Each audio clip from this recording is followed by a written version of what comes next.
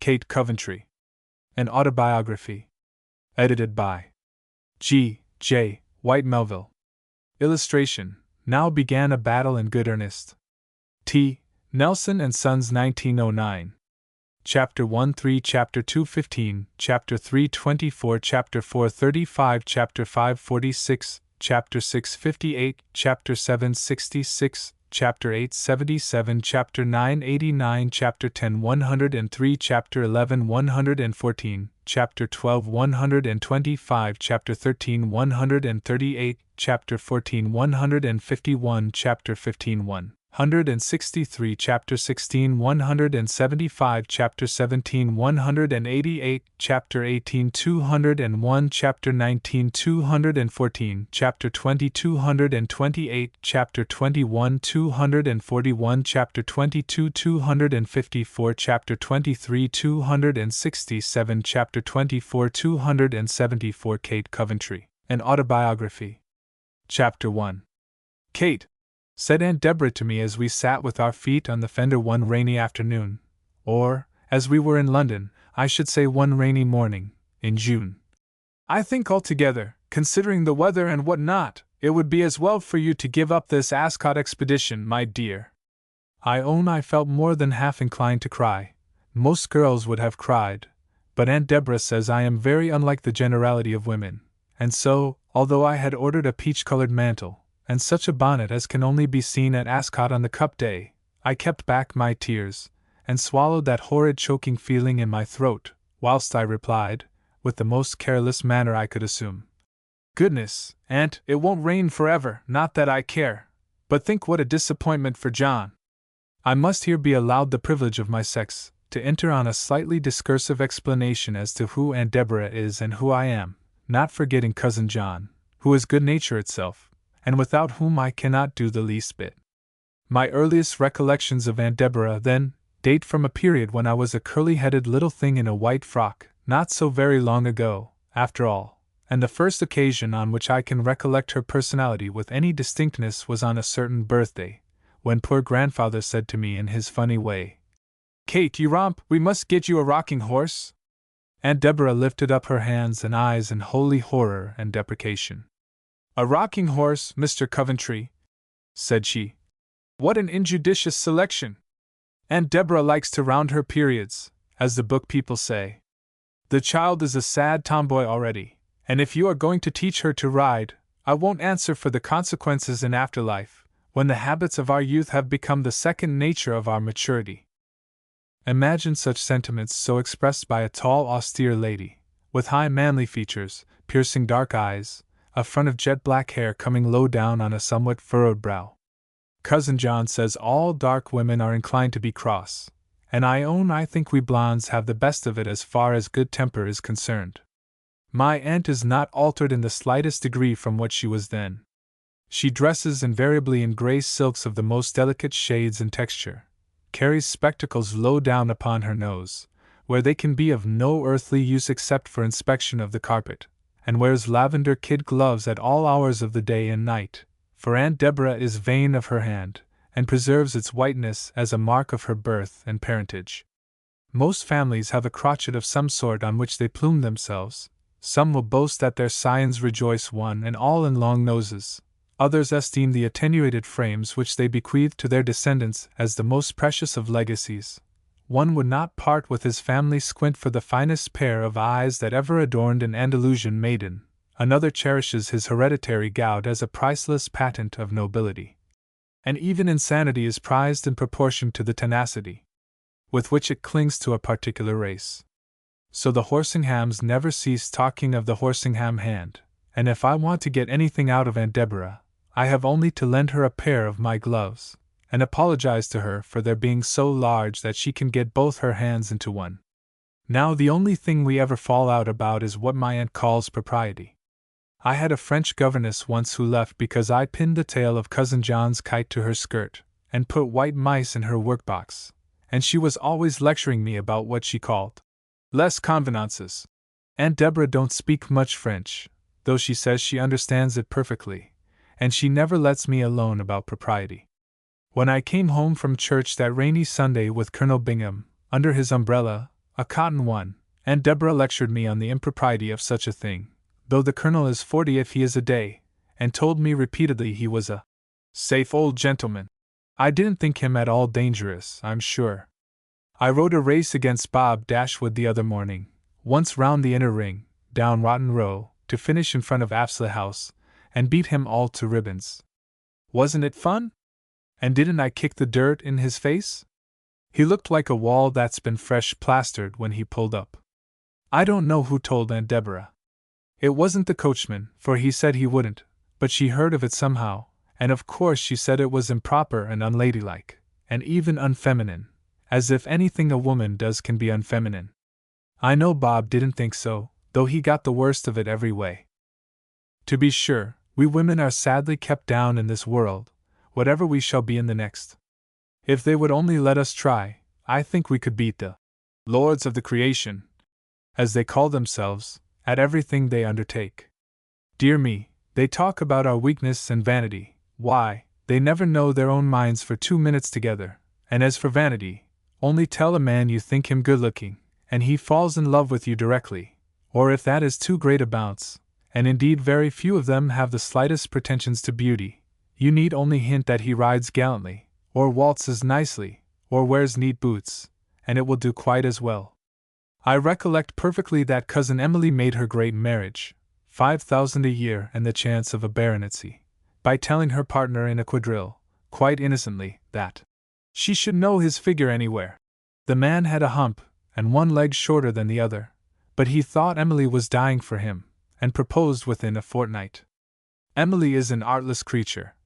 Good common sense, Aunt Deborah calls it, and so she threw over Harry Bloomfield and married the hump and the legs that didn't match and the chance of the baronetcy forthwith, and now they say he beats her, and I think it serves her right. But we women, gracious! If we only take the trouble we can turn the whole male sex round our little fingers. Who ever saw half a dozen of us hovering and watching and fussing round a masculine biped, thankful even to be snubbed rather than not noticed at all? Who ever saw us fetch and carry like so many retrievers, and sit up, so to speak, for a withered rosebud at the fag end of an overblown bouquet? Not that we don't love flowers in their proper places, and keep them too, sometimes long after their color has faded and their perfume gone, but we don't make a parade of such things, and have the grace to be ashamed of ourselves when we are so foolish. But it's quite different with men. They give in to us about everything if we only insist, and it's our own fault if we don't insist, for, of course, if they find us complying and ready to oblige, why, there's no end to their audacity. Give 'em an inch, and they take an ell. However, they do try to keep us down as much as they can. Now there's that very exercise of riding that they are so proud of. They get us a side saddle, as they call it, of enormous weight and inconvenience, on which they plant pommels enough to impale 3 women.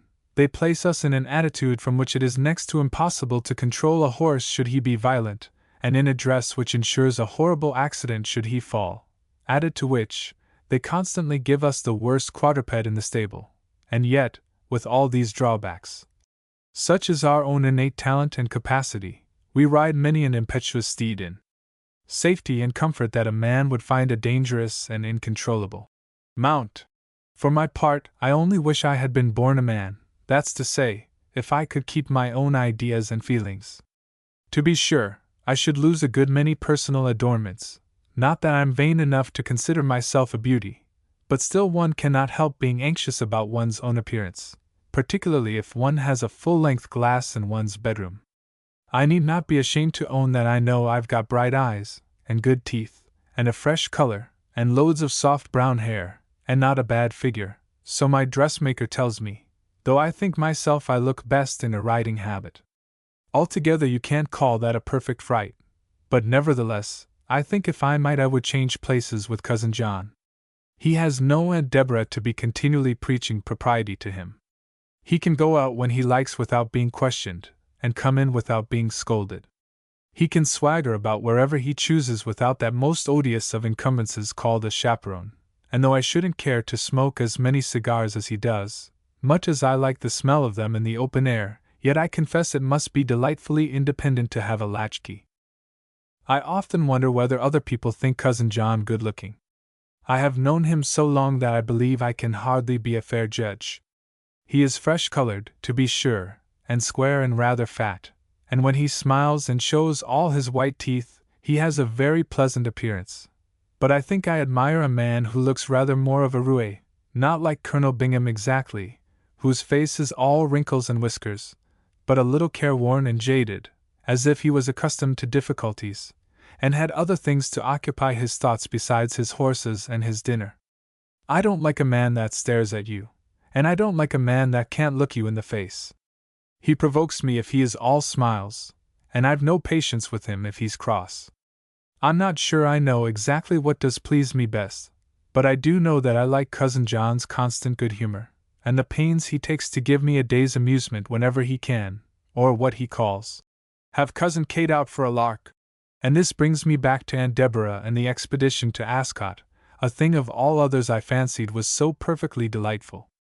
My dear, said Aunt Deborah as she folded her lavender-gloved hands, if it wasn't for the weather and my rheumatism, I'd accompany you myself, but I do consider that Ascot is hardly a place for my niece to be seen at without a chaperone, and with no other protector than John Jones, repeated the old lady reflectively. An excellent young man, doubtless. I heard him his catechism when he was so high, but still hardly equal to so responsible a charge as that of Miss Coventry. I knew this was what John calls a backhander at me, but I can be so good-tempered when I've anything to gain, therefore I only said, Well, Aunt, of course you're the best judge, and I don't care the least about going, only when John calls this afternoon, you must explain it all to him, for he's ordered the carriage and the luncheon and everything, and he'll be so disappointed. I've long ago found out that if you want to do anything you should never seem too anxious about it. Aunt Deborah is fonder of John than she likes to confess. I know why, because I overheard my old nurse tell the housekeeper when I was quite a little thing, and what I hear, especially if I'm not intended to hear it, I never forget. There were 3 Miss Horsinghams, all with white hands, poor Mamma, Aunt Deborah, and Aunt Dorcas. Now Aunt Deborah wanted to marry old David Jones, John's papa. I can just remember him, a snuffy little man with a brown wig, but perhaps he wasn't always so, and David Jones, who was frightened at Aunt Deborah's black eyes, thought he would rather marry Aunt Dorcas. Why the 2 sisters didn't toss up for him I can't think, but he did marry Aunt Dorcas, and Aunt Deborah has been an old maid ever since. Sometimes even now she fixes her eyes on Cousin John, and then takes them off with a great sigh. It seems ridiculous in an old lady, but I don't know that it is so. That's the reason my cousin can do what he likes with Aunt Deborah, and that's the reason why, when he called on that rainy afternoon, he persuaded her to let me go down to Ascot with him all alone by our 2 selves the following day. How pleasant it is to wake on the morning of a gala day, to hear the carts and cabs rumbling and clattering in the streets, and to know that you must get up early, and be off directly after breakfast, and will have the whole livelong day to amuse yourself in. What a bright sunshiny morning it was, and what fun I had going with John in a hansom cab to Paddington.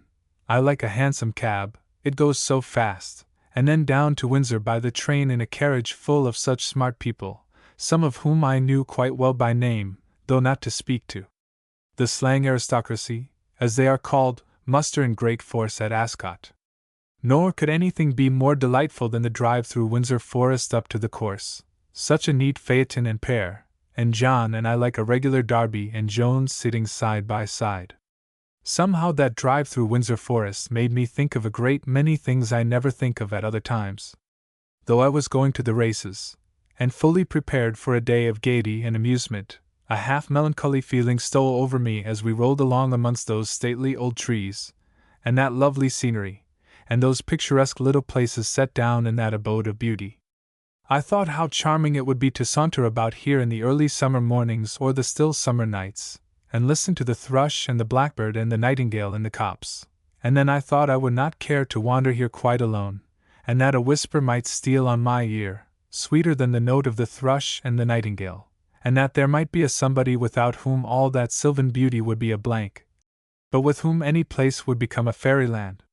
And then I fell to wondering who that somebody would be, and I looked at Cousin John, and felt a little cross, which was very ungrateful, and a little disappointed, which was very unjust. "Here we are, Kate, that's the grand stand, and we'll have the carriage right opposite, and the Queen's not come, and we're in heaps of time, and there's Frank Lovell," exclaimed the unconscious John as we drove onto the course, and my daydreams were effectually dispelled by the gay scene which spread itself before my eyes. As I took John's arm and walked into the enclosure in front of the stand, I must confess that the first impression on my mind was this: never in my life have I seen so many well-dressed people collected together before. And when the Queen drove up the course with her brilliant suite of carriages and outriders, and the mob of gentlemen and ladies cheered her to the echo, I was such a goose that I felt as if I could have cried. After a time I got a little more composed, and looked about at the different toilettes that surrounded me. I own I saw nothing much neater than my own, and I was pleased to find it so, as nothing gives one greater confidence in a crowd than the consciousness of being well dressed. But what I delighted in more than all the bonnets and gowns in the universe were those dear horses, with their little darlings of jockeys. If there is one thing I like better than another, it is a thoroughbred horse. What a gentleman he looks amongst the rest of his kind!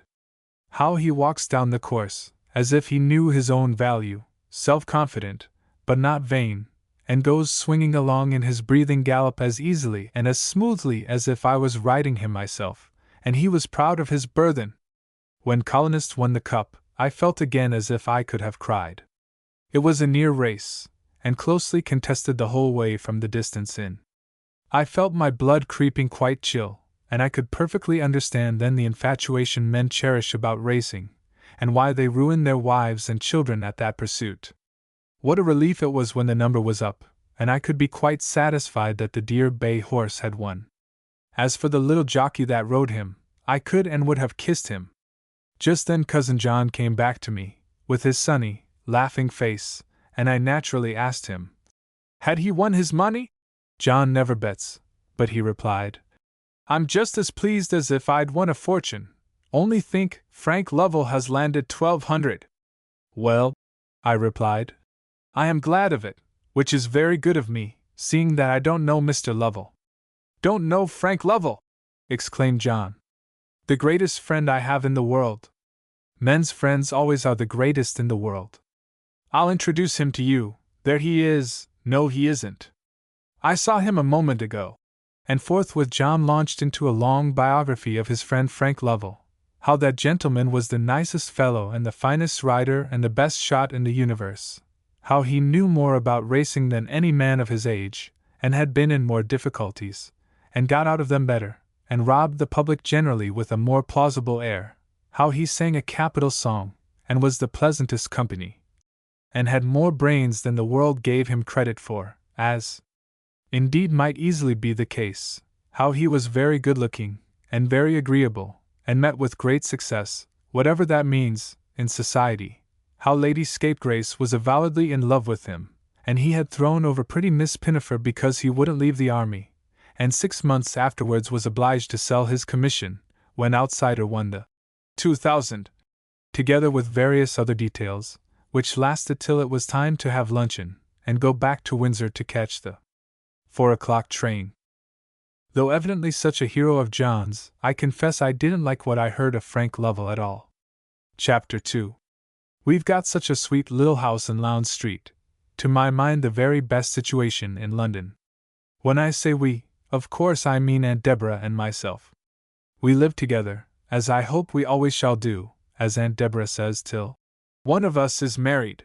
And notwithstanding the difference of our ages we get on as comfortably as any two forlorn maidens can. Though a perfect fairy palace within, our stronghold is guarded by no giant, griffin, dragon, or dwarf, nothing more frightful than a policeman, whose measured tread may be heard at the midnight hour pacing up and down beneath our windows. It's a great comfort, says Aunt Deborah, to know that assistance is close at hand. I am a lone woman, Kate, and I confess to feeling nervous when I lie awake. I quite agree with my aunt, though I'm not nervous, but I must say I like the idea of being watched over during the hours of sleep, and there is something romantic in hearing the regular tramp of the sentinel whilst one is curled up snug in bed. I don't much think it always is the policeman, At least I know that one night when I got up to peep if it was a constable, he was wrapped in a very loose cloak, such as is by no means the uniform of the force, and was besides, unquestionably, smoking a cigar, which I am given to understand is not permitted by the regulations when on duty. I watched the glowing light for at least 10 minutes, and when I went to bed again, I could not get to sleep for wondering who the amateur policeman could be. But the house is a perfect jewel of its kind. Such a pretty dining room, such a lovely drawing room, opening into a conservatory, with a fountain and goldfish, to say nothing of flowers. I am passionately fond of flowers, and such a boudoir of my own, where nobody ever intrudes except my special favorites, Cousin John, for instance, when he is not in disgrace, and which I have fitted up and furnished quite to my own taste. There's the Amazon, in gilt bronze, and a bas-relief from the Elgin marbles, not colored like those flaxen-haired abominations at Sydenham, but pure and simple as the taste that created it, and an etching Landseer did for me himself of my little Scotch terrier growling, and a veritable original sketch of Horace Vernet, in which nothing is distinguishable save a phantom charger rearing straight up amongst clouds of smoke. Then I've put up a stand for my riding whips, and a picture of my own thoroughbred favorite horse over the chimney-piece. Altogether, Aunt Deborah describes the apartment exactly when she says to me, as she does about once a week, "My dear, if you were a man, I should say your room was fitted up in the most perfect taste. But as you happen to be a young lady, I won't say what I think, because I know you won't agree with me." And I certainly do not agree with Aunt Deborah upon a great many subjects. However, there's no situation like Lowndes Street. I'm not going to tell the number, nor at which end of the street we live, for it's very disagreeable to have people riding by and stopping to alter their stirrup leathers, and squinting up at one's drawing-room windows where one sits working in peace, and then cantering off and trotting by again, as if something had been forgotten. No, if curiosity is so very anxious to know where I live, let it look in the court guide. For my part, I say nothing, except that there are always flowers in the balcony, and there's no great singularity about that. But there are two great advantages connected with a residence in Belgravia, which I wonder are not inserted in the advertisements of all houses to let in that locality. In the first place, a lady may walk about all the forenoon quite alone, without being hampered by a maid or hunted by a footman, and in the second, she is most conveniently situated for a morning ride or walk in the park, and those are about the two pleasantest things one does in London. Well, the same conversation takes place nearly every morning at breakfast between Aunt Deborah and myself. We breakfast early, never after 9:30, however late we may have been the night before. Aunt Deborah begins, "My dear, I hope we shall have a quiet morning together. I've directed the servants to deny me to all visitors, and if you'll get your work, I will proceed with my readings from excellent Mrs. Hannah More." Kate. "Thank you, Aunt. Hannah More amuses me very much. I confess that prim moralist does make me laugh." Aunt Deborah, reprovingly. "Instructive, Kate, not amusing, certainly not ludicrous. If you'll shut the door, we'll begin." Kate. "Can't we put it off for an hour? I must get my ride, you know, Aunt. What's the use of horses if one don't ride?" Aunt Deborah. "Kate, you ride too much. I don't object to the afternoons with John Jones, but these morning scampers are really quite uncalled for. They're spoiling your figure and complexion. It's improper, it's unfeminine. But as you seem determined upon it, go and get your ride, and come back a little sobered." And Kate, that's me, disappears into the boudoir, from which she emerges in about 5 minutes with the neatest habit and the nicest hat, and her hair done in 2 such killing plaits. John Jones says I never look so well as when I've got my hair dressed for riding. I always go out for these morning excursions quite alone. Aunt Deborah fought for a long time, and insisted on my taking the coachman, but he is an old family servant, and I soon knocked him up completely. In the first place, the ride is always soft, and I hate going slow, so he used to get a dreadful stitch in his side trying to keep up with me on one of the high-action coach horses. Then he didn't see the fun of having 2 horses to clean when he got home instead of 1.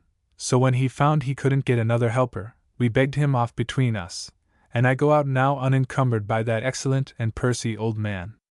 After all, I ought to be able to take care of myself. I have ridden ever since I was 5 years old, and if habit is second nature, as Aunt Deborah says, I am sure my habit ought to be natural enough to me.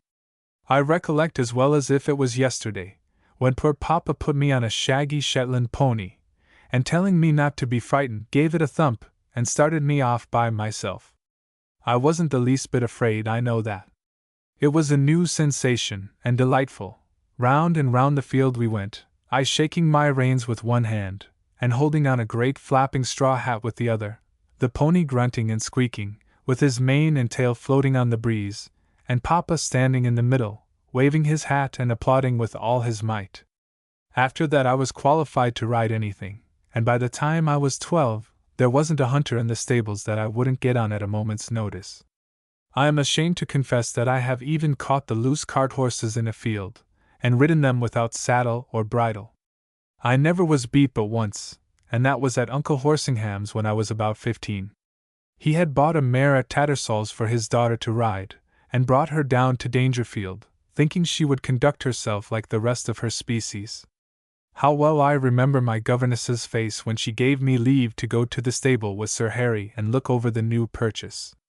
I was a great pet of Uncle Horsingham, and his cousin Amelia was not much of an equestrian. He proposed that I should get upon the chestnut mare first, and try her paces and temper before his daughter mounted her. As we neared the stables, out came one of the grooms with a side saddle on his head, and the longest face I ever beheld. "Oh, Sir Harry," said he, I quote his exact words, "that new mare's a wicious warmint, afore I was well into the stable, she ups and lets out at me just above the knee. I do believe as my thighs broke." "Nonsense, man," said my uncle. "Put the saddle on and bring her out." Presently the chestnut mare appeared, and I saw at once that she was not in the best of humors. But I was young, full of spirits, and fresh from lessons, so, fearing if one of the men should venture to mount her she might show temper, and I should lose my ride, I made a sign to the head groom to give me a hand, and before my uncle had time to exclaim, "For goodness' sake, Kate!" I was seated, muslin dress and all, on the back of the chestnut mare. What she did I never could quite make out. It seemed to me that she crouched as if she was going to lie down, and then bounded into the air, with all four legs off the ground. I was as near gone as possible, but for the only time in my life I caught hold of the pommel with my right hand, and that saved me. In another instant she had broke from the groom's hold, and was careering along the approach like a mad thing. If I had pulled at her the least she would have run away with me. Luckily, the park was roomy, and the old trees far apart, so when we got upon the grass I knew who would be mistress. I gave her a rousing good gallop, shook my reins and patted her, to show her how confident I was, and brought her back to my uncle as quiet as a lamb. Unfortunately, however, the mare had taken a dislike to certain stone pillars which supported the stable gates, and nothing would induce her to pass them. Flushed with success, I borrowed my uncle's riding whip to punish her, and now began a battle in good earnest. She reared and plunged, and wheeled round and round, and did all she knew to get rid of me, whilst I flogged and jerked, and screamed at her. I didn't swear, because I didn't know how, and vowed in my wicked little heart I would be killed rather than give in. During the tussle we got nearer and nearer to a certain large pond about 100 yards from the stable gates, at which the cattle used to water in the quiet summer afternoons. I knew it wasn't very deep, for I had seen them standing in it often.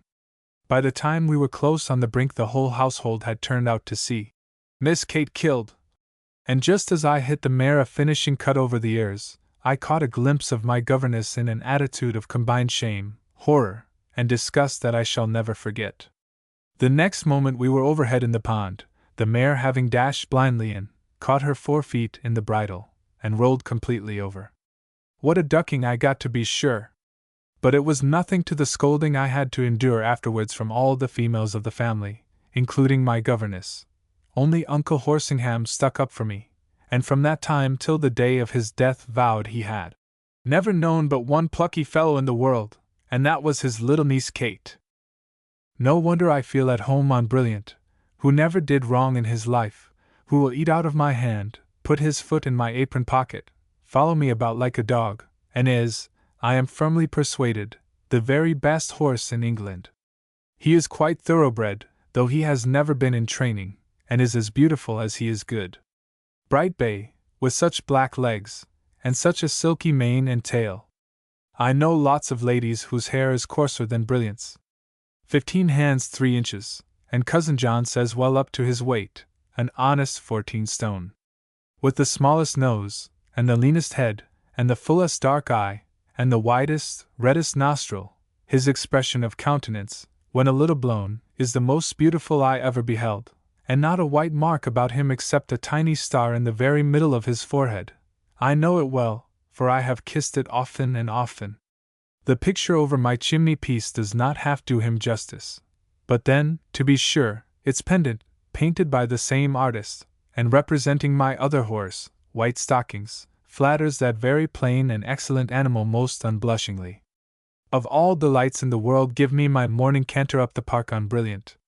Away we go, understanding each other perfectly, and I am quite sure that he enjoys as much as I do the bright sunshine and the morning breeze and the gleaming Serpentine, with its solitary swan, and its hungry ducks, and its amphibious dogs continually swimming for the inciting stick, only rescued to produce fresh exertions, and the rosy children taking their morning walk, and above all, the liberty of London before 2 o'clock in the day, when the real London begins. I pat Brilliant's smooth, hard neck, and he shakes his head, and strikes an imaginary butterfly with one black foreleg, and I draw my rein a thought tighter, and away we go, much to the admiration of that good-looking man with mustachios who is leaning on his umbrella close to the rails, and smoking the cigar of meditation as if the park was his own. I often wondered who that man was. Morning after morning have I seen him at the same place, always with an umbrella, and always with a cigar. I quite missed him on the Derby day, when of course he was gone to Epsom. By the by, why don't we go to the Derby just as much as to Ascot? And yet it was rather a relief, too, for I had got almost shy about passing him. It seemed so absurd to see the man every day and never to speak. Besides, I fancied, though of course it could only be fancy, that he looked as if he was expecting me. At last I couldn't help blushing, and I thought he saw it, for I'm sure he smiled, and then I was so provoked with myself that I sent Brilliant up the ride at a pace nothing short of a racehorse could have caught. Chapter 3. I wonder whether any lady in England has a maid who, to use that domestic's own expression, is capable of giving satisfaction. If any lady does rejoice in such an Abigail, I shall be too happy to swap with her, and give anything else I possess except Brilliant into the bargain. Mine is the greatest goose that ever stood upon 2 legs, and how she can chatter as she does with her mouth full of pins is to me a perfect miracle. Once or twice in the week I have to endure a certain ordeal which, although a positive pleasure to some women, is to my disposition intense martyrdom, termed dressing to go out, and I think I never hated it more than the night of Lady Horsingham's ball. Lady Horsingham is my poor uncle's widow, and as Aunt Deborah is extremely punctilious on all matters relating to family connections, we invariably attend these solemnities with a gravity befitting the occasion. Now, I may be singular in my ideas, but I confess that it does appear to me a strange way of enjoying oneself in the dog days, to make one's toilette at 11 p.m., for the purpose of sitting in a carriage till 12, and struggling on a staircase amongst a mob of one's fellow creatures till half-past. After fighting one's way literally step by step, and gaining a landing by assault, one looks round and takes breath, and what does one see? Panting girls looking in vain for the right partner, who is probably not 10 yards from them, but wedged in between substantial dowagers, whom he is cursing in his heart, but from whom there is no escape, or perhaps philosophically and perfidiously making the best of his unavoidable situation, and flirting shamefully with the one he likes next best to the imprisoned maiden on the staircase. Or, the tables turned. Young fledglings pining madly for their respective enslavers, and picturing to themselves how she may be even now whirling round to that pealing waltz in the arms of some former adorer or delightfully new acquaintance, little heeding him who is languishing in his white neckcloth, actually within speaking distance, but separated as effectually as if he were in another country. By the by, it's fatal when people begin to think of each other as he's and she's. The softest proper name that ever was whispered is not half so dangerous as those demonstrative pronouns. In one corner is a stout old gentleman, wedged against the wall, wiping the drops from his bald head, and wondering what Jane and Julia can see in these gatherings to make them wild about going to every ball for which they can get an invitation. Deluded father! Both Jane and Julia have the best of reasons in this very house. You grudge not to spend a broiling September day in the pursuit of your game. Each of your fair daughters, sir, flatters herself that she, too, has winged her bird. Swaying backwards and forwards in the mass, like some goodly merchantman at anchor, pitching and rolling to a groundswell, behold the chaperone fulfilling her destiny, and skillfully playing that game which to her is the business of life. Flushed and hot in person, she is cool and composed in mind. Practice makes perfect, and the chaperone is as much at home here as the stockbroker on 'Change, or the betting man in the ring, or the fisherman amidst the roar and turmoil of the waves.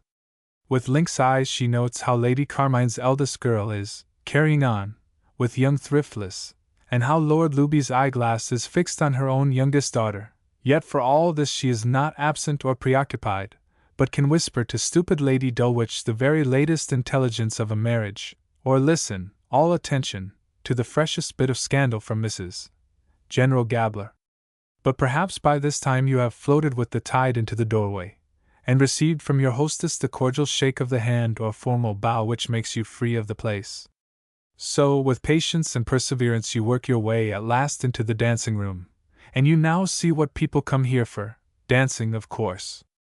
Each performer has about 18 inches of standing room, and on that space must be enacted in hopeless pantomime the intricate evolutions of the quadrille, or the rotatory struggles of the waltz.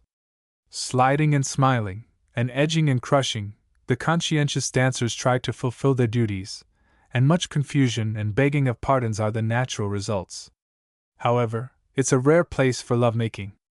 What with the music and the crowd and the confusion, the difficulty is more to make out what one's partner does say than to prevent his being overheard by other people. But I must confess, if anybody had anything very particular to say to me, I had rather hear it in the quiet country by moonlight, or even coming home from Greenwich by water, or anywhere, in short, rather than in the turmoil of a London ball. But that's all nonsense, and I hope I have too much pride to allow any man to address me in such a strain. Trust me for setting him down. It's no wonder, then, that I was cross when I was dressing for Lady Horsingham's ball, and that silly Gertrude, that's my maid's name, and what a name it is for a person in that class of life, put me more and more out of patience with her idiotic conversation, which she tries to adapt to my tastes, and of which the following is a specimen. Master John will be at her ladyship's ball, miss, I make no doubt. Brushing away the while at my back hair, and pulling it unnecessarily hard. No maid ever yet had a light hand. No answer. What business is it of hers, and why should she call him Master John? Gertrude tries again. You look pale tonight, miss, you that generally has such a color. I'm afraid you're tired with your ride. Not a bit of it, only sleepy. Why, it's time one was in bed. Lor, miss, I shouldn't want to go to bed, not if I was going to a ball. But I think you like 'orse exercise best, and to be sure, your 'orse is a real beauty, Miss Kate. The very name of brilliant always puts me in good humor, so, of course, I can but answer that he is, Gertrude, and as good as he's handsome.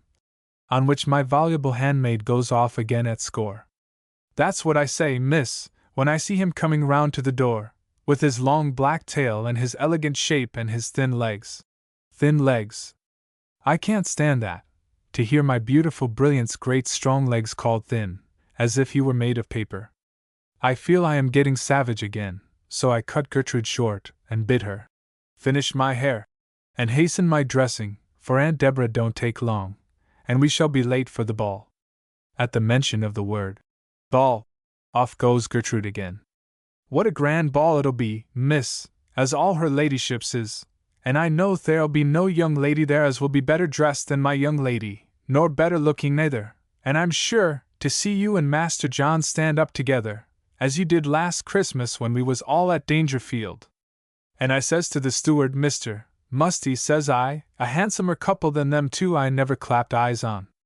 Master John, he looks so fresh, and so healthy and portly, as becomes a gentleman, and he says, no doubt, says he, and Miss Kate, she steps away like a real good one, with her merry eyes and her trim waist, as blooming, says he, as a beanfield, and as saucy as— There, that will do, Gertrude. Now my pocket handkerchief and some scent, and my gloves and my fan. Good night, Gertrude. Good night, miss. I do humbly hope you'll enjoy your ball. Enjoy my ball, indeed! How little does the girl know what I enjoy, and what I don't enjoy. Lady Horsingham will be as stiff as the poker, and about as communicative. Cousin Amelia will look at everything I've got on, and say the most disagreeable things she can think of, because she never can forgive me for being born 2 years later than herself. I shall know very few people, and those I do know I shall not like. I shall have a headache before I have been half an hour in the room. If I dance I shall be hot, and if I don't dance I shall be bored. Enjoy my ball, indeed! I'd much rather be going haymaking. Up went the steps, bang went the door, and ere long we were safely consigned to the string of carriages bound for the same destination as ourselves. After much cutting in, and shaving of wheels, and lashing of coach horses, with not a little blasphemy, Miss Horsingham and Miss Coventry were announced in a stentorian voice, and we were struggling in a mass of silks and satins, blonde and broadcloth, up the swarming staircase. Everything happened exactly as I had predicted. Lady Horsingham accosted Aunt Deborah with the most affectionate cordiality, and lent me 2 fingers of her left hand, to be returned without delay. Cousin Amelia looked me well over from head to foot, and asked after my own health and brilliance with a supercilious smile. How that girl hates me! And I honestly confess to returning the feeling with some cordiality. As far as appearance goes, I think without vanity I may say I have the best of it, Cousin Amelia being very short and pale, with a turn-up nose and long ringlets. Why does a little woman with a turn-up nose always wear her hair in ringlets? Is it that she wishes to resemble a King Charles's spaniel? And why are our sex so apt to cherish feelings of animosity towards those who are younger and better looking than themselves? While I asked myself these questions I was suddenly accosted by a lady who had been some time in conversation with my chaperone, and from whom, I saw by Aunt Deborah's countenance, she was anxious to make her escape. Poor old soul! What could she do? A double rank of dowagers hemmed her in front. On one side of her was her unwelcome acquaintance and the Bannisters, on the other, myself and 3 demure young ladies, sisters, who looked frightened and uncomfortable, whilst her rear was guarded by a tall cavalry officer with enormous mustachios, heading an impervious column of dandies worse than himself. Aunt Deborah was like a needle in a bottle of hay. Taking advantage of her position, the lady before mentioned seized me by both hands, and vowed she should have known me anywhere by my likeness to my poor mamma. I must make your acquaintance, my dear Miss Coventry. Your uncle, Sir Harry, was one of my oldest friends. I see you so often in the park, and you ride the nicest horse in London, a bay with a white star.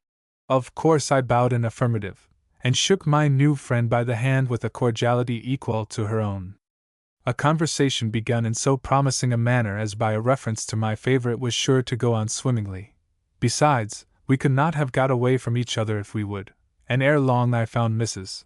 Lumley, for that was the lady's name, a most amusing and satirical personage, with a variety of anecdotes about all her friends and acquaintances, and a sort of flippant charm of manner that was quite irresistible. Besides all this, she was doubtless a very pretty woman, less striking perhaps than winning. At the first glance you hardly remarked her, at the second you observed she was very well dressed, at the third it occurred to you all of a sudden that she was far better looking than half the regular red and white beauties of the season, and after 5 minutes' conversation all the men were over head and ears in love with her. She was neither dark nor fair, either pale nor ruddy, either short nor tall. I never could succeed in making out the color of her eyes, but she had wonderfully long thick eyelashes with a curl in them. I wish mine had been cut when I was a baby, and a beautiful healthy-looking skin, and such good teeth. After all, I think her great attraction was her nose. It had more expression in its straight, well-cut bridge and little, sharp point than all the rest of her features put together. I believe it was her nose that conquered everything, and that her small feet and pretty figure and white hands, and dashing ways and piquante conversation had much less to answer for than one saucy little feature. How she rattled on! You don't know Lady Scapegrace, Miss Coventry, do you? There, that bold-looking woman in yellow. Beautiful black hair, hasn't she? False, every bit of it. She'll bow to me tonight, because she sees me with your good aunt. There, I told you so. Since she and Sir Guy are living together again, she sets up for being respectable. Such stories, my dear! But I don't believe half of them. However, I've seen her with my own eyes do the oddest things. At best, I'm afraid she's a shocking flirt.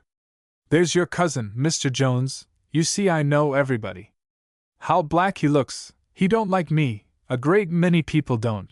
But I return good for evil. I like everybody. It's never worthwhile to be cross. And as she said so, she smiled with such a sunny, merry expression that I liked her better and better. Cousin John certainly did look very cross. Who introduced you to that horrid woman, Kate? Said he as soon as a fresh convulsion in the crowd had stranded us a few steps higher up, and we were separated from Mrs. Lumley and her attractions. My aunt, sir, I replied demurely, telling a white one, for the sake of teasing him. Why? Have you any objections? Oh, of course, if my aunt did, it's all right, replied he. I don't know a great deal of her, and what I do know I don't much like. But, Kate, there's a friend of mine wishes to be presented to you. You've often heard me mention Frank Lovell. Well, there he is. Do you see him? Turning round now to speak to Lady Scapegrace. Good heavens! It was the man I had seen in the park so often, if possible better looking with his hat off than I had thought him in his morning costume, with the eternal cigar in his mouth.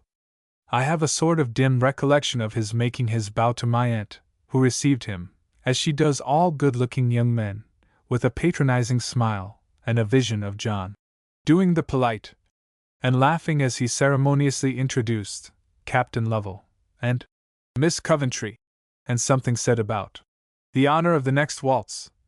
And although I am not easily discomposed, I confess I felt a little shy and uncomfortable till I found myself hanging on Captain Lovell's arm, and elbowing our way to a place amongst the dancers. I must say he wasn't the least what I expected, not at all forward, and never alluded to our previous meeting, or to brilliant, till we went to have an ice in the tea-room, when Captain Lovell began to enlarge upon the charm of those morning rides, and the fresh air, and the beautiful scenery of Hyde Park, and though I never told him exactly, he managed to find out that I rode every day at the same early hour, even after a ball, and that I was as likely to be there tomorrow as any day in the week. And so we had another turn at the Columbetta waltz, and he took me back to my aunt, half inclined to be pleased with him, and more than half inclined to be angry with myself. I am afraid I couldn't help watching him as he loitered about amongst the crowd, now deep in conversation with Lady Scapegrace, now laughing with my new friend Mrs. Lumley. He looked so like a gentleman, even amongst all the high-bred men there, and though so handsome, he didn't appear the least conceited. I began to wonder whether all could be true that I had heard of him, and to think that a man who liked such early walks could not possibly be the roué and good-for-nothing they made him out. I was roused out of a brown study by Cousin John's voice in my ear. Now then, Kate, for our waltz. The room's a little clearer, so we can go the pace if you like. And away we went to the Odalisque, faster than any other couple in the room. Somehow it wasn't half such a pretty air as the Columbetta, and John, though he has a very good ear, didn't seem to waltz quite so well as usual. Perhaps I was getting a little tired. I know I wasn't at all sorry when my aunt ordered the carriage, and I thought the dawn never looked so beautiful as it did when we emerged from those hot, lighted rooms into the pure, fragrant summer air. I confess I do love the dawn, even in London. I like to see the gates of morning open with that clear, light green tinge that art has never yet been able to imitate, and if I could do as I liked, which none of us can, I should always be up and dressed by sunrise. As we drove down Grosvenor Place, I saw Captain Lovell walking home, smoking a cigar. I think he caught a glimpse of my face at the carriage window, for I am almost sure he bowed, but I shrunk back into the corner, and pretended to go to sleep, and when we arrived in Lowndes Street I was not at all sorry to wish Aunt Deborah good night, and go upstairs to bed. Chapter 4. Now then, Kate, late as usual. My phaeton's at the door, And we've only an hour and 5 minutes to do the 12 miles, said Cousin John's cheery voice as he accosted me on the following morning, running upstairs to change my dress after my early ride. Yes, notwithstanding the ball the night before, I was not going to disappoint Brilliant of his gallop.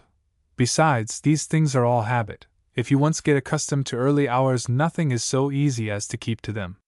Why, even Captain Lovell was in the park as usual with his cigar. He seems regular enough about that, at all events, and he took his hat off so gracefully when he spied me cantering up the ride that I hadn't the heart to pass without stopping just to say, "How d'ye do?" But of course I didn't shake hands with him. "Come, Kate, bustle, bustle!" exclaimed that fidget John, and in less time than my lady readers would believe, I had put on my pink bonnet and my white dress, and was bowling down to Richmond by the side of my cousin, behind a roan and a chestnut that stepped away in a style that it did one good to see. "What a clipper that off-horse is, John," said I as we cleared London and got to the level road by Kew Gardens. "Let me take the reins for 5 minutes, they're going so pleasantly." But John don't like me to drive anything more sporting than a pony carriage, and he refused point blank, which, to say the least of it, was brutal on his part.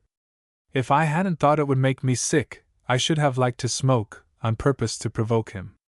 We did the distance with 3 minutes to spare, and as we pulled up in front of the Castle Hotel, I was proud to hear the admiration our tout ensemble elicited from a knot of idlers lounging round the door. "Air's a spicy set out, Bill," said one. "Cricky! V.O.T. a pretty gal," said another. "Vouldn't I like to be villikins was she for a Dinah!" exclaimed the dirtiest of the conclave, and although I appreciated the compliment, I was forced to turn my back on my unwashed admirer, and replied to the greetings of the picnic party we had come down to join. There was Mrs. Molasses and her 2 daughters to begin with, people of unheard of wealth, of which they seemed to carry a large portion on their persons. The mamma, ample, black-eyed, fresh-colored, and brocaded, with an extremely natural wig. The eldest daughter, Mary, with whom I had afterwards reason to be better acquainted, pale, languid, very quiet, and low-toned, with fine eyes and soft dark hair, and what people call an interesting look. She took the sentimental line, was all feeling and poetry, and milk and water, and as easily frightened as she was reassured again. The younger girl, Jane, was the very reverse of her sister, short and dark and energetic, rather blue, and I thought a little impudent. However, I liked her the best of the 2. Then came Sir Guy and Lady Scapegrace. The baronet, a stout, square, elderly man, with enormous dyed whiskers and hair to match, combining as much as possible the manners of the coachman with the morals of the roué. A tremendous dandy of the four-in-hand club school, high neckcloth, huge pins, gorgeous patterns, enormous buttons, and a flower in his mouth. His lady as handsome as a star, though a little hollow-eyed and passé. She looked like a tragedy queen, with her magnificent figure, and long black hair, and fierce flashing eyes, and woebegone expression, and the black velvet ribbon with its diamond cross, which she always wore round her neck. Ah me! What stories that diamond cross could tell, if all be true that we hear of Lady Scapegrace. A girl sold for money, to become a rebellious wife to an unfeeling husband. A handsome young cousin, who cut his own throat in despair. They brought it in temporary insanity, of course. An elopement with a gallant major to the south of France, and a duel there, in which the major was shot, but not by Sir Guy, an English lady of rank traveling on the continent, independent and alone, breaking banks in all directions with her luck and hearts with her beauty, a reconciliation, entirely for money considerations, which drove another far less erring woman into a madhouse, but that was Sir Guy's fault. And a darker tale still of a certain potion prepared by her hand, which the baronet was prevented from swallowing only by his invariable habit of contradicting his wife on all points, and which the lady herself had the effrontery to boast would have settled all accounts. Not a word of truth in any of these stories probably, but still, such is the character the world's good nature affixes to that dark handsome woman at whom Cousin John seems so very much alarmed.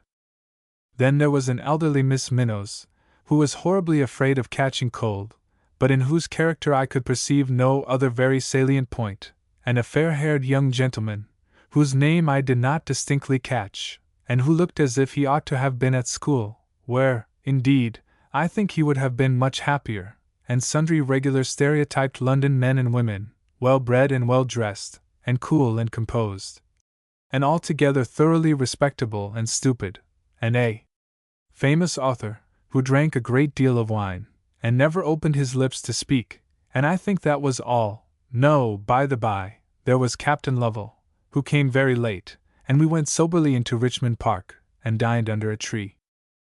I do not think I quite like a picnic.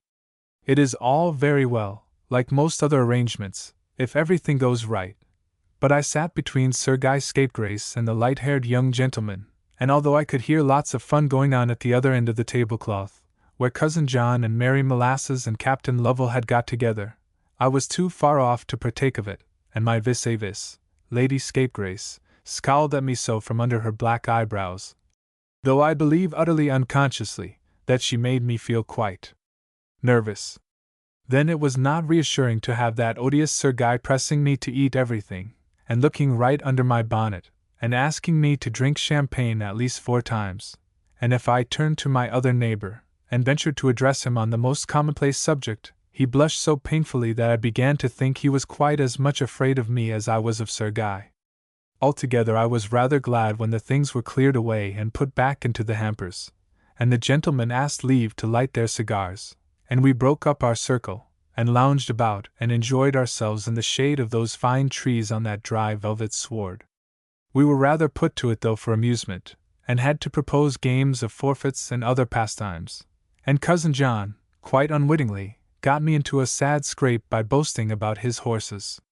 Not such another pair out of London today, expatiated John to the company in general. We came down in 7 minutes under the hour from my aunt's door in Lowndes Street, didn't we, Kate? And never turned a hair, did we, Kate? Why, they went so smooth Kate couldn't keep her hands off the reins, could you, Kate? And there are few better judges, let me tell you, than Miss Coventry. I saw the ladies look at me, and then at each other, and I knew by that indescribable glance, which none but a woman can thoroughly appreciate, how from that moment they had vowed, one and all, to hate me eternally in their hearts. The offense had been committed, the sentence had gone forth. I had been tried for being fast, and found guilty nem. Com, from sneering Lady Scapegrace to unmeaning Miss Minnows, each stared at me for about 2 seconds, and so made up her mind. I cannot think why it is that this should be so great a crime in the eyes of my own sex. Next to being attractive to the other half of creation, and that I can easily understand is totally unpardonable, there is nothing makes a woman so angry with her sister as high spirits, natural courage, and above all a love for a horse. It is very hard upon us that we should be debarred from all out-of-door exercises and amusements by the prejudices of those very individuals who ought to back us up in our efforts to enlarge the circle of our amusements. I cannot see why it follows that because I do not mind whether I must, therefore, be utterly regardless of morality, nor how my knack of breaking in a horse should imply an infraction of all the commandments. Are men the only bipeds that can be at the same time brave and virtuous? Must pluck and piety be forever divorced in the female character? Shall I never be able to keep the straight path in life because I can turn an awkward corner with 4 horses at a trot? Female voices answer volubly in the negative, and I give in. But odious Sir Guy thinks none the worse of me for my coaching predilections. Fond of driving, Miss Coventry? Says he, leering at me from over his great choking neckcloth. Seen my team, 3 greys and a piebald? If you like going fast I can accommodate you. Proud to take you back on my drag. What? Go on the box. Drive if you like. Hey! I confess for one instant, much as I hated the old reprobate, I should have liked to go, if it was only to make all the women so angry. But just then I caught Captain Lovell's eye fixed upon me with a strange, earnest expression, and all at once I felt that nothing should induce me to trust myself with Sir Guy. I couldn't help blushing though as I declined, more particularly when my would-be charioteer swore he considered it an engagement. Hey, only put off to another time, get the coach new painted, begad, Miss Coventry's favorite color. And the old monster grinned in my face till I could have boxed his ears. The author by this time was fast asleep, with a handkerchief over his face, Miss Minnow searching in vain for a fabulous pair of clogs, as she imagined the dew must be falling. It was about 6 p.m., and hot June weather. Sir Guy was off to the Hampers in search of brandy and soda, and the rest of the party lounging about in twos and threes, when Captain Lovell proposed we should stroll down to the river and have a row in the cool of the evening. Mary Molasses voted it charming. Lady Scapegrace was willing to go anywhere away from Sir Guy. John, of course, all alive for a lark, and though Mrs. Molasses preferred remaining on dry land, she had no objection to trusting her girls with us. So we mustered a strong party for embarkation on Father Thames. Our 2 cavaliers ran forward to get the boat ready, Captain Lovell bounding over the fences and stiles almost as actively as Brilliant could have done, and John, who is no mean proficient at such exercises, following him, whilst we ladies paced along soberly in the rear. "Can you row, Miss Coventry?" asked Lady Scapegrace, who seemed to have taken rather a fancy to me, probably out of contradiction to the other women. "I can. I rowed 4 miles once on the Lake of Geneva," she added in her deep, melancholy voice, "and we were caught in one of those squalls and nearly lost. If it hadn't been for poor Alphonse, not one of us could have escaped. I wonder if drowning's a painful death, Miss Coventry. The water always looks so inviting." "Goodness, Lady Scapegrace!" exclaimed I. "Don't take this opportunity of finding out. None of us can swim but John, and if he saves anybody, he's solemnly engaged to save me." "I quite agree with you, Lady Scapegrace," said the romantic Miss Molasses. "It looks so peaceful, and gives one such an idea of repose. I for one have not the slightest fear of death, or indeed of any mere bodily changes. Gracious goodness! The bull! The bull! What a rout it was!" The courageous young lady who thus gave us the first intimation of danger leading the flight with a speed and activity of which I should have thought her languid frame totally incapable. Lady Scapegrace making use of her long legs with an utter forgetfulness of her usually grave and tragic demeanor, and the rest of the party seeking safety helter-skelter. It was indeed a situation of some peril. Our course to the riverside had led us through a long narrow strip of meadowland, bounded by high impervious thorn fences, such as I knew would be bullfinches in the winter, and which now, in all the luxuriance of summer foliage, presented a mass of thorns and fragrance that no mortal could expect to get through. At either end of the field was a high hog-back stile, such as ladies usually make considerable difficulties about surmounting, but which are by no means so impossible of transit when an infuriated bull is bringing up the rear. We were already a quarter of the way across the field, when Miss Mary's exclamation made us aware of our enemy, who had been quietly cropping the grass in a corner behind us, but who now, roused by our gaudy dresses and the piercing screams of some of our party, was lashing himself into a rage, and looking sufficiently mischievous to be a very unpleasant acquaintance. It was impossible to turn round and make for the stile we had just left, as the bull now occupied a position exactly between us and that place of safety. It was hopeless, particularly in our light muslin gowns, to attempt the hedge on either side. There was nothing for it but a fair run to the other end of the meadow, about 1/4 mile, and sauve caput was now the order of the day. I will not allow that I am deficient in courage. On the contrary, as Cousin John says, I am rather proud of my pluck. But there is nothing so contagious as a panic, and I too ran for my very life. The bull came galloping after us, tossing his head and rolling his great body about as if he quite enjoyed the fun. Nor do I know how the adventure would have ended, for he must have overtaken some of us before we could reach our haven, had not Lady Scapegrace caught her foot in the long grass, and falling prostrate, buried her face in her hands, and giving herself up, as she afterwards assured me, to the prospect of a horrible and violent death. I could not leave her in such a situation. By an impulse for which I cannot account I stopped short, turned round, got between the pursuer and his fallen foe, and with a beating heart, and my knees knocking together, faced the great mischievous brute with no other weapon, offensive or defensive, than a laced pocket handkerchief. I believe he was a well-meaning bull after all, for instead of crashing in upon me, as I half expected he would, and immolating me on the spot, he too stopped short, stared, bellowed, and began sniffing the grass, and pawing up the turf, and whisking his tail about, just as Brilliant does when he is going to lie down. I don't think he had ever seen a young lady, certainly not a French bonnet before, and he didn't seem to know what to make of the combination. So there we stood, he and I staring each other out of countenance, but without proceeding to any further extremities. I know I have plenty of courage, for after the first minute I wasn't the least bit afraid. I felt just as I do when I ride at a large fence. As I get nearer and nearer I feel something rising and rising within me that enables me to face anything, and so when I had confronted the bull for a little time I felt inclined to carry the war into the enemy's country, and advance upon him. But of course all this is very indelicate and unfeminine, and it would have been far more virtuous and ladylike to have run shrieking away like Miss Molasses, or laid down and given in at once like poor Lady Scapegrace, who was quite resigned to being tossed and trampled upon, and only gave vent every now and then to a stifled moan. Well, at last I did advance a few steps, and the bull gave ground in the same proportion. I began to think I should beat him after all, when to my great relief, I must allow, I heard a voice behind me exclaim, "By Jove, what a plucky girl!" And I thought I heard something muttered that sounded very like "darling."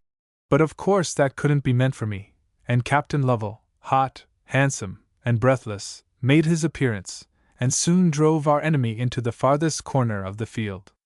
As soon as the coast was clear we raised poor Lady Scapegrace, who kissed me with tears in her eyes as she thanked me for what she called saving her life. I had no idea the woman had so much feeling.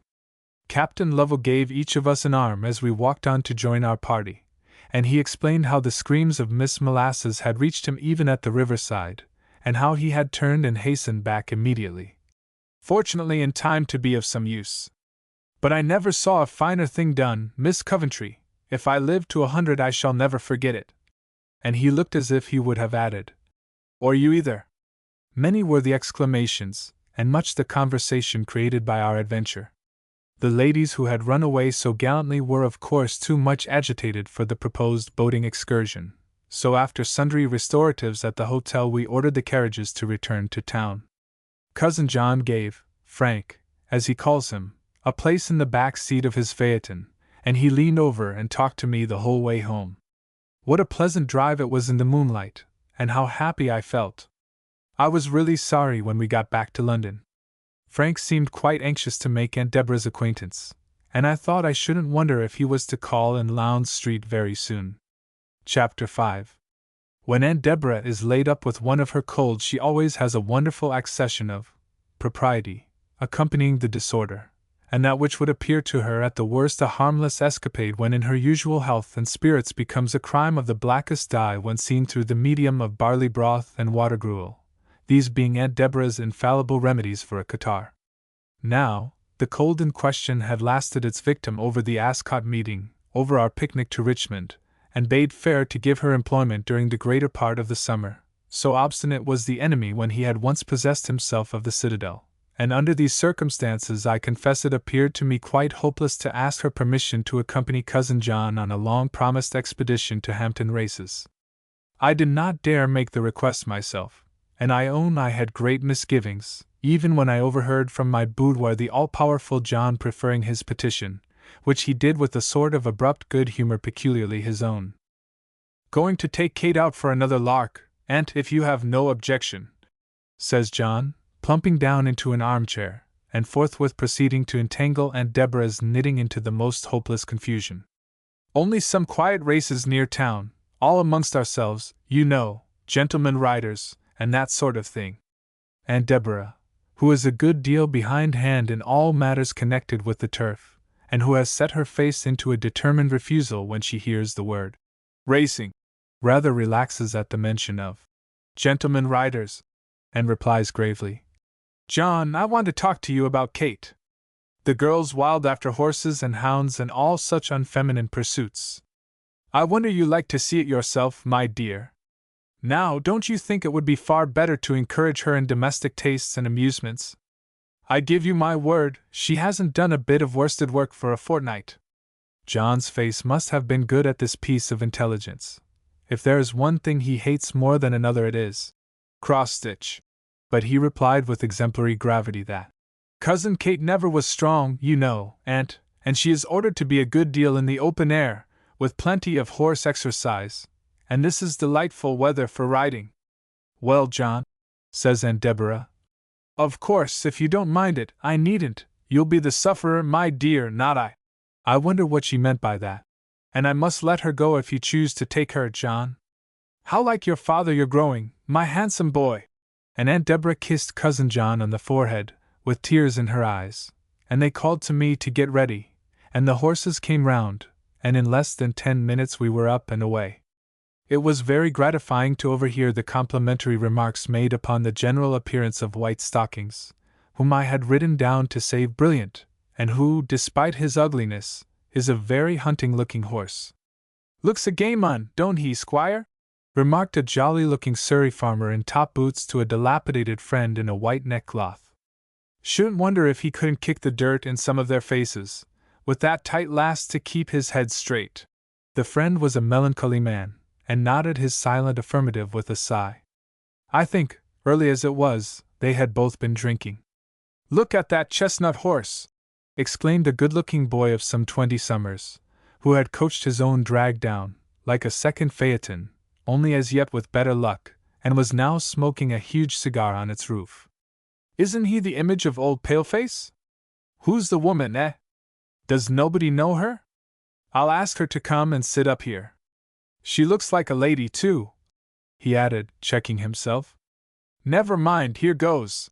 And he was jumping off the coach, to tender me, I presume, his polite invitation in person, when his arm was caught by the man next him, who was no other than John's friend, Captain Lovell. Charlie, stop! Exclaimed Frank, flushing all over his handsome face and temples. I know her, I tell you. Have a care, it's Miss Coventry. And in another instant he had bounded to the earth, accosted my chaperone with a hearty Jack, how goes it? And was deep in conversation with my humble self, with his hand on my horse's neck. Frank always wears such good gloves, and his pleasant countenance beaming with delight at our chance interview. I liked the races better after this, and should have spent a happier day, perhaps, without the society of Mrs. Lumley, who appeared likewise on horseback, quite unexpectedly, and was riding the most beautiful brown mare I ever saw in my life. I quite wished I had brought down Brilliant, if only to have met her on more equal terms. As we were the only 2 ladies on horseback, of course we were obliged to fraternize, if the weaker sex may use such an expression, as, indeed, we must have done had we been the bitterest foes on earth, instead of merely hating each other with common civility. Mrs. Lumley seemed on particularly good terms with Frank Lovell. I do not know that I liked her any the better for that, and expressed her sentiments and opinions to the world in general with a vivacity and freedom peculiarly her own. I am out on the sly, you know, she observed with an arch smile. I have a good, quiet aunt who lives down at Richmond, and I do penance there for a time, whenever I have been more than usually wicked, but today I could not resist the fine weather and the crowd and the fun, and above all the bad company, which amuses me more than all the rest put together, though I do not include you, Miss Coventry, nor yet Mr. Jones, but I am afraid I must Captain Lovell. Come, let's ride amongst the carriages and see the ninnies. So Mrs. Lumley and I plunged into the crowd, leaving Frank to return to his drag and his betting book, and Cousin John somewhat discontentedly to bring up the rear. After all, I don't see much harm in Hampton, said my lively guide as we threaded our way between the carriages. Though, to be sure, there are some very queer-looking people on the course. I could tell you strange stories of most of them, Miss Coventry, only you wouldn't believe me. Do you see that old plainish woman, with such black hair and eyebrows, something like Lady Scapegrace, only not so handsome as my favorite enemy? Would you believe it, she might marry 3 coronets at this moment if she chose, and she won't have any one of them. She is not good-looking, you can see, she can scarcely write her own name. She has no conversation, I happen to know, for I met her once at dinner, and she cannot by any chance put an H into its right place. Yet men see something in her that is totally inexplicable to us, and she seems to have a mysterious influence over all ages and all sorts. One of these infatuated noblemen is decrepit and twaddling, The other a stern, reserved man that up to 40 years of age was supposed to be the very impersonation of common sense, and the third, young, clever, and handsome, a man that might marry half the nicest women in England if he liked. And why do you think she won't pick and choose from such a trio? Why, forsooth, because she has set her stupid heart on a drunken stockbroker, who won't have a word to say to her, and would have been here today, I have no doubt, if he hadn't been afraid of meeting her. Well, there's a stranger story than that about the girl with long fair hair in the next carriage. You can see her now, in a pink bonnet, drinking sherry and soda water. It is supposed that she is old Goldfinch's daughter, and that he won't give her a farthing, but I know somebody who knows his lawyer, and that girl will have $500,000 if she don't drink herself to death before old Goldfinch takes his departure from this wicked world. She is beautiful and clever and accomplished, and all the young men are in love with her, but she cannot keep sober, and in 3 years' time she will have lost her youth and her health and her faculties, and in all probability will finish in a madhouse. There's Frank Lovell making fierce love to her now. And as Mrs. Lumley concluded with this amiable remark, I looked round for Cousin John, and rode away from her in disgust at her flippancy, and sick at heart to think of such a man as Captain Lovell wasting his smiles on such a creature. To be sure, he only said 3 words to her, for when I looked round again at the carriage he was gone. There is something very amusing to me in the bustle of a racecourse, and yet, after talking to Mrs. Lumley, the gloss seemed to be only on the surface. She had told me enough of the company to make me fancy there must be some strange history belonging to each. Like the man that saw through the roofs of the houses in Madrid, thanks to the agency of his familiar, I thought that my demon on a side saddle had taught me to see into the very hearts and secrets of the motley assemblage. There was a handsome girl, with beautiful teeth and neatly braided hair and such a brilliant smile, attracting a crowd round her as she sang piquant songs in a sweet, deep-toned voice that ought to have made her fortune on the stage if it had been properly cultivated, sang them, too, with a look and manner that I have seen seldom rivaled by the cleverest actresses. And I thought what a face and form were wasted here to make profit for one knave and sport for some 50 fools. As she accompanied herself on the harp, and touched its strings with a grace and expression which made amends for a certain want of tuition, I could not help fancying her in a drawing-room, surrounded by admirers, making many a heart ache with her arch smile and winning ways. Without being positively beautiful, she had the knack so few women possess of looking charming in every attitude and with every expression of countenance, and although her songs were of a somewhat florid school, yet I could not help thinking that, with those natural gifts and a plaintive old ballad, English or Scotch, such as Annie Laurie, or The Nut Brown Maid, to bring them out, in a pretty drawing-room, with the assistance of a good dressmaker, dear, she might marry a duke if she liked. And yet all this belonged to a dark, close-shaved ruffian, with silver rings and a yellow handkerchief, who scowled and prowled about her, and looked as if he was likely enough to beat her when they got home. But she hands up an ivory bowl for contributions amongst the young dandies on the roof of a neighboring coach, who have been listening open-mouthed to the siren, and shillings and half-crowns, and a bit of gold from the one last out of the bench, pour into it, and she moves off, to make way for 3 French glee maidens with a monkey and a tambourine, and the swells return to their cigars and their betting. And we are all attention for the next event on the card, because it is a gentleman rider's race, and the performances will consequently be as different as possible from what we have just seen. We'll secure a good place for this, Kate, says Cousin John, edging his horse in as near the judge's stand as he can get. Frank Lovell has a mare to run, and I have backed her for a sovereign. Dear, I hope she'll win, is my ardent rejoinder.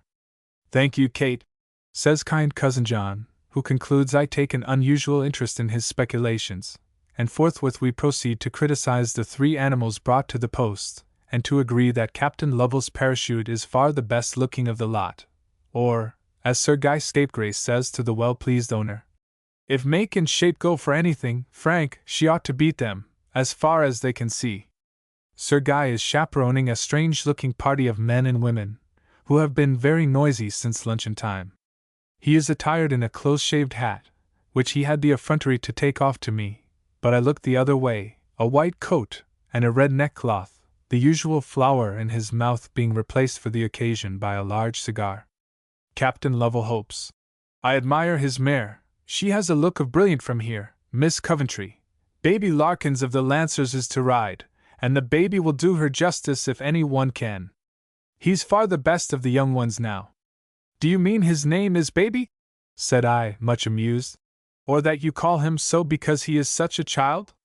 He looks as if he ought to be with Mamma still. We always call him Baby in the Lancers, explained Frank, because he joined us so very young. He is 19, though you would guess him about 12, but he's got the brains of a man of 60 and the nerves of a giant. Ah! Parachute, you may kick, old girl, but you won't get rid of that child. And sure enough, the baby sat like a rock, with a grim smile, and preserving throughout a silence and sang-froid which nothing seemed able to overcome. 2 more seedy-looking animals made up the entry.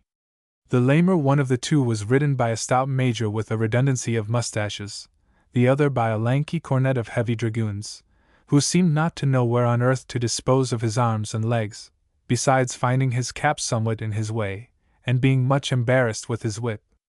They gallop up and down before starting, till I wonder how any galloping can be left for the race, and after a futile attempt or 2 they get away, the baby making strong running, the stout major waiting closely upon his infantine antagonist, while the long cornet, looming like a windmill in the distance, brings up the rear. Parachute still making running, says John, standing erect in his stirrups, his honest face beaming with excitement. W.O.A. horse, stand still, white stockings. Now they reach the turn, and the baby takes a pull. Gad, old Ganymede's coming up.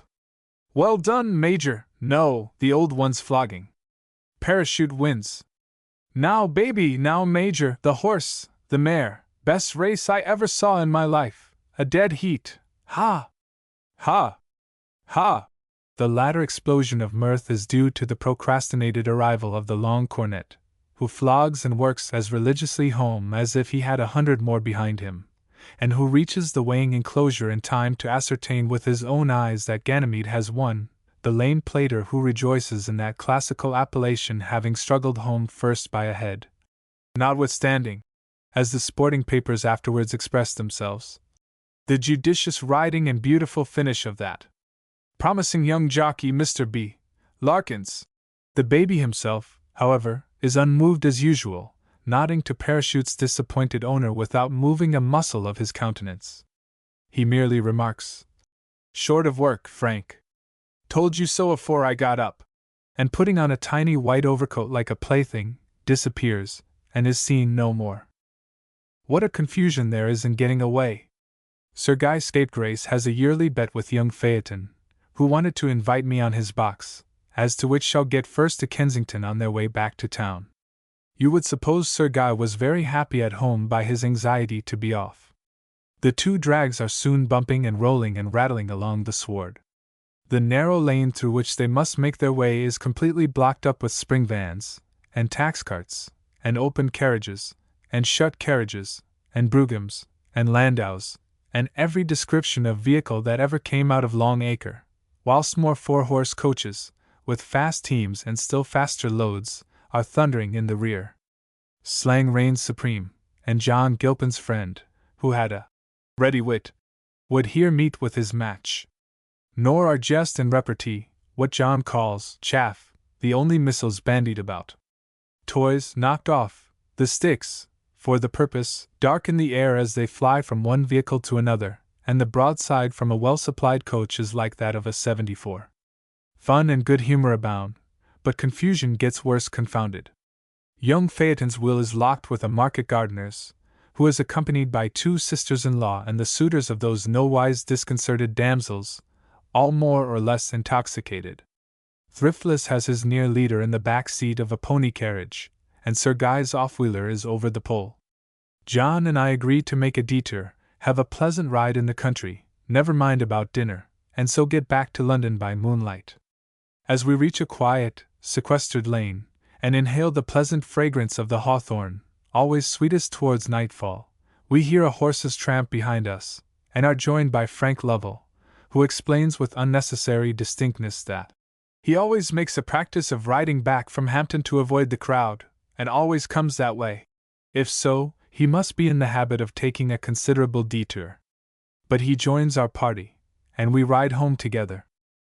How beautifully the moon shone upon the river as we crossed Kew Bridge that calm, silent, summer night. How it flickered through their branches and silvered over the old trees, and what a peaceful, lovely landscape it was. I thought Frank's low, sweet voice quite in keeping with the time and the scene. As we rode together, John lagging a good deal behind, that bay horse of John's never could walk with white stockings, I could not help thinking how much I had misunderstood Captain Lovell's character. What a deal of feeling, almost of romance, there was under that conventional exterior which he wore before the world. I liked him so much more now I came to know him better. I was quite sorry when we had to wish him good night, and John and I rode thoughtfully home through the quiet streets. I thought my cousin's manner was altered too, though I scarce knew how. His farewell sounded more constrained, more polite than usual, when he left me at Aunt Deborah's door. And whilst I was undressing I reflected on all the proceedings of the day, and tried to remember what I had done that could possibly have displeased good-natured John. The more I went over it, backwards and forwards, the less could I make of it. Can it be possible? I thought at last. Can it be possible that Cousin John? And here I popped out my candle and jumped into bed. Chapter 6. I really had not courage to take my usual canter the morning after Hampton races. I did not feel as if I could face the umbrella and the cigar at the rails in the ride, and yet I rang the bell once for my maid to help me on with my habit, and had my hand on it more than once to order my horse, but I thought better of it.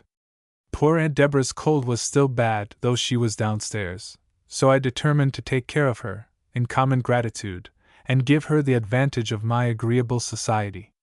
I am very fond of Aunt Deborah in my own way, and I know there is nothing she likes so much as a quiet morning with Kate. The hours passed off rather slowly till luncheon time. I did 42 stitches of worsted work. I never do more than 50 at a time, unless it's grounding, and I got off Hannah More because Aunt Deborah was too hoarse to read to me, and I really cannot read that excellent work to her without laughing, but I thought luncheon never would be ready, and when it did come I couldn't eat any. However, I went upstairs afterwards, and smoothed my hair and set my collar straight, and was glad to hear Aunt Deborah give her usual order that she was at home, with her usual solemnity. I had not been 10 minutes in the drawing-room before a knock at the door brought my heart into my mouth, and our tragic footman announced, Captain Lovell, in his most tragic voice. In marched Frank, who had never set eyes on my aunt in his life, and shook hands with me, and made her a very low bow, with a degree of effrontery that nothing but a man could ever have been capable of assuming. Aunt Deborah drew herself up, and she really is very formidable when she gets on her high horse, and looked first at me, and then at Frank, and then at me again, and I blushed like a fool, and hesitated, and introduced Captain Lovell to my aunt, Miss Horsingham, and I didn't the least know what to do next, and had a great mind to make a bolt for it, and run upstairs. But our visitor seemed to have no misgivings whatever, and smoothed his hat and talked about the weather as if he had known us all from childhood. I have often remarked that if you only deprive a man of the free use of his hands there is no difficulty which he is unable to face. Give him something to handle and keep fidgeting at, and he seems immediately to be in his element, never mind what it is, a paper knife and a book to open, or a flower to pull in pieces, or a pair of scissors and a bit of thread to snip, or even the end of a stick to suck, and he draws inspiration, and what is more to the purpose, conversation, from any and all of these sources. But let him have his hands entirely to himself, give him nothing to lay hold of, and he is completely dumbfounded on the spot. Here was Frank brushing and smoothing away at his hat till it shone like black satin, and facing my aunt with a gallantry and steadiness beyond all praise. But I believe if I could have snatched it away from him and hid it under the sofa, he would have been routed at once, and must have fled in utter bewilderment and dismay. After my aunt had replied courteously enough to a few commonplace observations, she gave one of her ominous coughs, and I trembled for the result. Captain Bevel, said my aunt, I think I once knew a family of your name in Hampshire, the New Forest, if I remember rightly. Excuse me, said Frank, nowise disconcerted, and with a sly glance at me. My name is Lovell. Oh, replied my aunt, with a considerable assumption of stateliness. Then, ahem, Captain Greville, I don't think I have ever had the pleasure of meeting you before. And my aunt looked as if she didn't care whether she ever met him again. This would have been a poser, to most people, but Frank applied himself diligently to his hat, and opened the trenches in his own way. The fact is, Miss Horsingham, said he, that I have taken advantage of my intimacy with your nephew to call upon you without a previous introduction, in hopes of ascertaining what has become of an old brother officer of mine, a namesake of yours, and consequently, I should conclude, a relative. There is, I believe, only one family in England of your name. Excuse me, Miss Horsingham, for so personal a remark, but I am convinced he must have been in near connection from a peculiarity which every one who knows anything about our old English families is aware belongs to yours. My poor friend Charlie had a beautiful hand. You, madam, I perceive, own the same advantage. Therefore I am convinced you must be a near connection of my old comrade. You may think me impertinent, but there is no mistaking the Horsingham hand. And Deborah gave in at once. I cannot call to mind at this moment any relative of mine who is likely to have served with you. Nor was this to be wondered at, the warrior aux Blanches Mains being a fabulous creation of wicked Frank. But I have no doubt, Captain Lovell, that you are correct. I have great pleasure in making your acquaintance, particularly as you seem well acquainted with our belongings. Do you stay any length of time in town? I seldom remain till the end of the season, but this year I think I shall. By the way, Miss Horsingham, I saw a curious old picture the other day in the west of England, purporting to be a portrait of the celebrated Ysonde of Brittany, with the white hand, in which I traced a strong resemblance to some of the Horsinghams, with whom I am acquainted. Yours is, I believe, an old Norman family, and as I am a bit of an antiquary. Oh, Frank, I consulted my friend Sir J. Burke on the subject, who assures me that the Lamontants, Godfrey Lamontant, if you remember, distinguished himself highly in the Second Crusade, that the Lamontants claim direct descent from the old Dukes of Brittany, and consequently from the very lady of whom we are speaking. Roger Lamontant came over with the Conqueror, and although strangely omitted from the roll of Battle Abbey, doubtless received large grants of land in Hampshire from William, and 2 generations later we can trace his descendant, Hugo, in the same locality, under the anglicized name of Horsingham, now corrupted to Horsingham, of which illustrious family you are, of course, aware yours is a younger branch. It is curious that the distinguishing mark of the race should have been preserved in all its shapely beauty, added Frank, with the gravest face possible, and glancing at the lavender kids, through so many changes and so many successive generations. Aunt Deborah was delighted. Such a clever young man, my dear, she said to me afterwards. Such manners. Such a voice. Quite one of the old school, evidently well-bred, and with that respect for good blood which in these days, I regret to say, is fast becoming obsolete. Kate, I like him vastly. In the meantime she entered freely into conversation with our visitor, and before he went away, by which time his hat looked as if it had been ironed, she hoped he would call again. She was always at home till 2 o'clock, and trusted to have the pleasure of his company at dinner as soon as she was well enough to get anybody to meet him. So Frank went off to ride in the park on the neatest possible brown hack, for I saw him quite plainly trot round the corner as I went into the balcony to water my poor geraniums. Well, I waited and waited, and John never came for me, as was his usual habit, and I began to think I must lose my ride, for I am not allowed to go by myself in the afternoons, and at last I was obliged to coax Aunt Deborah to take me out in the open carriage, for it was a beautiful day, and it would be just the thing for her cold. So we went dowagering about, and shopped in Bond Street, and looked at some lace in Regent Street, and left cards for Lady Horsingham, as in duty bound, after helping her to make a good ball. And then we went into the ring, and I looked and looked everywhere, but I could not see anything like Frank or his brown hack. To be sure the ride was as crowded as a fair. But I did see Cousin John, and I must say it was too bad of him to keep me waiting and watching all the afternoon, and then never to take the trouble of sending a note or a message, but to start off by himself and escort Miss Molasses, as if he was her brother at least, if not a nearer relation. Miss Molasses, forsooth, with her lackadaisical ways and her sentimental nonsense, and that goose John taking it all in open-mouthed, as if she was an angel upon earth. Well, at all events she don't ride like me. Such a figure I never saw on a horse, all on one side, like the handle of a teapot, bumping when she trots and wobbling when she canters, with braiding all over her habit, and a white feather in her hat, and gauntlet gloves. Of course one may wear gauntlet gloves for hunting, but that's not London, and her sallow face. People call her interesting, but I call her bilious. And a wretched long-legged Rosinante, with round reins and tassels, and a netting over its ears, and a head like a fiddle-case, and no more action than a camp-stool. Such a couple I never beheld.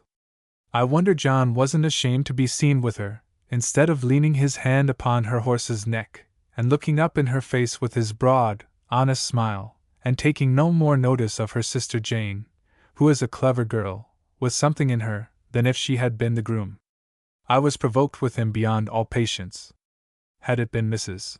Lumley, for instance, I could have understood it, for she certainly is a chatty, amusing woman, though dreadfully bold, and it is a pleasure to see her canter up the park in her close-fitting habit and her neat hat, with her beautiful round figure swaying gracefully to every motion of her horse, yet so imperceptibly that you could fancy she might balance a glassful of water on her head without spilling a drop. To say nothing of the brown mare, the only animal in London I covet, who is herself a picture. Such action! Such a mouth! And such a shape! I coaxed Aunt Deborah to wait near Apsley House, on purpose that we might see her before we left the park. And sure enough we did see her, as usual surrounded by a swarm of admirers, and next to her, positively next to her, Frank Lovell, on the very brown hack that had been standing an hour at our door. He saw me too, and took his hat off, and she said something to him, and they both laughed. I asked Aunt Deborah to go home, for it was getting late, and the evening air was not very good for her poor cold. I did not feel well myself somehow, and when dear Auntie told me I looked pale, I was forced to confess to a slight headache. I am not subject to low spirits generally. I have no patience with a woman, that is, but of course one is sometimes a little out of sorts. And I confess I did not feel quite up to the mark that evening. I cannot tell why. If John flatters himself it was because he behaved so brutally in disappointing me, he is very much mistaken, and as for Captain Lovell, I am sure he may ride with anybody he likes for what I care. I wonder, with all his cleverness, he can't see how that woman is only laughing at him. However, it's no business of mine. So I went into my boudoir, drank some tea, and then locked myself in and had a good cry. Chapter 7. It is wonderful how soon the London season comes to an end, and in fact, it is difficult to say when its tide is really at the flood. Single men, and they are necessary ingredients for gaiety wherever there are young ladies, single men seldom go to town much before the Derby. Then comes Ascot, for which meeting they leave the metropolis, and enjoy some quiet retreat in the neighborhood of Windsor, taking with them many potables and what they call a dog cook. After Ascot people begin to think about going away, and before you know where you are 3 more weeks have elapsed, and it is July. Dear, what a scatter there is then, some off to Norway, some to Cowes, some to Caithness, and some to Galway. Those that remain for Goodwood are sure to go to Newmarket, and the man who sticks religiously to the pavement, and resists the allurements of all the above-mentioned resorts, only does so because he is meditating a trip to California, Kamchatka, or the Rocky Mountains, and is so preoccupied with portable soup, patent saddlebags, bowie knives, and revolvers that he might just as well be at his ultimate destination in person for all the benefit one gets from his society. I confess I don't like the end of the season. You keep on trying to be gay, whilst your friends are dropping off and disappearing one by one. Like the survivor in some horrid pestilence, you know your time must come too, but you shut your eyes to the certainty, and greet every fresh departure with a gaiety more forced and a smile more and more hopeless. Well, my London season too was drawing to its close, and I confess I had enjoyed it very much. What with my morning gallops and afternoon saunters, for John had returned to his allegiance, and came to take me out regularly, although he always joined Miss Molasses' party when he got into the park, what with Aunt Deborah's tiresome cold, which obliged me to go about a good deal by myself, and the agreeable society of Frank Lovell, who never missed an opportunity of being with us, I had been very happy. And I was quite sorry to think it was all so soon to come to an end. John was already talking of a fishing excursion to Norway, and actually proposed that I should accompany him, an arrangement which Aunt Deborah declared was totally impracticable, and which I confess I do not myself think would have been a very good plan. I had made several pleasant acquaintances, amongst whom I may number Lady Scapegrace, that much maligned dame having taken a great fancy to me ever after the affair of the bull, and proving, when I came to know her better, a very different person from what the world gave her credit for being. With all her faults, the chief of which were an uncontrollable temper and much too strong feelings for the 19th century, she had a warm, affectionate heart, and was altogether an energetic, straightforward woman, very much in earnest, whether for good or evil. But there was one thing that vexed me considerably amongst all my regrets for past pleasures and castles in the air for the future, and this was the conduct of Captain Lovell. What did he mean? I couldn't make him out at all. One day calling on my aunt at 11 in the morning, and staying to luncheon, and making himself so agreeable to her, and bringing bouquets of the loveliest flowers, which I know came from Harding's or else direct from Covent Garden, to me, and then going away as if he had 50 more things to say, and lingering over his farewell as if he was on the eve of departure for China instead of Mayfair, and joining me again in the park, and asking me if I was going to the opera, and finding out all my engagements and intentions, as if he couldn't possibly live 5 minutes out of my sight, and then, perhaps, never coming near us for days together, till even my aunt wondered what had become of that pleasant Captain Lovell. And when he met me in the park, taking off his hat with a civil bow, as if he had only been introduced the night before. All this I couldn't make out, and I didn't half like, as I told Lady Scapegrace one hot morning, sitting with her in her boudoir. I was a good deal at Lady Scapegrace's now, and the more so because that was the place of all others at which I was least likely to meet Sir Guy. Men are so uncertain, my dear, said her ladyship, sitting in a morning deshabille, with her long black hair combed straight out over her shoulders and reaching nearly to her knees. If you ask me candidly whether he means anything, I tell you I think Frank Lovell a shocking flirt. Flirt, I replied, half crying with vexation. It's time enough for him to flirt with me when I give him any encouragement. But I don't, Lady Scapegrace, and I never will. I hope I'm too proud for that. Only when a man is always in one's pocket wherever one goes, when he sends one bouquets and rides out in the rain to get one's bracelet mended, and watches one from a corner of the room if one happens to be dancing with anybody else, and looks pleased when one is dull and cross when one laughs, why, he either does prefer, or ought to prefer, one's society to that of Miss Molasses and Mrs. Lumley. And that is why I tell you I can't quite make out Captain Lovell. Don't talk of that odious woman, exclaimed Lady Scapegrace, between whom and Mrs. Lumley there was a polite feud of some years' standing. She is ready and willing to jump down Frank Lovell's throat, or any one else's for the matter of that, so bold as she is, and so utterly regardless. Such stories, my dear. But take my advice, Kate, play that cheerful cousin of yours against Master Frank. I never knew it fail yet if you only go the right way to work. Men are not only very vain, but very jealous. Don't let him think you are going to marry your cousin, or he may consider it a capital arrangement, and a sort of matter-of-course affair, which is all in his favor. Men like Frank always prefer other people's property, and I have no doubt he would be over head and ears in love with you if you were not single. So don't be going to marry Mr. Jones, but just appeal to him about every earthly thing you do or say, look after him when he leaves the room, as if you couldn't bear him out of your sight. Get Frank to abuse him if you can, and then fight his battles fiercely, and directly the latter thinks there is a rival in the field he will be down on his knees, you mark my words, in 2 days' time at the furthest. I think I ought to know what men are, my dear. And to do Lady Scapegrace justice, she had studied that variety of the creation to some purpose, or she was much maligned. I know that they can't, any of them, see 3 yards before their noses, and that you can turn and twist them which way you will if you only go upon this principle, that they are full of vanity and self-conceit, and totally deficient in brains. But I'm sure Captain Lovell's a clever man, said I, not disposed to come to quite such sweeping conclusions as those of my monitress. And I don't mean to say that I care about him, Lady Scapegrace, but still it mightn't answer with him, and I shouldn't like to lose him altogether. Pooh! Lose him! Fiddlestick! Rejoined her ladyship. You'll see. He is to join our party at Greenwich this afternoon. By the way, when Sir Guy heard you were coming, he proposed to drive us all down on that horrid coach. But I told him we should be taken for the people that usually occupy it, and nothing should induce me to go, so that plan was given up. But you and I will go down in the barouche, and I'll call for you, and we'll take Mr. Jones with us. And mind you're very civil to him, and only notice the other in a quiet, good-humored way, for he mustn't think you do it out of pique, and before the whitebait is on the table you'll see he'll be a different man. But now you must go, there's a dear. I'll call for you at 5.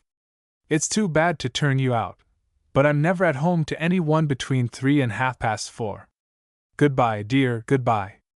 And Lady Scapegrace kissed me most affectionately, and promised to call for me punctually at 5, till which hour I cannot make out why her time was always engaged. As I tripped downstairs, hoping to make my escape without being attended by the whole establishment to open the house door, whom should I come across but odious Sir Guy, in a sort of scarlet fancy dress, which I concluded was his morning demi-toilette. He actually had the effrontery to propose that I should accompany him to the stable, and that he should then show me his boudoir. Hey! You look like a rose this morning, Miss Coventry.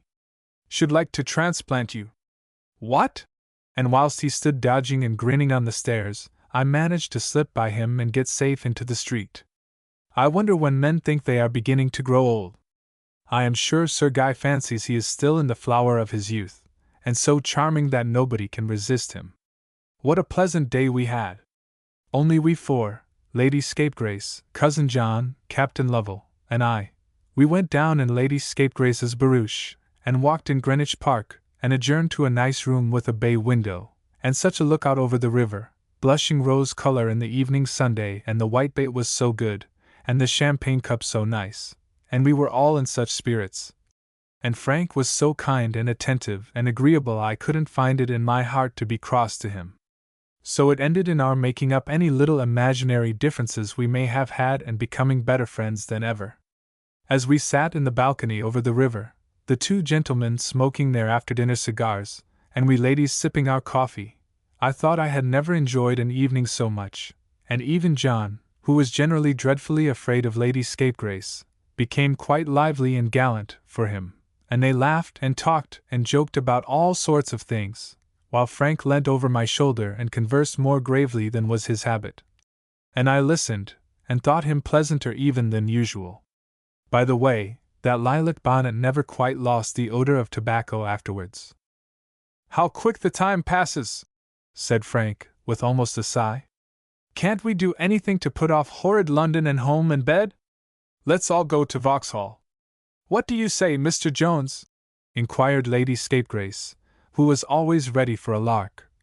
You're our chaperone, you know. Do you think you can be responsible? Oh yes, John, I exclaimed. You promised to take me once before the end of the season. We shall never have such another chance. This is a capital night to go, remarked Frank, because there is a new riding woman, and you can take a lesson, Miss Coventry, in case you should wish to perform in public. Cousin John could not possibly hold out against all 3, and although I think in his heart he did not entirely approve, the carriage was ordered, the bill paid, and we were rolling along through the cool summer night en route for Vauxhall. My dear, said Lady Scapegrace to me as we sidled through the entrance of that place of amusement, and the gentlemen remained behind to pay. You are doing anything but what I told you. Scarcely 3 words have you spoken to your cousin, who, by the way, is very pleasant. I think I shall take him up and improve him on my own account, but as for you, my dear, I can see plainly it's all over with you. And you really leave town tomorrow? Said Frank as we walked arm in arm up one of those shaded alleys which lead to the hermit, or the gypsy, or some other excuse for a tete-a-tete not too much under the lamps. By the way, why is it that a party never can keep together at Vauxhall? Lady Scapegrace and I had particularly stipulated that we were not to separate under any circumstances. Whatever happens, do let us keep together. We mutually implored at least 10 times during the first 5 minutes, and yet no sooner did we pair off arm in arm than the distance began gradually to increase, till we found ourselves in couples, totally independent of each other's proceedings. In this manner we saw the horsemanship, and the acrobats, and the man with the globe, and all the other eccentricities of the circus. I really think I could have ridden quite as nicely as Madame Rose d'Amour had I been mounted on an equally well-broken animal with the one which curveted and caracoled under that much-rouged and widely smiling dame. They do look pretty too at a little distance, those histrionic horsewomen, with their trappings and their spangles and their costume of Francis I often wonder whether people really rode out hawking, got up so entirely regardless of expense, in the days of the Field of the Cloth of Gold. From the horsemanship we went to see the people dance, which they did with a degree of vigor and hilarity such as might be introduced in a modified form with great advantage into good society. And here we came across Cousin John and Lady Scapegrace just in time to witness a short and abrupt interview between the latter and Sir Guy. Yes, there was Sir Guy, with the flower in his mouth and all, dancing, actually dancing, and he can't be much less than 60, with a little smart lady, wearing the most brilliant color, and the blackest eyelashes and the reddest lips and the lightest eyes I ever saw upon a human being. The little lady, whose hair, moreover, was dressed à l'impératrice, thereby imparting additional boldness to a countenance not remarkable for modesty, frisked and whisked round Sir Guy with a vivacity that must have been of Parisian growth, whilst the baronet laboured ponderously along with true British determination, like a man who habitually wears very thick shoes and is used to take his own time. In the course of his evolutions he brought his foot down heavily on the skirt of a lady's dress, and turning round to apologize found himself face to face with his wife. To do him justice, he was not the least taken aback. Anger rather than confusion seemed to be his dominant feeling, and although he tried to smother a rising oath in a laugh, or rather a grin, it was such a muscular contraction of the mouth as does not give me the idea of a smile. "Come out for a lark too, my lady, hey?" said the baronet, studiously interposing his large person between my lady and his partner. "Reminds one of Paris. Dance with anybody, whether one knows them or not." And Sir Guy tried to look as if he was telling the truth with indifferent success. But Lady Scapegrace's face was a perfect study. I never saw a countenance so expressive of scorn, intense scorn, and yet, as it seemed to me, not so much of him as of herself. "I am glad you amuse yourself, Sir Guy," she said very quietly, but her lip was as white as ashes while she spoke. "I should think this place must suit you exactly. Mr. Jones, we shall be late for the fireworks." And she swept on, taking no further notice of the discomfited Sir Guy, whilst Frank and I followed in her wake, feeling rather awkward even at witnessing this ill-timed rencontre. "And so you leave town tomorrow, Miss Coventry?" said Frank, and I thought his voice shook a little whilst he spoke. "I shall ride down Lowndes Street every day, and think how deserted it looks. No more walks in the morning for me, no more pleasant rides in the afternoons. I shall send my hacks home and sulk by myself, for I shall be miserable when my friends are gone. Do you know, Miss Coventry?" I listened, all attention. How could I tell what he might not be going to say? "Do you know that I have never had courage to ask you something till tonight? Goodness! I thought, now it's coming, and my heart beat as it does when I'm going out hunting. I want you to give me a lock of my hair, thinks I. Well, I don't know, perhaps I may. I want you to give me Miss Horsingham's receipt for making barley water, but I know it's a long business to write out, and I'm afraid of being troublesome.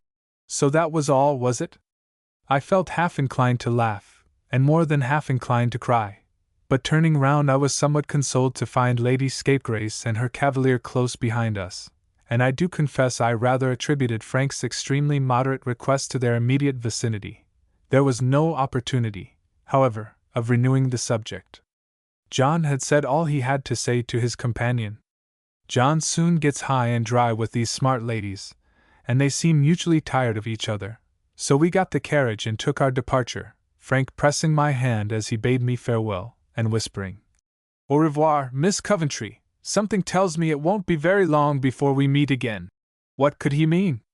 Chapter 8.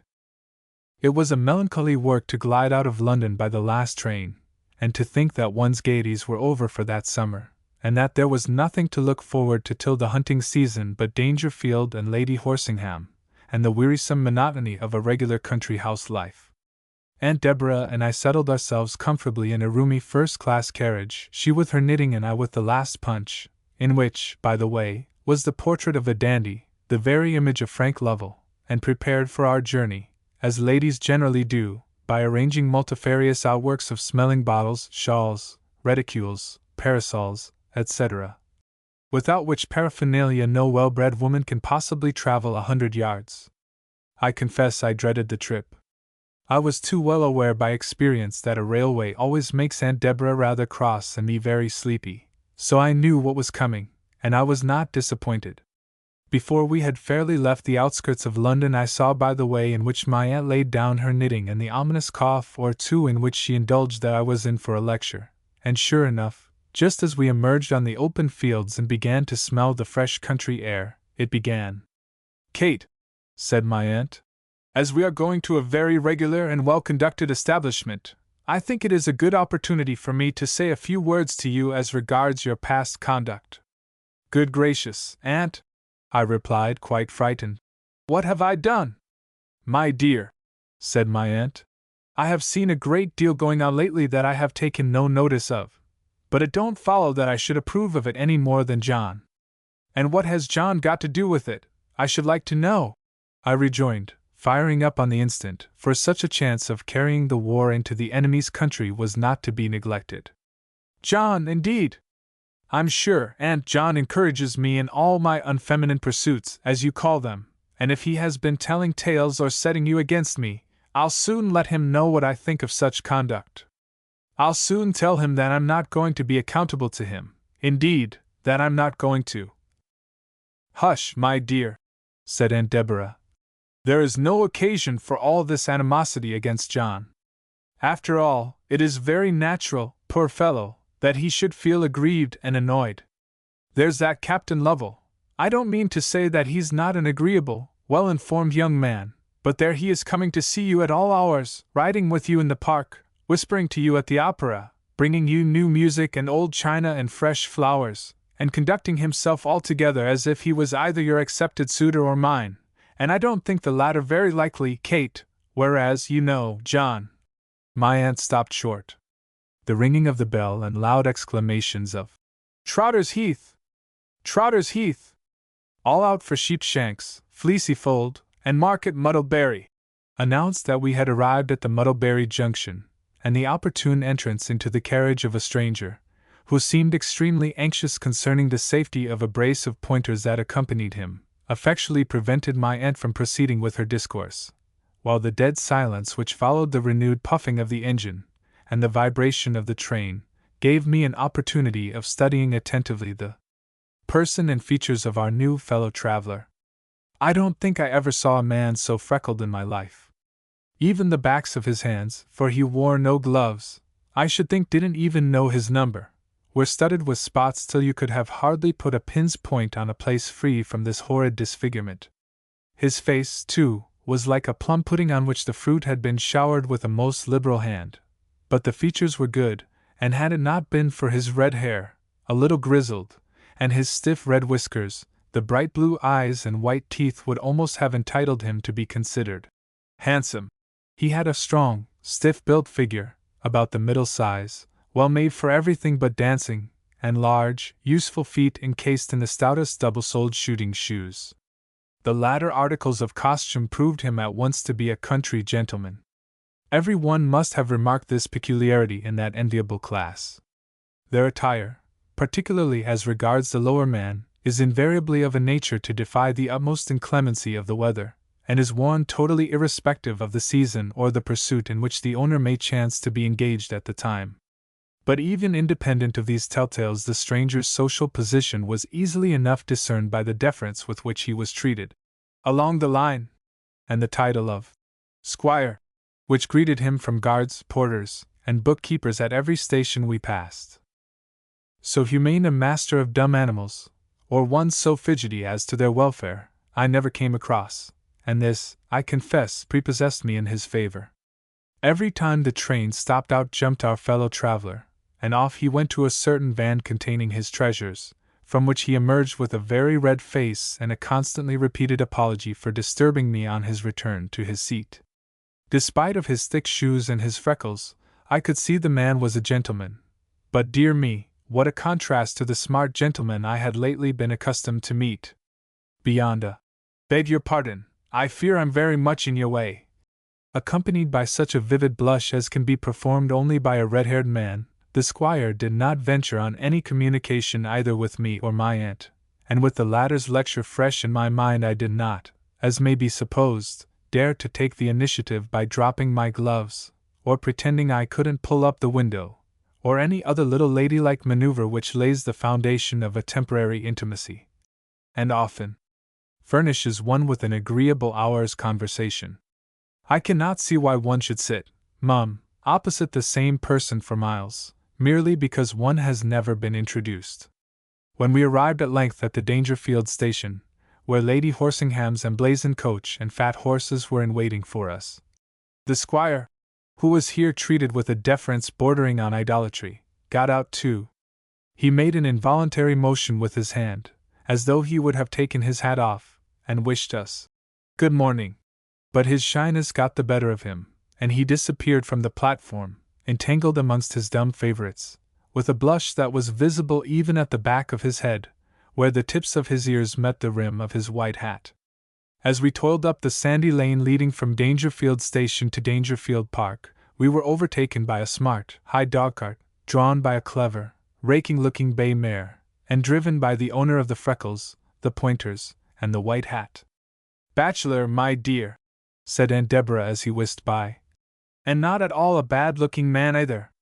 "How do you know he's a bachelor, Aunt?" I naturally inquired. "Common sense, my dear," replied Aunt Deborah sententiously.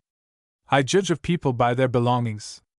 No lady could get into that dog-cart without dirtying her dress against the wheel, and if he had a wife, that handsome bay horse would go with another in her carriage instead of his.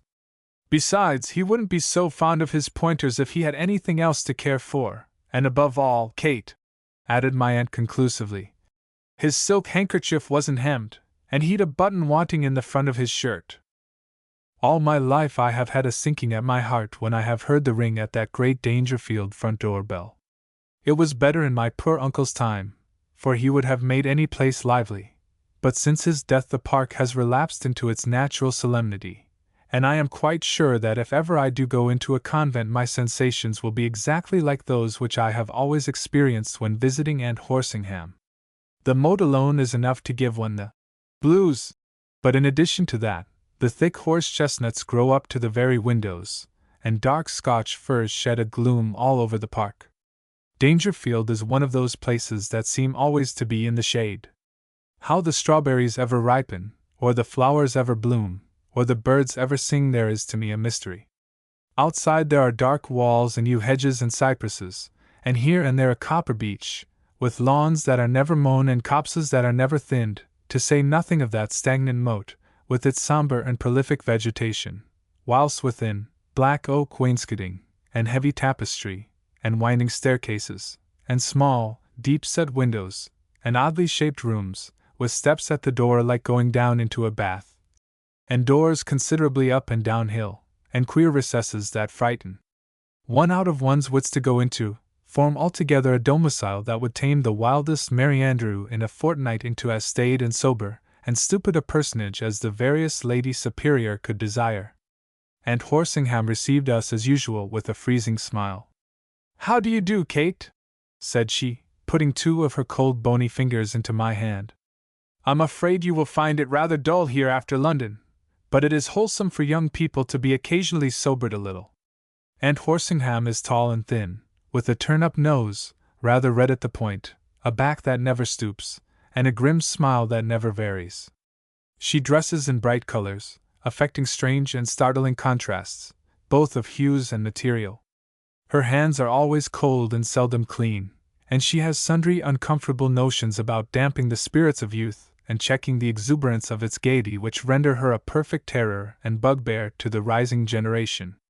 When I was a little thing, laughing, prattling, and giggling, as children will, an admonishing look from my aunt, with a gaunt finger held aloft, and a cold, "Kate, don't be silly, my dear," was always sufficient to make me dull and gloomy for the rest of the day.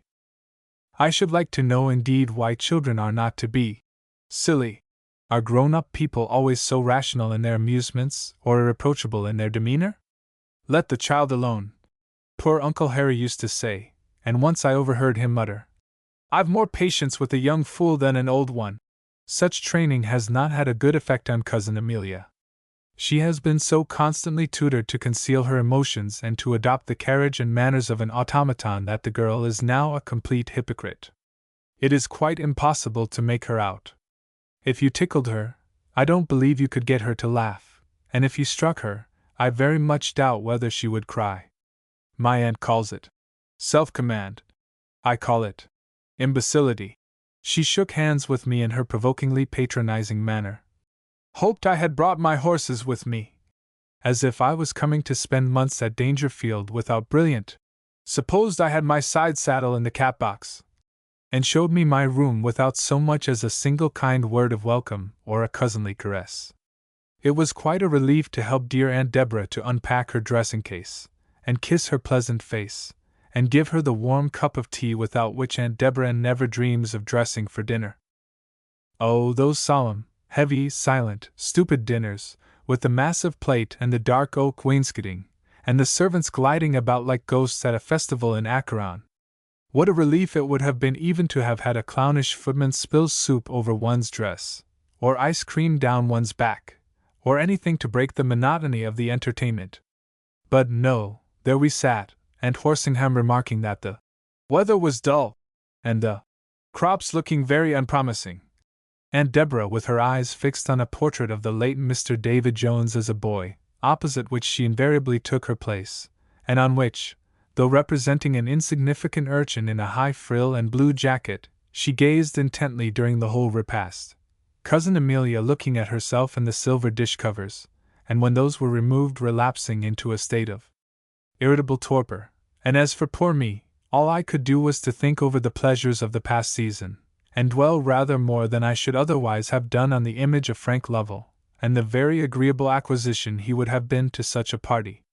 And then the evenings were, if possible, worse than the dinners, work, work, work, mum, till tea.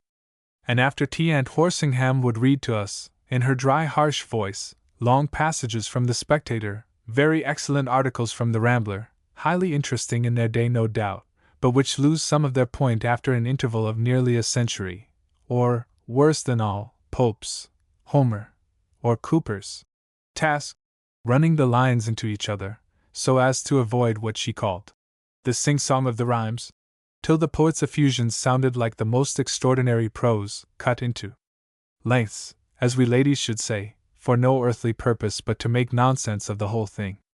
Her ladyship never went to bed till 11, so there, having dined at 6:30 to a minute, we were forced to sit 3 mortal hours and a half, swallowing yawns and repressing that inexplicable disorder termed the fidgets, till the welcome bed-candles arrived. No wonder men drink and smoke and commit all sort of enormities to fill up those dreadful hours after dinner. I think if ever I take to tobacco it will be at Dangerfield. Then of course the hall was haunted, and of course my passage was the one which the ghosts particularly affected. It was a sad story that of the Dangerfield ghost. I have got it all out of Aunt Deborah at different times, and though I don't exactly believe in the spectre, I can't help sometimes crying over the incidents. The fact is, the Horsinghams were quite as proud of their ghost as they were of their hand, and although not a very creditable tale to any of the family, Aunt Deborah would never forgive me if I were not to relate the tragedy which conferred on Dangerfield the honor of being a haunted house.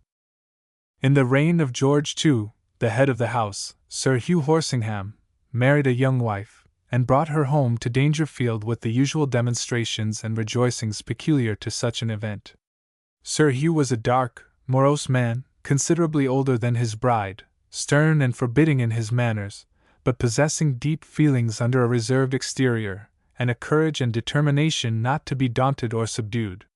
Such a man was capable of great things for good or for evil, and such was the very nature on which a woman's influence might have produced the most beneficial results. But unfortunately, young Lady Horsingham had but one feeling for her lord, and that was intense terror of his anger. She never sought to win his confidence, she never entered into his political schemes, his deeper studies, or even his country amusements and pursuits. All she thought of was how to avoid offending Sir Hugh, and ere long this one idea grew to such a pitch that she quite trembled in his presence, could scarcely answer distinctly when he spoke to her, and seemed hardly to draw breath in freedom save when out of his sight. Such a state of things could have but one ending: distrust and suspicion on one side, unqualified aversion on the other. A marriage, never of inclination, as indeed in those days amongst great families few marriages were, became an insupportable slavery ere the first year of wedded life had elapsed, and by the time an heir was born to the house of Horsingham, probably there was no unhappier couple within 50 miles of Dangerfield than dark Sir Hugh and his pretty, fair-haired, gentle wife. No, she ought never to have married him at all. It was but the night before her wedding that she walked in the garden of her father's old manor house with a bright, open-hearted, handsome youth, whose brow wore that expression of acute agony which it is so pitiable to witness on a young countenance, that look almost of physical pain, which betokens how the iron has indeed entered the sufferer's soul. Ah, you may plead, Cousin Edward, but we women are of a strange mixture, and the weakest of us may possess obstinacy such as no earthly consideration can overcome. Lucy! Lucy! For the last time, think of it. For the love of heaven, do not drive me mad. Think of it once more. It is the last chance. The speaker was white as a sheet, and his hollow voice came in hoarse, inarticulate whispers as he looked almost fiercely into that dear face to read his doom. Too well he knew the set, fixed expression of her delicate profile. She did not dare turn towards him. She could not have looked him in the face and persevered, but she kept her eyes fastened on the horizon, as though she saw her future in the fading sunset, and whilst her heart seemed turning to very stone she kept her lips firmly closed. She repressed the tears that would have choked her, and so for that time she conquered. Lucy had a great idea of duty. Hers was no high-principled love of duty from the noblest motives, but a morbid dread of self-reproach. She had not character enough to do anything out of her own notions of the beaten track. She had promised her father she would marry Sir Hugh Horsingham, not that he had the slightest right to exact such a promise, and she felt bound to fulfill it. She never remembered the injury she was doing Cousin Edward, the right which such devotion as his ought to have given him. She knew she loved him better than any one in the world. She knew she was about to commit an act of the greatest injustice towards Sir Hugh, but she had promised Papa, and though she would have given worlds to avoid fulfilling her compact, she had not strength of mind to break the chain and be free. Cousin Edward! Cousin Edward! You should have carried her off then and there. She would have been truly grateful for the rest of her life, but she would have died sooner than open her lips. He was hurt, reckless, almost savage. He thought her sullen. Once more, Lucy, he said, and his eye glared fiercely in the waning light. Once more, will you give me one word, or never set eyes on me again? Her lip never moved. I give you till we pass that tree. He looked dangerous now, and then he swore a great oath. I leave you forever! Lucy thought the tree looked strange and ghastly in the rising moon. She even remarked a knot upon its smooth white stem. But she held out whilst one might have counted 10, and when she turned round, poor girl, Cousin Edward was gone. Chapter 9. So the bells rung merrily at Dangerfield, and the rustics huzzaed for their landlord, and the comely village maidens envied the bride, and Lucy was Lady Horsingham now, with new duties and a high position, and a large, fine, gloomy house, and jewels in her hair, and an aching heart in her bosom.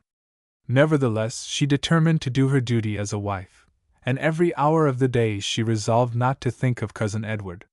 Years elapsed, and pretty Lucy became a gentle, handsome woman, kindly, courteous, and beloved by all, timid, and shrinking only with Sir Hugh. Her husband, wearied and discontented, mixed himself fiercely in all the intrigues of the day, became a staunch partisan of the House of Stuart, and sought for excitement abroad in proportion as he missed congeniality of feeling at home. It was an unhappy household. Their one child was the mother's sole consolation. She scarcely ever let it out of her presence. They were a pretty sight, that loving couple, as they basked in the sun of a fine summer's morning on the terrace in front of the manor house.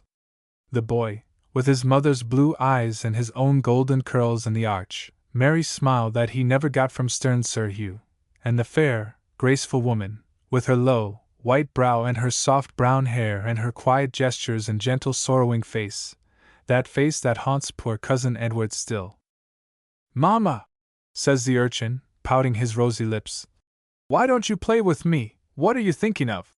And a shade passes over that kind face, and she blushes, though there is no one with her but the child, and catches him up and smothers him in kisses, and says, "You, my darling!" But nevertheless, I do not think at that moment she was thinking either of her boy or Sir Hugh. And where was Cousin Edward all the time? Why, at that particular instant, sword point to sword point with Colonel Bludyer of the Dragoons, slightly wounded in 2 places, cool and wary, and seeming to enjoy, with a sort of fierce pleasure, such a safety valve for excitement as a duel with one of the best fencers in Europe. Cousin Edward was an altered man since he stood with the future Lady Horsingham in the moonlight. An evil counselor is despair. And he had hugged that grim adviser to his heart. He had grown handsomer, indeed, than ever, but the wild eye, the haggard brow, and the deep lines about his mouth spoke of days spent in fierce excitement, nights passed in reckless dissipation. He had never forgotten Lucy through it all, but even her image only goaded him to fresh extravagances, anything to deaden the sting of remembrance, anything to efface the maddening past. So Cousin Edward too became a Jacobite, and was there a daring scheme to be executed, a foolhardy exploit to be performed, life and limb to be risked without a question, who so ready and so reckless as handsome Ned Meredith? In the course of their secret meetings and cabals he became slightly acquainted with Sir Hugh Horsingham, and with the inexplicable infatuation peculiar to a man in love, he looked a pleasure in being near one so closely connected with Lucy, although that one was the very person who had deprived him of all he valued on earth. So it fell out that Sir Hugh Horsingham and Ned Meredith were supping at the Rose and Thistle in close alliance, the table adjoining them being occupied by those staunch Hanoverians, Colonel Bludyer and Mr. Thornton. "Here's the blackbird," said Cousin Edward, tossing off a huge goblet of Bordeaux, and looking round the room with an air of defiance as he proposed so well-known a toast. Sir Hugh was a man of a certain grim humor, and as he drained his goblet and nodded to his companion, he added, "May the rats dance to his whistle, and the devil, that's you, Ned, take the hindmost." One of the many passwords by which the adherents of the Chevalier distinguished that ill-fated prince. Colonel Bludyer rose from his chair, placed his cocked hat on his head, and turned the buckle of his sword belt in front. "The king!" he shouted, raising his hat with one hand and filling a bumper with the other. "The king!" he repeated, scowling fiercely at his 2 neighbors. "Over the water!" roared Ned Meredith, and the colonel, turning rapidly round and mistaking his man, flung his cocked hat right in Sir Hugh Horsingham's face. Swords were out in a second, thrust, parry, and return passed like lightning, but the bystanders separated the combatants, and Meredith, determining for the sake of Lucy that Sir Hugh should encounter no unnecessary danger, took the whole quarrel on himself, and arranged a meeting for the following morning with the redoubtable Colonel Bludyer. Thus it was that while Lucy and her boy were basking in the summer sunshine, Cousin Edward was exhausting all his knowledge of swordsmanship in vain endeavors to get within that iron colonel's guard. The duel was fought on the ground now occupied by Leicester Square, Sir Hugh and Mr. Thornton officiating as seconds, though, the latter being disabled from the effects of a recent encounter, they did not, as was usual in those days, fight to the death, merely pour se descenir, stripped to their shirts, in breeches and silk stockings, with no shoes, The antagonists lunged and glared and panted, and twice paused for breath by mutual consent, with no further damage than 2 slight wounds in Ned's sword arm. "Very pretty practice," said Mr. Thornton, coolly taking a pinch of snuff and offering his box to Sir Hugh. "I'm in despair at not being able to oblige you this fine morning." "Some other time," replied Sir Hugh with a grim smile. "Deation," he added. "Ned's down." Sure enough, Cousin Edward was on the grass, striving in vain to raise himself, and gasping out that he wasn't the least hurt. He had got it just between the ribs, and was trying to stanch the blood with a delicate laced handkerchief, in a corner of which, had he examined it closely, Sir Hugh would have found embroidered the well-known name of Lucy. Poor Cousin Edward! It was all he had belonging to his lost love, and he would have been unwilling to die without that fragment of lace in his hand. "A very promising fencer," remarked Colonel Bludyer, as he wiped his rapier on the grass. "If he ever gets over it, he won't forget that plangent thrust in tierce. I never knew it fail, Thornton, never, with a man under 30. So the Colonel put his coat on, and drove off to breakfast, while Sir Hugh took charge of Ned Meredith, and as soon as he was recovered, for his wound was not mortal, carried him down with him to get thoroughly well at Dangerfield Hall. It is an old story. Love, outraged and set at defiance, bides his time, and takes his revenge. Dangerfield looked like a different place now, so thought Lucy, and her spirits rose, and the color came back to her cheek, and she even summoned courage to speak without hesitating to Sir Hugh. When Cousin Edward was strong enough to limp about the house, it seemed that glimpses of sunshine brightened those dark oak rooms, and ere he was able to take the air, once more leaning on Lucy's arm, alas! Alas! He had become even dearer to the impassioned, thoughtful woman than he ever was to the timid, vacillating girl. There was an addition now to the party on the terrace in the bright autumn mornings, but the little boy needed no longer to ask Mamma what she was thinking of, and the 3 would have seemed to a careless observer a happy family party, husband, wife, and child. Oh, that it could but have been so!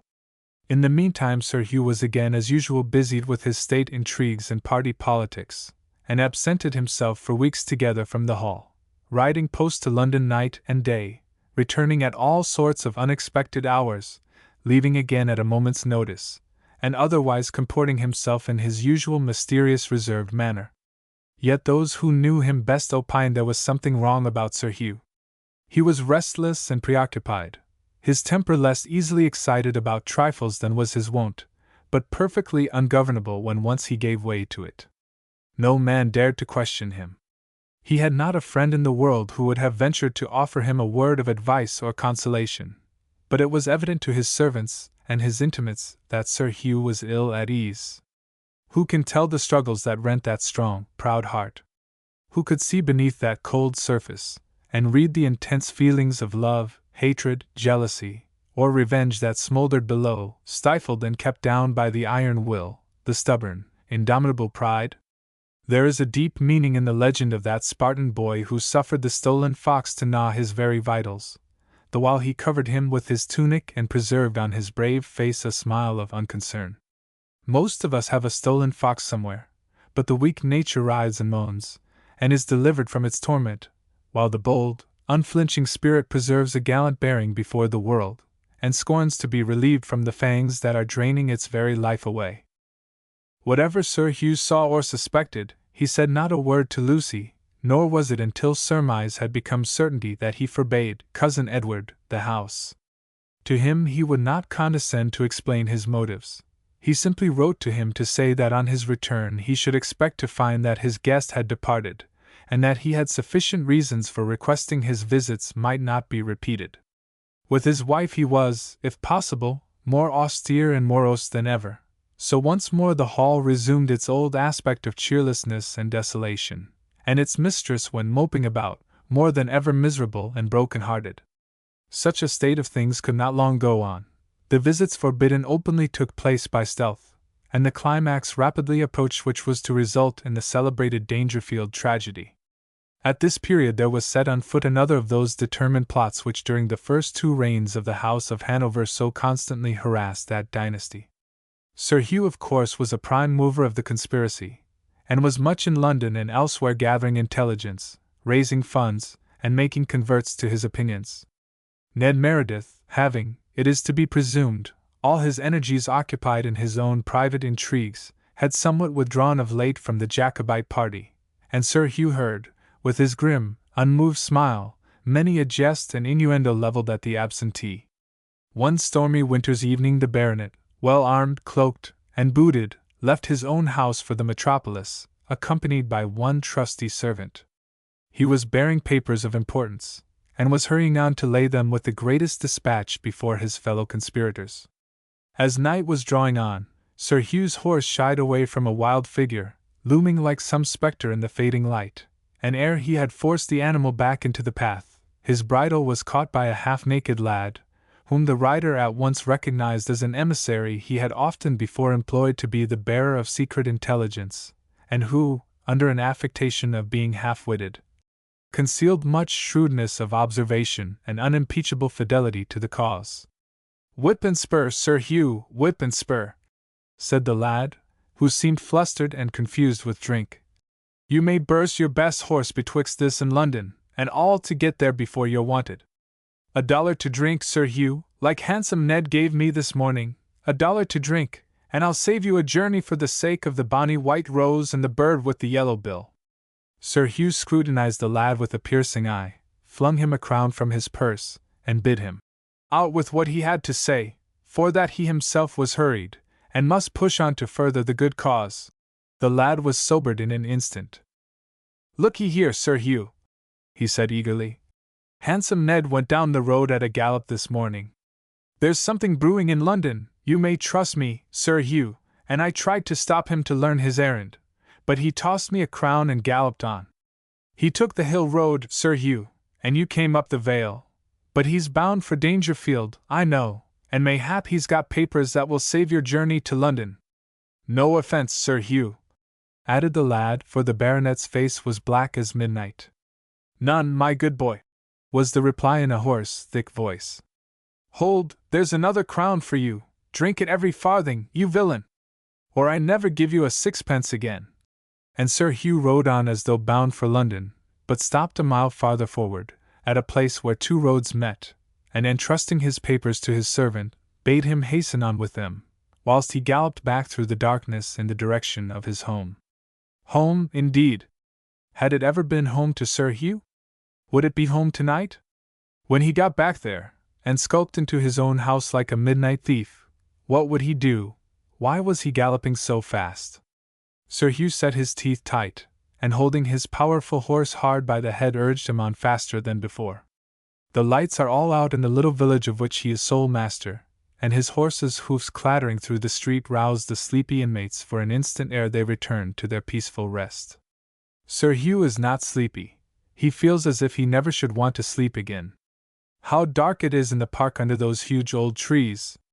He fastens his horse to one of the drooping branches, and after removing his pistols from their holsters spreads his cloak over the heaving flanks of the heated animal. Habit is second nature, and he does not forget the good horse. He strides through the shrubberies and across Lucy's garden, crushing with his heavy boot heel the last flower that had lingered on into the winter. There is a light streaming from one of the windows in the gallery. Ha! He may be right. He may not have returned in vain. For an instant a feeling of sickness comes over him, and he learns for the first time that he had cherished a hope he might be deceived. He can let himself in by the garden gate with his own passkey. Ere he is aware, he is tramping up the corridor in his heavy horseman's boots. His hand is on the door. There is a woman's shriek, and Sir Hugh's tall, dark figure fills the doorway of Lucy's sitting room, where, alas! she is not alone, for the stern, angry husband is confronted by Ned Meredith. Lucy cowers down in a corner of the room with her face buried in her hands. Cousin Edward draws himself up to his full height, and looks his antagonist steadily in the face, but with an expression of calm despair that seems to say fate has now done her worst. Sir Hugh is cool, collected, and polite, nay, he can even smile, but he speaks strangely, almost in a whisper, and hisses through his set teeth. He has double-locked the door behind him, and turns to Cousin Edward with a grave, courteous bow. "You have done me the honor of an unexpected visit, Mr. Meredith," he says. "I trust Lady Horsingham has entertained you hospitably. Pray do not stir, madam. Mr. Meredith, we are now quits. You saved my life when you encountered Colonel Bloodier. I forbore from taking yours when I had proofs that it was my right. We have now entered on a fresh account, but the game shall be fairly played. Mr. Meredith, you are a man of honor. Yes, it shall be fairly played." Ned's lip quivered, but he bowed and stood perfectly still. "Lady Horsingham," continued Sir Hugh, "be good enough to hand me those tables. They contain a dice box. Nay, Mr. Meredith," seeing Ned about to assist the helpless, frightened woman. "When present, at least, I expect my wife to obey me." Lucy was forced to rise, and trembling in every limb, to present the tables to her lord. Sir Hugh placed the dice box on the table, laid his pistols beside it, and taking a seat, motioned to Cousin Edward to do the same. "You are a man of honor, Mr. Meredith," he repeated.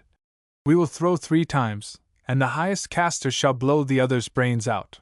Lucy shrieked and rushed to the door. It was fast, and her husband forced her to sit down and watch the ghastly game. "Good God, Sir Hugh!" exclaimed Cousin Edward. "This is too horrible. For your wife's sake, any reparation I can make, I will. But this is murder, deliberate murder!" "You are a man of honor, Mr. Meredith," reiterated Sir Hugh. "I ask for no reparation but this. The chances are equal if the stakes are high. You are my guest, or rather, I should say, Lady Horsingham's guest. Begin." Cousin Edward's face turned ghastly pale. He took the box, shook it, hesitated, but the immovable eye was fixed on him. The stern lips repeated once more, "You are a man of honor!" And he threw. 4. It was now Sir Hugh's turn. With a courteous bow he received the box, and threw. 7. Again the adversaries cast, the one a 6, the other a 3, and now they were even in the ghastly match. Once more Cousin Edward shook the box, and the leaping dice turned up. 11. Lucy's white face stood out in the lamplight, as she watched with stony eyes that seemed to have lost the very power of sight. "For God's sake, forego this frightful determination, Sir Hugh," pleaded Cousin Edward. "Take my life in a fair field. I will offer no resistance, but you can hardly expect to outdo my throw, and nothing shall induce me to take advantage of it. Think better of it, Sir Hugh, I entreat you. You are a man of honor, Mr. Meredith, and so am I," was the only reply, as Sir Hugh brandished the box aloft, and thundered it down on the table. "6s! Good casting," he remarked, and at the same instant cocking the pistol nearest to him, discharged it full into his antagonist's bosom. The bullet sped through a delicate lace handkerchief, which he always wore there, straight and true into Cousin Edward's heart.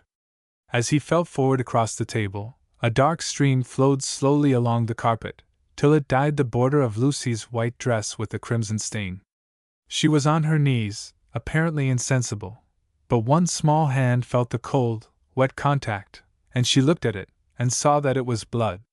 Once more she uttered a shriek that rang through those vast buildings, and rushed again to the door to find it locked.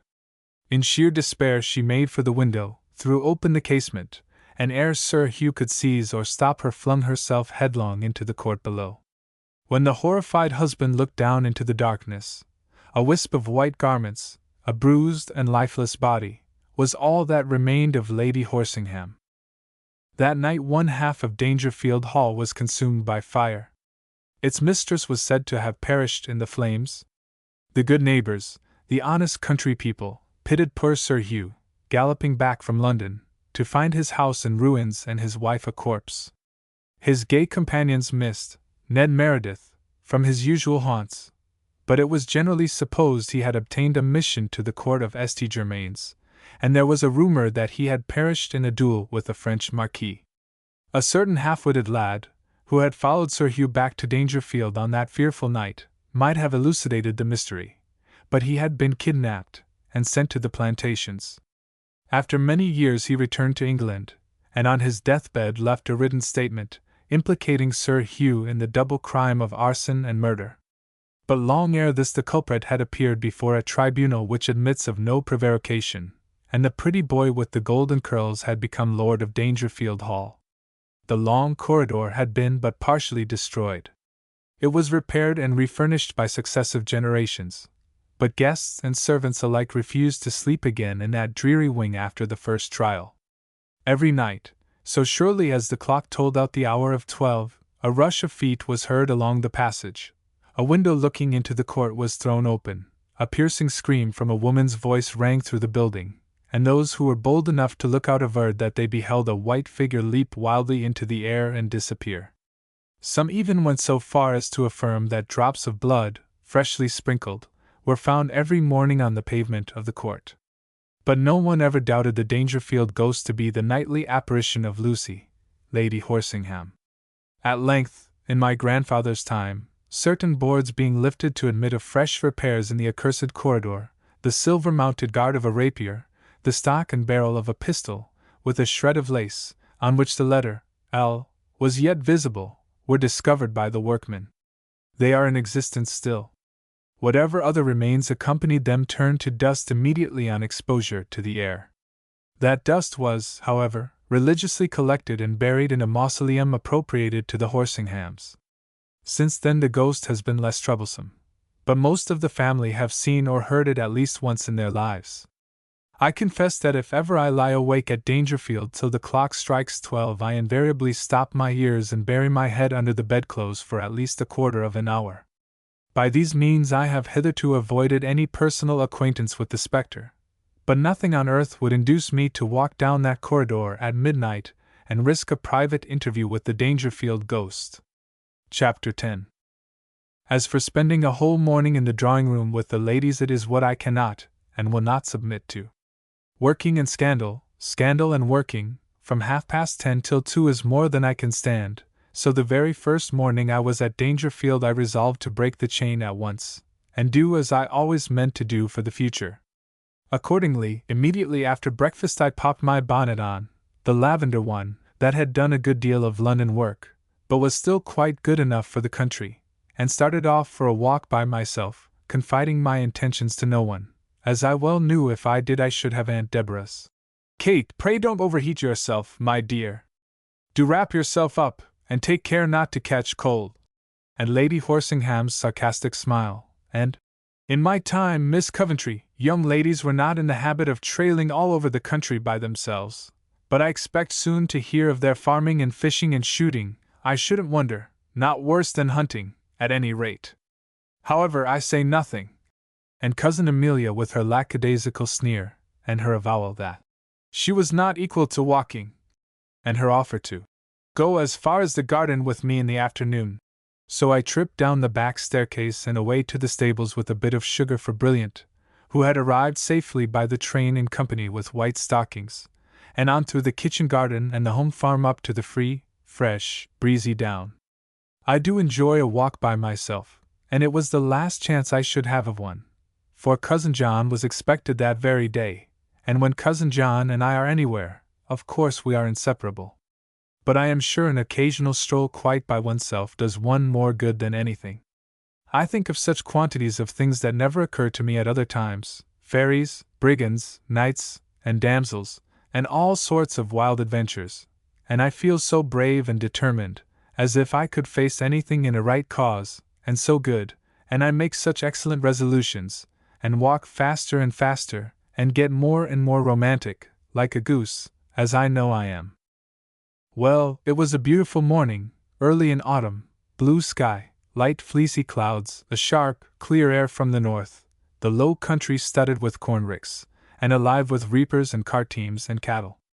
A green valley below me, rich in fine old timber, and clothed with high, thick hedgerows, concealing the sluggish river that stole softly away, and only gleamed out here and there to light up the distance, whilst above and around me stretched far and wide the vast expanse of down, cutting sharply against the sky, and dwarfing to mere shrubs the clumps of old fir trees that relieved its magnificent monotony. I was deep in a daydream and an imaginary conversation with Frank Lovell, in which I was running over with much mental eloquence what I should say, and what he would say, and what I should reply to that, when a shrill whistle caused me to start and turn suddenly round, whilst at the same instant a great black retriever bounced up against my legs, and two handsome pointers raced by me as if just emancipated from the kennel. The consequence of all this was that I stepped hastily on a loose stone, turned my foot the wrong way under me, and came down with a slightly sprained ankle, and the black retriever, an animal of exceedingly noisome breath, affectionately licking my face. "Down, Juno! I beg your pardon a million times! Get down, you bitch! How shall I ever apologize?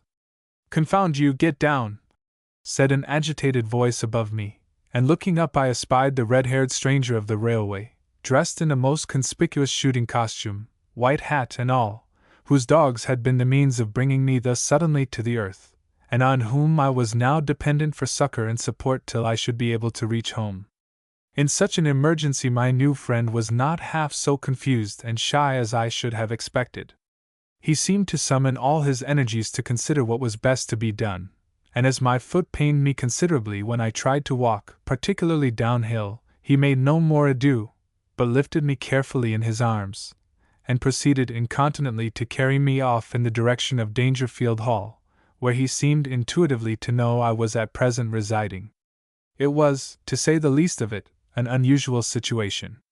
A man I had never seen but once before in my life, and here was I lying in his arms, precious weight he must have found me, and looking up in his face like a child in its nurse's, and the usages of society making it incumbent on us both to attempt a sort of indifferent conversation about the weather, and the country, and the beauty of the scenery, which the juxtaposition of our respective faces rendered ludicrous in the extreme. "A tempting day for a walk, miss, He didn't know my name, how should he? And was now beginning to get very red, partly from the return of his constitutional shyness and partly from the severity of his exertions. "I hope your foot does not pain you quite so much. Be good enough to lean a little more this way." Poor man, how his arms must have ached! Whilst I replied somewhat in this fashion, "Thank you, I'm better. I shall soon be able to walk, I think. This is indeed a lovely country. Don't you find me very heavy? I think I could carry you a good many miles," he said quietly, and then seemed so shocked at such an avowal that he hardly opened his lips again, and put me down the very first time I asked him, and offered me his arm with an accession of confusion that made me feel quite awkward myself.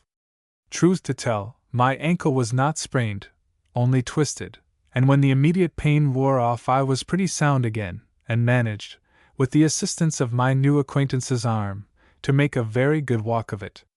So we plodded on quite sociably towards the hall, and my friend took leave of me at the farm with a polite bow and a sort of hesitating manner that most shy men possess, and which would lead one to infer they have always got something more to say that never is said. I knew I should be well scolded if I avowed my accident to any of the family. Besides, I did not quite fancy facing all the inquiries as to how I got home, and Cousin Amelia's sneers about errant damsels and wandering knights, so I stole quietly up to my room, bathed my foot in eau de cologne, and remained perdu till dinner time, in despite of repeated messages from my aunts and the arrival of Cousin John. People may talk about country pleasures and country duties and all the charms of country life, but it appears to me that a good many things are done under the titles of pleasure and duty which belong in reality to either, and that those who live entirely in the country inflict on themselves a great variety of unnecessary disagreeables, as they lose a great many of its chief delights. Of all receipts for weariness commend me to a dinner party of country neighbors by daylight, people who know each other just well enough to have opposite interests and secret jealousies, who arrive ill at ease in their smart dresses, to sit through a protracted meal with hot servants and forced conversation, till one young lady on her promotion being victimized at the pianoforte enables them to yawn unobserved. And welcome 10 o'clock brings round the carriage and tipsy coachman, in order that they may enter on their long, dark, dreary drive home through lanes and byways, which is only endurable from the consideration that the annual ordeal has been accomplished, and that they need not do it again till this time next year. There was a dinner party at Dangerfield regularly once a month, and this was the day. Aunt Horsingham was great on these occasions, astonishing the neighbors as much with her London dresses as did Cousin Amelia with her London manners. We all assembled a few minutes earlier than usual in the drawing-room, so as to be ready to receive our guests, and great was the infliction on poor Aunt Deborah and my humble self. How they trooped in, one after another! Sir Brian and Lady Banneret and Master Banneret and 2 Mrs. Banneret, these were the great cards of the party. So Lady Horsingham kissed Lady Banneret and the young ladies, and opined Master Banneret was grown, much to the indignation of that young gentleman, who, being an Oxonian, of course considered himself a man. Sir Brian was a good-humoured jolly old boy, with a loud laugh, and stood with his coat-tails lifted and his back to the empty fireplace in perfect ease and contentment. Not so his lady. First she scrutinized everything Lady Horsingham had got on, then she took a review of the furniture, and specially marked one faded place in the carpet. Lastly, she turned a curious and disappointed glance on myself. I accounted for the latter mark of displeasure by the becoming shade of my gown. I knew it was a pretty one, and would meet with feminine censure accordingly. The Bannerets were soon followed by Mr. and Mrs. Plumridge, a newly married couple, who were fêted accordingly. Mr. Plumridge was a light-haired, unmeaning-looking individual, partially bald, with a blue coat and white satin neckcloth, his bride a lively, sarcastic, black-eyed little woman, who must have married him for her own convenience. They said afterwards she was once a governess, but at all events she held her own handsomely when alone with the ladies after dinner, and partly from good humor, partly from an exceedingly off-hand natural manner, forced even Lady Banneret to be civil to her.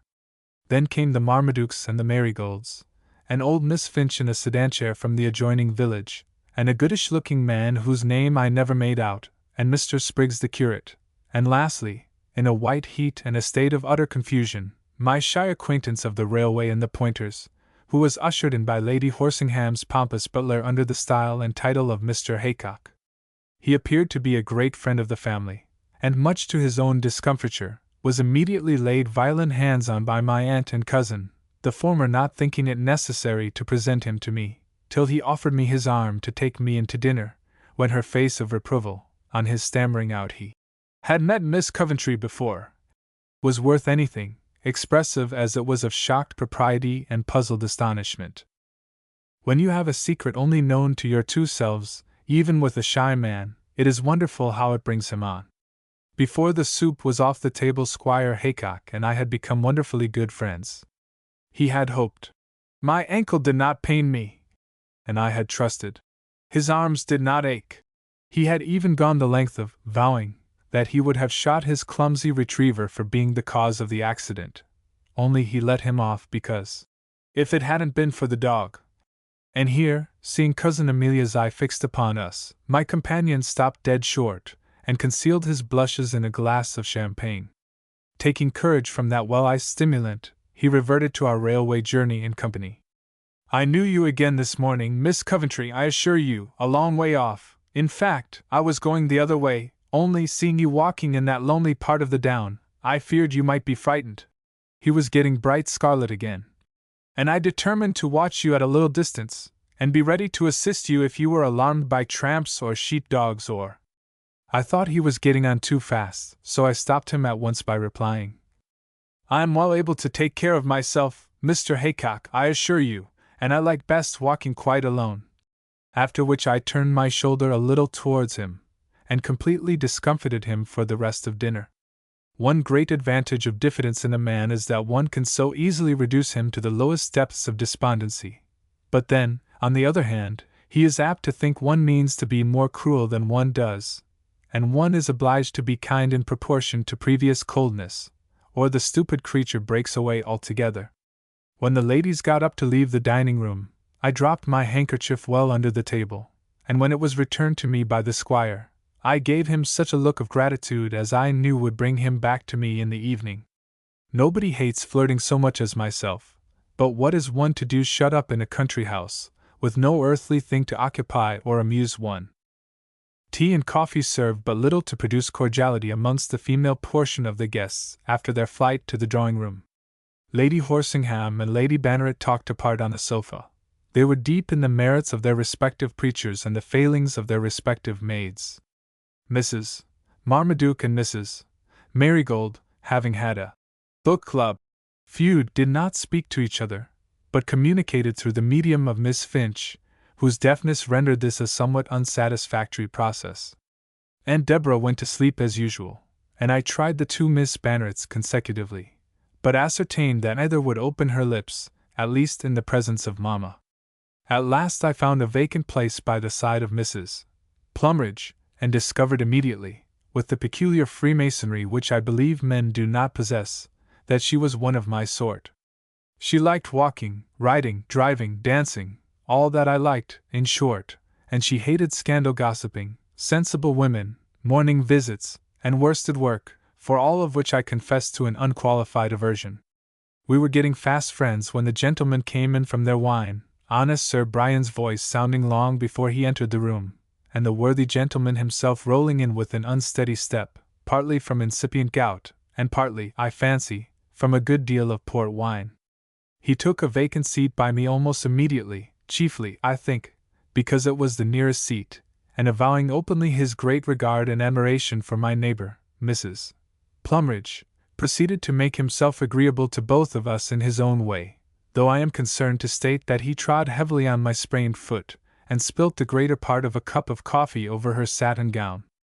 The squire, whose nerves for the present were strung above blushing pitch, soon joined our little party, and whilst the two Miss Bannerets performed an endless duet on Aunt Horsingham's luckless pianoforte, and their brother, choking in his stiff white neckcloth, turned over the leaves, Sir Brian bantered Mr. Haycock gracefully on his abstemiousness after dinner, an effort of self-denial of which no one could accuse him, and vowed, with much laughter, that Haycock must be in love. In love, Miss Coventry, don't you think so? A man that always used to take his 2 bottles as regularly as myself. I am a foe to excess, ladies, but Haycock's an anchorite, me, a monk. Haycock! Monks mustn't marry, you know. Wouldn't he look well with his feet shaved, Miss Coventry, and his head bare and a rope round his neck? Sir Brian was getting confused, and had slightly transposed the clerical costume to which he alluded, but was quite satisfied that his little badinage was witty and amusing in the extreme. Indeed, Mrs. Plumridge and I couldn't help laughing, but poor Squire Haycock's embarrassment was so intense that he ordered his carriage immediately, and took leave, venturing, however, at the very last, to shake me by the hand, and braving once again the banter of the inebriated baronet. "Stole away," said Sir Brian. "A shy man, Miss Coventry, a shy, diffident man, my friend Haycock, but true as steel, not a better landlord in the county, excellent neighbor, useful magistrate, good house, beautiful garden, lots of poultry, and a glass beehive, wants nothing but a wife. Order the carriage, my lady. Mrs. Plumridge, you must come and see us at Sloppily, and don't forget to bring Plumridge. Miss Coventry. You're a charming young lady, mind you come too." So jolly Sir Brian wished us both a most affectionate good night, and shaking Aunt Horsingham violently by both hands, packed himself into his carriage in a state of high good humor and confusion. I have since heard that on his arrival at Sloppily he stoutly refused to get out, declaring that he preferred to sit in the carriage whilst they changed horses, and avowing, much to his old butler's astonishment, his resolution to go at least one more stage that night. Chapter 11.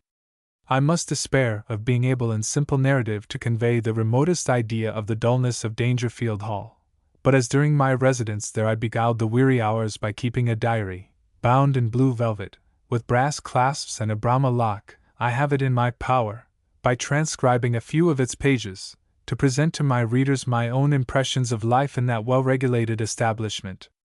I put things down just as they happened, with my own reflections, more or less philosophical, on the events of each day. My literary labors were invariably carried on after the family had retired for the night, and I may observe that a loose white dressing gown, trimmed with Mechlin lace and pink ribbons, one's hair, of course, being taken down, is a costume extremely well adapted to the efforts of composition. I take a day from the diary at random. Thursday. Up at 7:30, peeped in the glass the instant I was out of bed, and wondered how Cousin Amelia looks when she wakes. Yellowish, I should think, and by no means captivating, particularly if she wears a nightcap. I don't care how ugly a woman is, she has no right to look anything but fresh in the morning, and yet how few possess this advantage. Nothing like open air and plenty of exercise. Saving one's complexion is undoubtedly the very way to spoil it. Saw brilliant and white stockings going to exercise in the park. What coddles they look on these fine autumn mornings, covered with clothing. Felt very keen about hunting. The same feeling always comes on at the fall of the leaf. Shouldn't wonder if I could jump a gate, with my present nerves. Should like once in my life to plant a field of horsemen, and show these gentlemen how a woman can ride. Interrupted in my daydreams by Lady Horsingham's bell, and huddled on my things in a tremendous hurry, forced to wash my hands in cold water, which made the tips of my fingers as red as radishes for the rest of the day. Got down to prayers by 8:30, and took Aunt Deborah her tea and toast from the breakfast table at 9. Breakfast dull, and most of the party cross. Aunt Horsingham is generally out of humor at breakfast time, particularly on Sundays. Cousin Amelia suggested my towels were too coarse. They had rubbed a color into my cheeks like a dairymaid's. John said I looked like a rose, a tea rose, he added, as I handed him his cup. Cousin John is getting quite poetical, and decidedly improved since he left London. I wonder whom he got that letter from that was lying on his plate when he came down. I am not curious, but I just glanced at the direction, and I am certain it was in a lady's hand. Not that it's any business of mine, only I should think Miss Molasses would hardly have the face to write to him.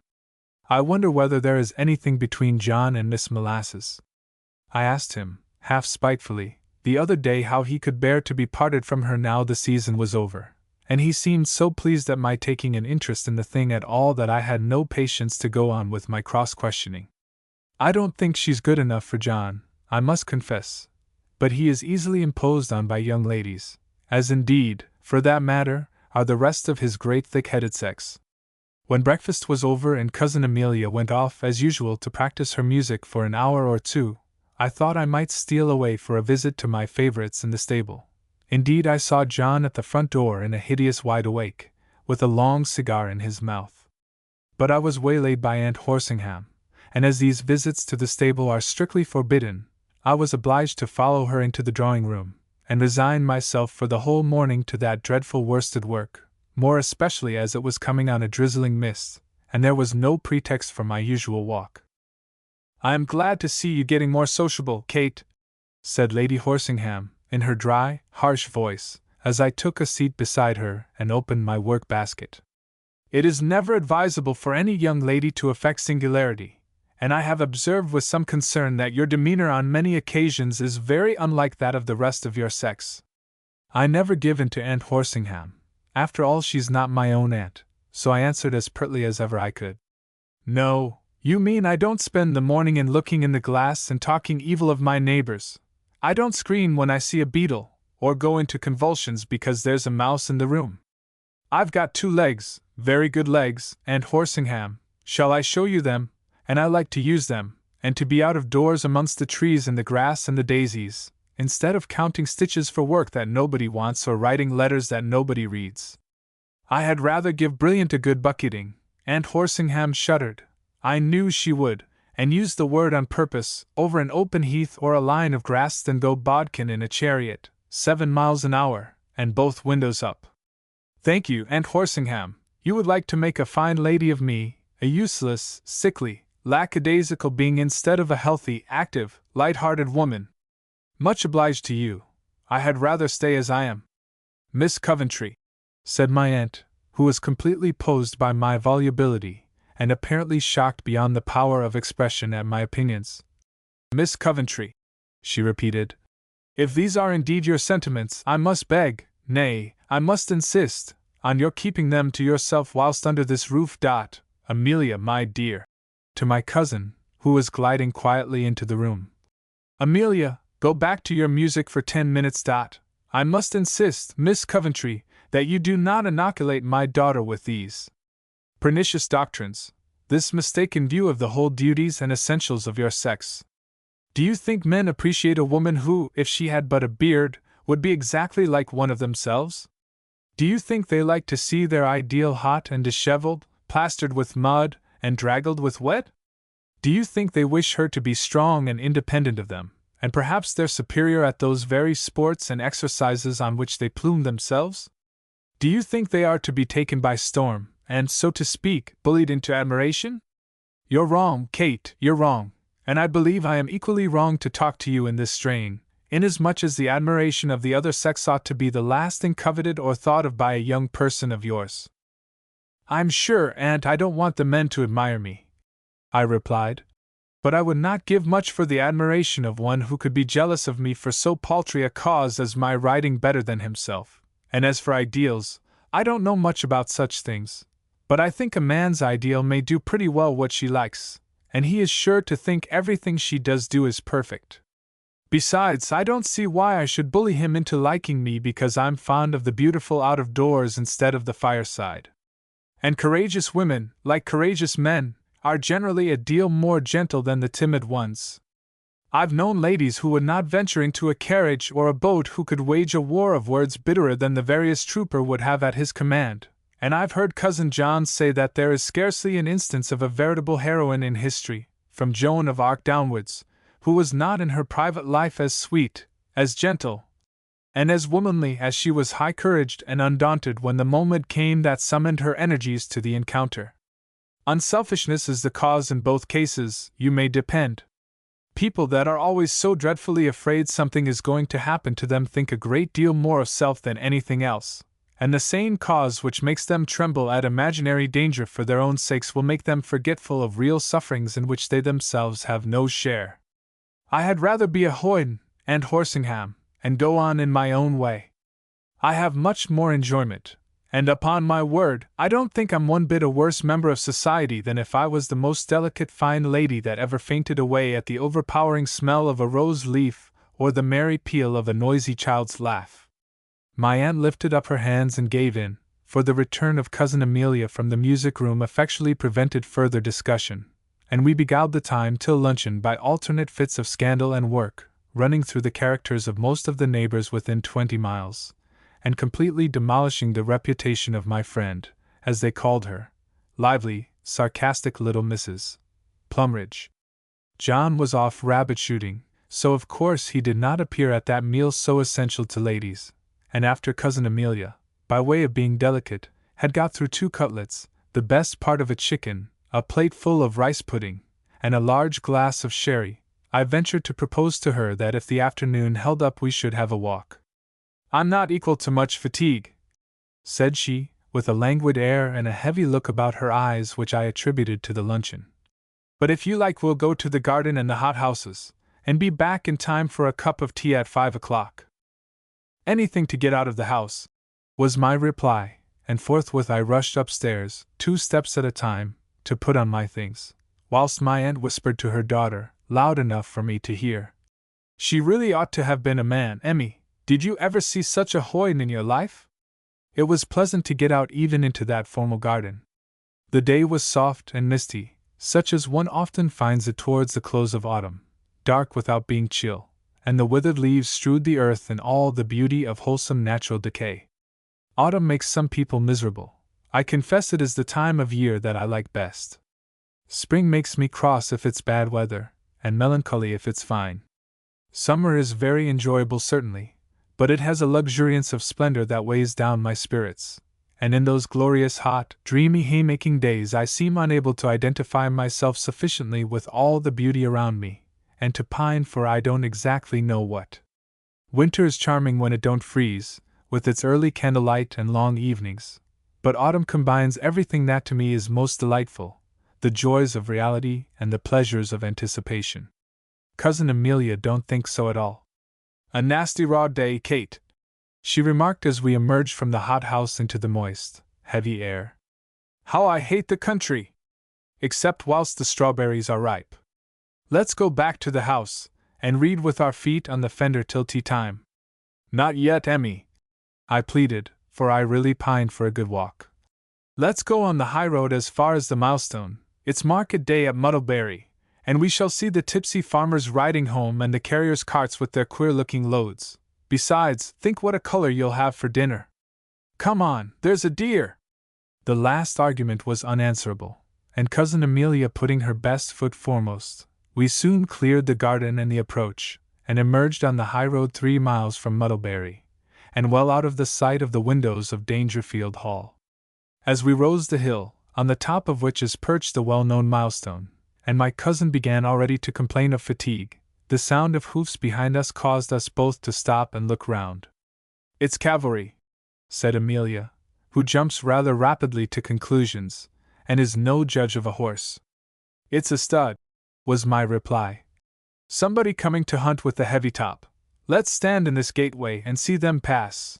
We took up a position accordingly, and if I felt keen about the commencement of the season previously, how much more so did I become to watch the string of gallant well-bred horses now jogging quietly towards us with all the paraphernalia and accessories of the chase. 2, 4, 6, and a hack, all clothed and hooded, and packed for traveling. Such a chestnut in the van, with a minute boy on him, who cannot have weighed 4 stone, strong, flat, sinewy legs, the chestnuts, not the boys, hocks and thighs clean, full, and muscular as brilliants, only twice the size, a long, square tail, and a wicked eye. How I should like to ride that chestnut! Then a brown and 2 bays, one of the latter scarcely big enough for a hunter, to my fancy, but apparently as thoroughbred as Eclipse, then a gray, who seemed to have a strong objection to being led, and who held back and dragged at his rein in a most provoking manner, and lastly, by the side of a brown hack that I fancied I had seen before, a beautiful black horse, the very impersonation of strength, symmetry, courage, speed, and all that a horse should be. "Ask the groom whose they are," whispered Amelia as he went by. "I don't quite like to speak to him. He looks an impudent fellow with those dark whiskers." I should like to see the whiskers that would frighten me, so I stepped boldly out into the road, and accosted him at once. "Whose horses are those, my man?" I asked, with my most commanding air. "Captain Lovell's, miss," was the reply. My heart jumped into my mouth, and you might have knocked me down with a feather. "Captain Lovell's!" exclaimed Amelia. "Why, that's your old flirt, Kate. I see it all now." But I hardly heard her, and when I looked up the horses were a mile off, and we were retracing our steps towards Dangerfield Hall. What a happy day this has been, and how unpromising was its beginning! And yet I don't know why I should have been so happy. After all, there is nothing extraordinary in Captain Lovell's sending down a stud of horses to hunt with so favored a pack as the heavy top hounds. I wish I had summoned courage to ask the man when his master was coming and where he was going to stay, but I really couldn't do it, no, not if my life depended on it. All the way home Cousin Amelia laughed and sneered and chattered, and once she acknowledged I was the best-tempered girl in the world. But I am sure I have not an idea why I deserve this character. Her words fell perfectly unheeded on my ear. I was glad to get to the solitude of my own room, when it was time to dress for dinner, that I might have the luxury, if it was only for 5 minutes, of thinking undisturbed.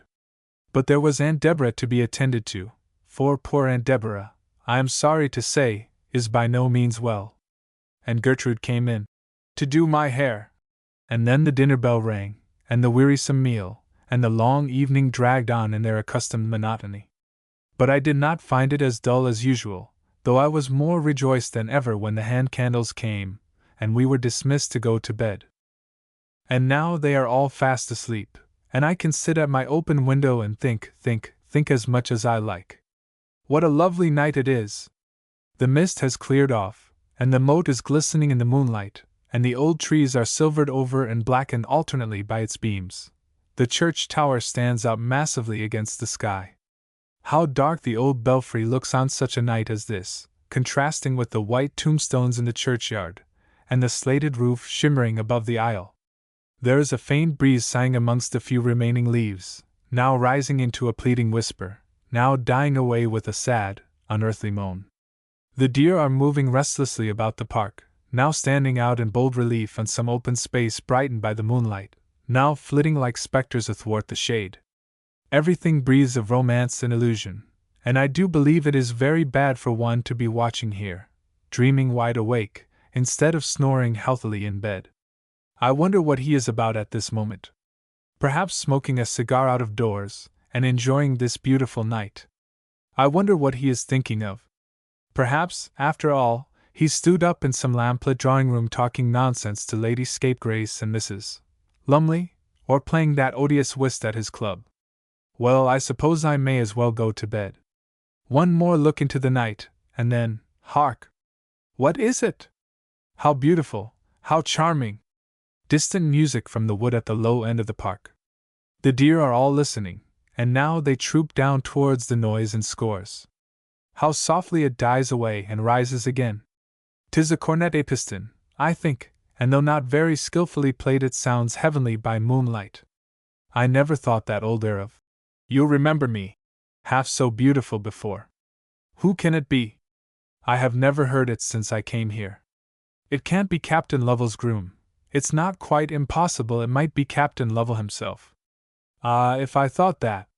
Well, it has ceased now. I may as well go to bed. What a happy day this has been, and what dreams I shall have! Chapter 12. Friday. This has been an eventful day. I thought somehow it would be so. At all events, the first day's hunting is always an era to me, so when I came down to breakfast in my riding habit, and braved the cold glances of my aunt and the sarcasms of my cousin, I was prepared for a certain amount of excitement, although, I confess, I did not bargain for quite so much as I got. "You'll enjoy yourself today, I trust, Miss Coventry," said Aunt Horsingham, looking as black as thunder. "Mind you don't get a fall," observed Cousin Amelia with a sneer, but I cared little for their remarks and remonstrances. White-Stockings was at the door, Cousin John ready to lift me into my saddle, and I envied no mortal woman on earth, no, not our gracious Queen upon the throne, when I found myself fairly mounted, and jogging gently down the park in all the delightful anticipation of a good day's sport. I think I would rather have ridden Brilliant of the two, but John suggested that the country was cramped and sticky, with small fields and blind fences. Now, White-Stockings is an animal of great circumspection, and allows no earthly consideration to hurry him. He is, moreover, as strong as a dray horse, and as handy, so John declares, as a fiddle. To him, therefore, was entrusted the honor of carrying me on my first appearance with the heavy-top hounds. The meet was at no great distance from Dangerfield Hall, and being the beginning of the season, and a favorite place, there was a considerable muster of the elite of the county, and a goodly show of very respectable horses to grace the covert side. As we rode up to the mounted assemblage, I perceived, by the glance of curiosity, not to say admiration, directed at myself and White-Stockings, that ladies were unusual visitors in that field, and that the heavy-topped gentlemen were not prepared to be cut down, at all events by a woman. Cousin John seems to know them all and to be a universal favorite. "Who's the lady, John, my boy?" whispered a fat squire in a purple garment, with a face to match. "Good seat on a horse, eh? Rides like a bird, I'll warrant her." I did not catch John's answer, but the corpulent sportsman nodded, and smiled, and winked, and wheezed out, "Lucky dog, pretty cousin, double harness." I don't know what he meant, but that it was something intensely ludicrous I gather from his nearly choking with laughter at his own concluding observation, though John blushed and looked rather like a fool. "Who's that girl on the chestnut?" I again heard asked by a slang-looking man with red whiskers meeting under his chin. "Looks like a larker, I must get introduced to her," added the conceited brute. How I hated him! If he had ventured to speak to me, I really think I could have struck him over the face with my riding whip. "I told you it would not be long before we met, Miss Coventry," said a well-known voice beside me, and turning round, I shook hands with Captain Lovell, and I am ashamed to confess, shook all over into the bargain. I am always a little nervous the first day of the season. How well he looked in his red coat and neat appointments, with his graceful seat upon a horse, and so high-bred, amongst all the country squires and jolly yeomen that surrounded us. He had more colour too than when in London, and altogether I thought I had never seen him looking so handsome. The chestnut with the wicked eye, showing off his fine shape, now divested of clothing, curveted and bent to his rider's hand as if he thoroughly enjoyed that light restraining touch. The pair looked what the gentlemen call all over like going, and I am sure one of them thought so too. I saw your horses on their way to Muddlebury yesterday, I at length found courage to say. Are you going to hunt all the season with the heavy top? How long do you stay at Dangerfield? Was the counter question from Frank. You see, I know the name of the place already. I believe I could find my way now about the park. Very picturesque it is too by night, Miss Coventry. Do you like music by moonlight? Not if it's played out of tune, I answered with a laugh and a blush. But just then Squire Haycock, whom I scarcely knew in his hunting costume, rode up to us, and begged as a personal favor to himself that we would accompany him to a particular point, from which he could ensure us a good start if the fox went away, his face becoming scarlet as he expressed a hope. Miss Coventry would not allow her fondness for the chase to lead her into unnecessary danger. Whilst Frank looked at him with a half-amused, half-puzzled expression that seemed to say, "What a queer creature you are, and what the deuce can that matter to you? I wonder why people always want to oblige you when you don't want to be obliged. Too civil by half is much more in the way than not half civil enough." So we rode on with Squire Haycock, and took up a position at the end of the wood that commanded a view of the whole proceedings, and, as Frank whispered to me, was the likeliest place in the world if we wanted to head the fox. The heavy-top hounds are an establishment such as, I am given to understand, is not usually kept in Leicestershire, Northamptonshire, and other so-called flying counties. I like to gain all the information I can. Cousin John calls this thirst for knowledge, female curiosity, and gather from him that the heavy top consists of 22 couples of hunting hounds, and that the whole 22 come out 3 times a week during the season. I don't see why they shouldn't, I'm sure. They look very fat, and remind me of the otter hounds poor Uncle Horace used to keep when I was a child. That's my oracle, Cousin John, further adds that they are remarkably steady, which is more than can be said of their huntsman, who is constantly drunk, and that they consume a vast quantity of flesh, which, far from being a meritorious, appears to me a disgusting tendency.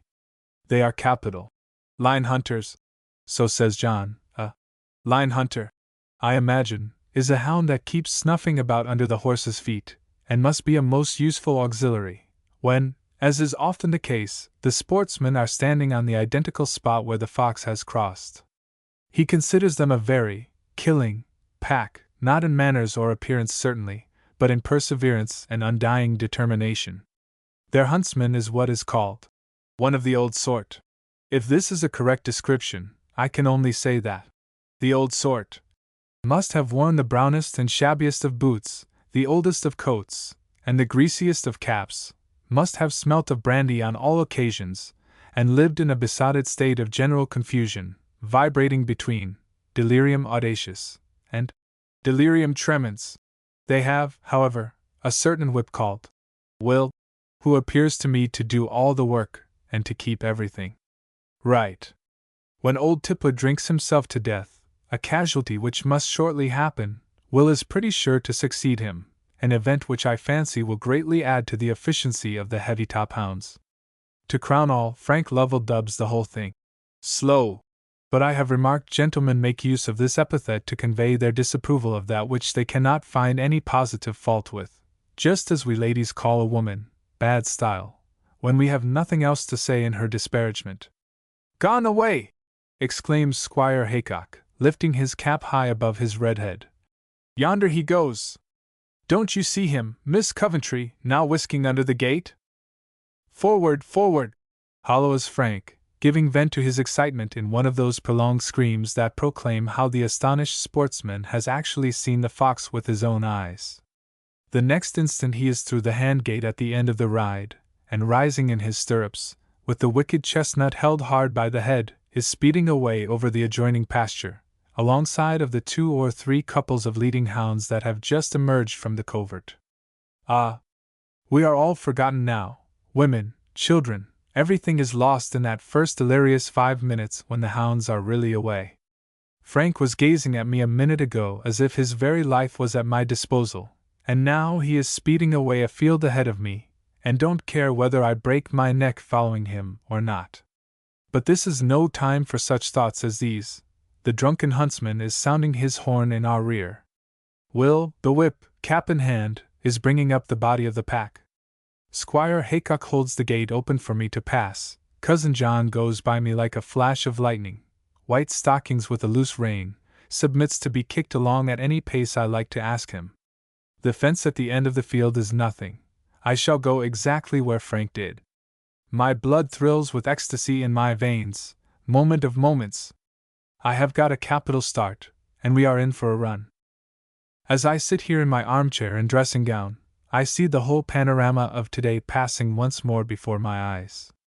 I see that dark, wet, plowed field, with the white hounds slipping noiselessly over its furrowed surface. I can almost perceive the fresh, wholesome smell of the newly turned earth. I see the ragged, overgrown, straggling fence at the far end, glistening with morning dew, and green with formidable briars. I see Frank Lovell's chestnut rising at the weakest place, the rider sitting well back, his spurs and stirrup iron shining in the sun. I see Squire Haycock's square scarlet back, as he diverges to a well-known corner for some friendly egress. I hear Cousin John's voice shouting, "Give him his head, Kate!" As White-Stockings and I rapidly approach the leap, my horse relapses of his own accord into a trot, points his small ears, crashes into the very middle of the fence, and just as I give myself up for lost, makes a second bound that settles me once more in the saddle, and lands gallantly in the adjoining field, Frank looking back over his shoulder in evident anxiety and admiration, whilst John's cheery voice, with its "Bravo, Kate!" rings in my delighted ears. We three are now nearest the hounds, a long strip of rushy meadowland before us, the pack streaming along the side of a high, thick hedge that bounds it on our left. The south wind fans my face and lifts my hair as I slacken my horse's rein and urge him to his speed. I am alongside of Frank. I could ride anywhere now, or do anything. I pass him with a smile and a jest. I am the foremost with the chase. What is 10 years of common life, one's feet upon the fender, compared to 5 such golden minutes as these? The hounds stop suddenly, and after scattering and spreading themselves into the form of an open fan, look up in my face with an air of mute bewilderment. The huntsman and the field come up, the gentleman in a high state of delight and confusion, but Mr. Tippler in the worst of humors, and muttering as he trots off to a corner of the meadow with the pack about his horse's heels. "Rode 'em slap off the scent, drove 'em to a check, wish she was at home and abed and asleep, and be d to her." A grim old lady who has but one eye, and answers to the name of Jezebel, has threaded the fence, and proclaims in anything but a sweet voice to her comrades that she has discovered the line of our fox. They join her in an instant, down go their heads in concert, and away we all speed again, through an open gate, across a wide common, into a strip of plantation, over a stile and footboard that leads out of it, and I find myself once more following Captain Lovell with Cousin John alongside of me, and all the rest far, far behind. This is indeed glorious. I should like it to go on till dinner time. How I hope we shan't kill the fox. "Take hold of his head, Kate," says my cousin, whose horse has just blundered on to his nose through a gap. "Even White-Stockings won't last forever, and this is going to be something out of the common." "Forward!" is my reply as I point with my whip towards the lessening pack, now a whole field ahead of us. "Forward!" If we hadn't been going such a pace I could have sung for joy. There is a line of pollard willow trees down in that hollow, and the hounds have already left these behind them. They are rising the opposite ground. Again Frank Lovell looks anxiously back at me, but makes no sign. "We must have it, Kate," says John. "There's your best place, under the tree. Send him at it as hard as he can lay legs to the ground." I ply my whip and loosen my reins in vain. White-Stockings stops dead short, and lowers his nose to the water, as if he wanted to drink. All of a sudden the stream is behind me, and with a flounder and a struggle we are safe over the brook. Not so Cousin John. I see him on his legs on the bank, with his horse's head lying helplessly between his feet, the rest of that valuable animal being completely submerged. "Go along, Kate!" he shouts encouragingly, and again I speed after Frank Lovell, who is by this time nearly a quarter of a mile ahead of me, and at least that distance behind the hounds. White-Stockings is going very pleasantly, but the ground is now entirely on the rise, and he indulges occasionally in a trot without any hint on my part. The fences fortunately get weaker and weaker. The fields are covered with stones, and are light, good galloping enough, but the rise gets steeper every yard. Round hills are closing in about us. We are now on the downs, and the pack is still fleeting ahead, like a body of hounds in a dream, every moment increasing their distance from us, and making them more and more indistinct. Frank Lovell disappears over the brow of that hill, and I urge White-Stockings to overtake my only companion. He don't seem to go much faster for all that. I strike him once or twice with my light riding whip. I shake my reins, and he comes back into a trot. I rise in my stirrup and rouse his energies in every way I can think of. I am afraid he must be ill. The trot degenerates to a jog, a walk. He carries his head further out from him than is his wont, and treats curb and snaffle with a like disregard and callousness of mouth. Now he stops altogether, and catching a side view of his head, his eye appears to me more prominent than usual, and the whole animal seems changed, till I can hardly fancy it is my own horse. I get a little frightened now, and look round for assistance. I am quite alone. Hounds, horsemen, all have disappeared. The wide, dreary, solitary downs stretch around me, and I begin to have misgivings as to how I am to get back to Dangerfield Hall. Cousin John has explained it all to me since. "Nothing could be simpler, Kate," said he this evening when I handed him his tea. "You stopped your horse. If ladies will go in front with a loose rein for 45 minutes, riding jealous of such a first-rate performer as Frank Lovell, it is not an unlikely thing to happen. If you could have lasted 10 minutes longer, you would have seen them kill their fox. Frank was the only one there, but he assures me he could not have gone another 100 yards. Never mind, Kate, better luck next time." Well, to return to my day. After a while White-Stockings began to recover himself. I'm sure I didn't know what to do with him. I got off, and loosened his girths as well as I could, and turned his head to the wind, and wiped his poor nose with my pocket handkerchief.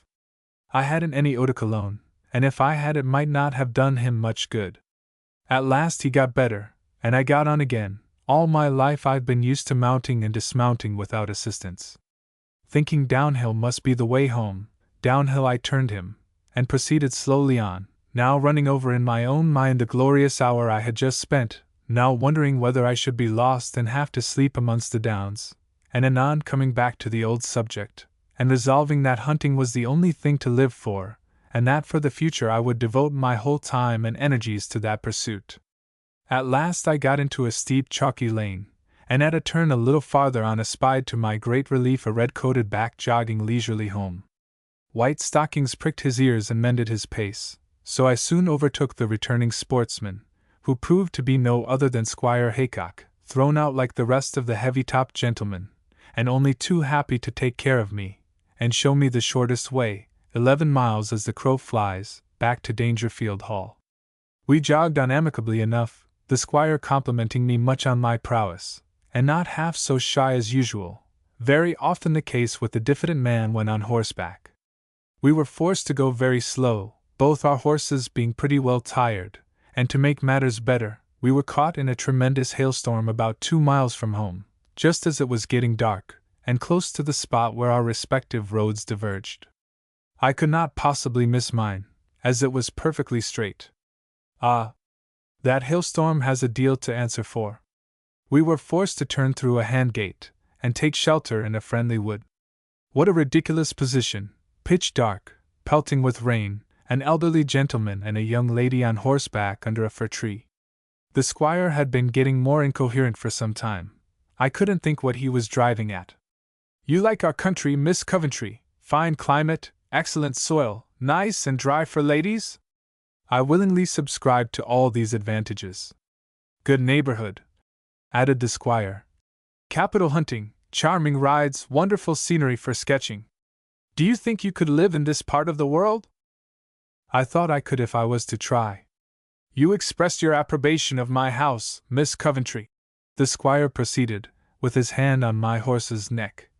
"Do you think, I mean, should you consider, or rather I should say, is there any alteration you would suggest, anything in my power, if you would condescend to ride over any afternoon, May I consider you will so far favor me? I said. I should be delighted, but that it had left off raining, and it was time for us to get home.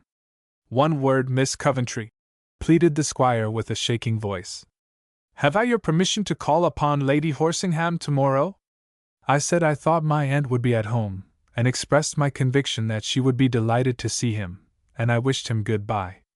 Good-bye, Miss Coventry, good-bye, said the squire, shaking hands with a squeeze that crushed my favorite ring into my prettiest finger. You have made me the happiest of men, good-bye. I saw it all in an instant, just as I see it now. The squire means to propose for me tomorrow, and he thinks I have accepted him.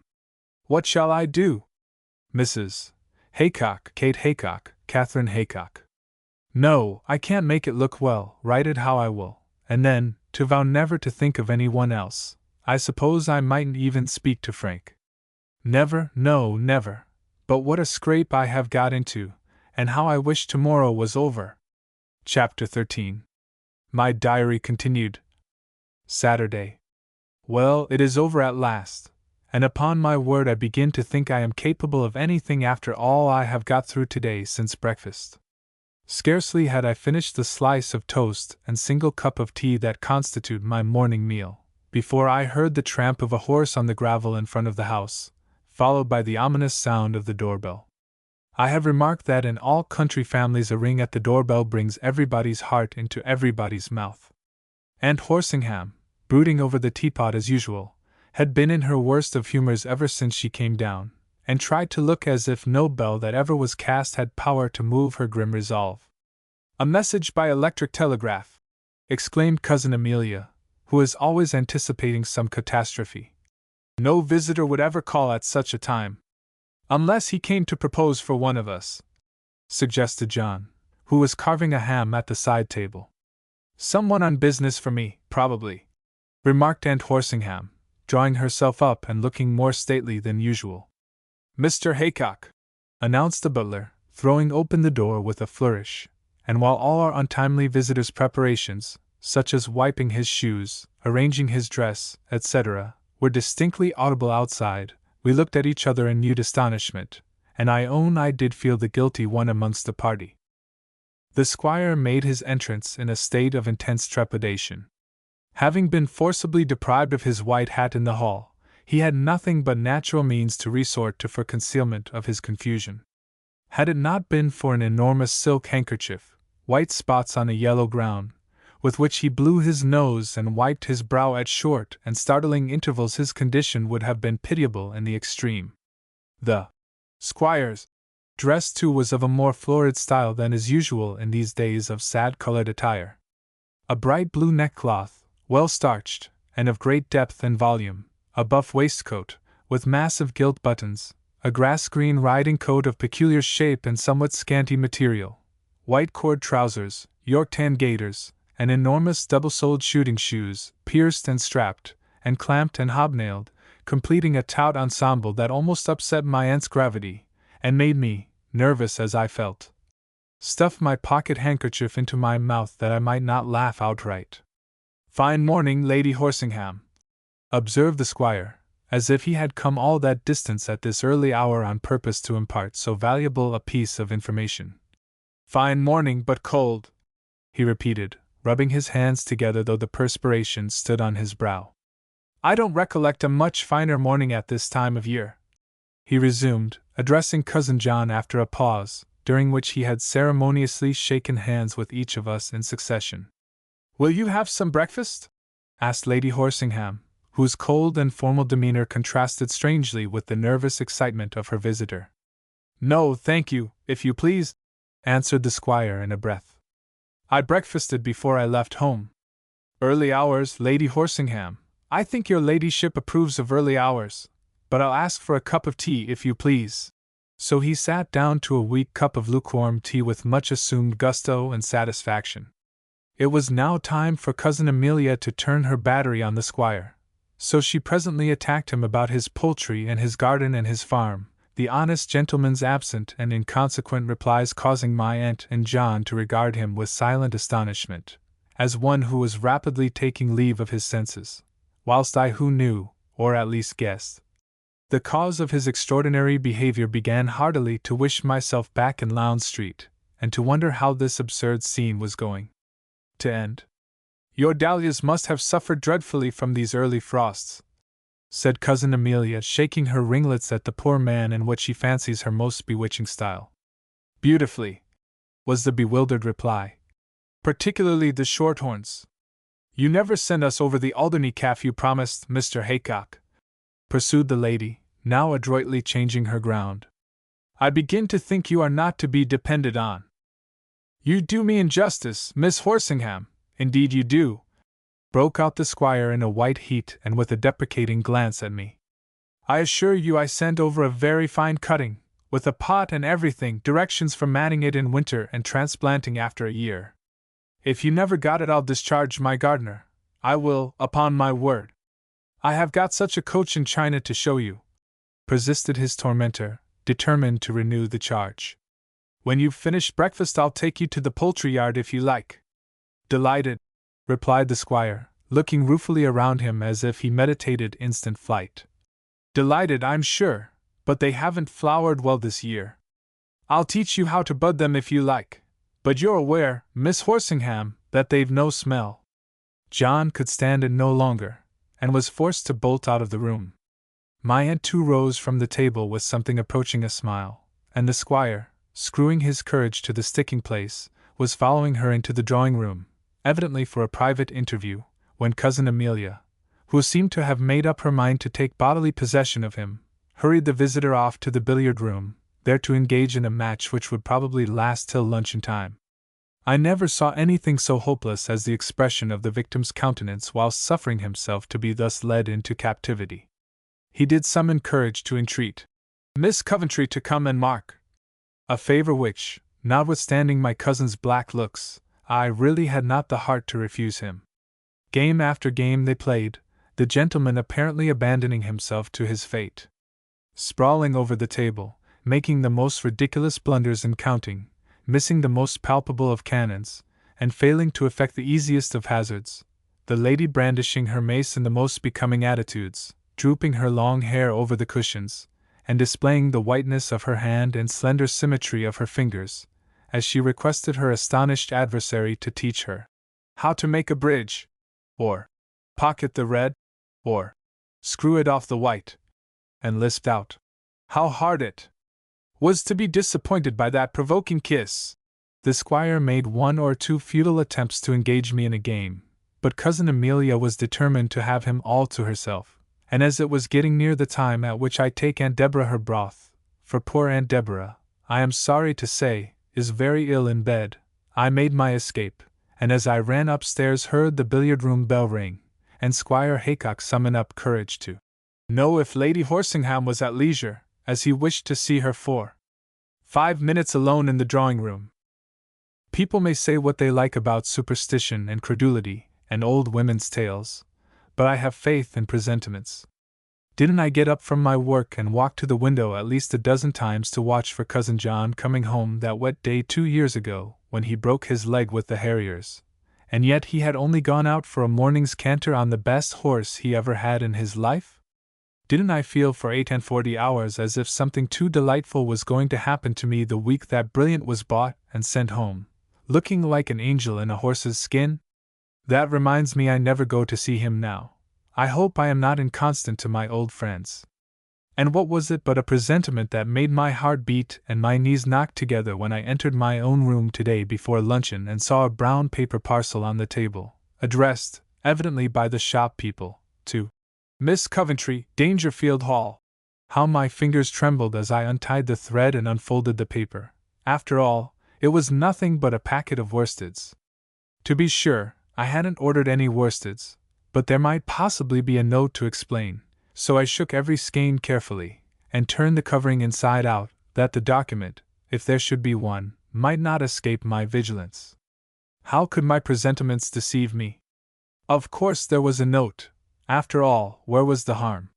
Captain Lovell had most politely sent me all these worsteds for a cushion I had once talked about working, and very naturally had enclosed a note to say so, and nothing to my mind could be kinder or more welcome than the contents.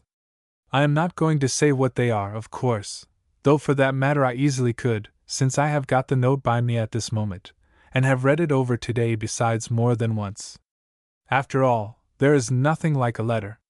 Who does not remember the first letter received in one's childish days, written in a fair round text for childish eyes, or perhaps even printed by the kind and painstaking correspondent for the little dunce of a recipient? Who has not slept with such a letter carefully hoarded away under the pillow, that morning's first light might give positive assurance of the actual existence of our treasure? Nor is the little urchin the only glad supporter of our admirable postal institutions. Manly eyes moisten with tears of joy over those faint delicate lines traced by her hand whose gentle influence has found the one soft place. Woman hides away in her bosom, close to her loving heart, the precious scrap which assures her, visibly, tangibly, unerringly, that he is hers and hers alone. Words may deceive, scenes of bliss pass away like a dream. Though ever present to the mind, it requires an effort to disentangle the realities of memory from the illusions of imagination. But a letter is proof positive. There it is in black and white. You may read it again and again. You may kiss it as often as you please. You may prize it and study it and pore over it, and find a new meaning in every fresh perusal, a hidden interpretation for every magic word. Nothing can unsay it, nothing can deprive you of it. Only don't forget to lock it up carefully, and mind you don't go leaving about your keys. I had hardly read my note over a second time before Cousin Amelia bounced into the room without knocking. I should have locked the door had I known she was coming. As it was, I had only time to pop the note into my dress. The seal made a great scratch just below my neck, before she was upon me, and throwing herself into my arms with a most unusual excess of affections exclaimed, "Give me joy, Kate, give me joy, he's gone to Mamma, he's in the drawing-room with her now. Oh, Kate, what shall I do?"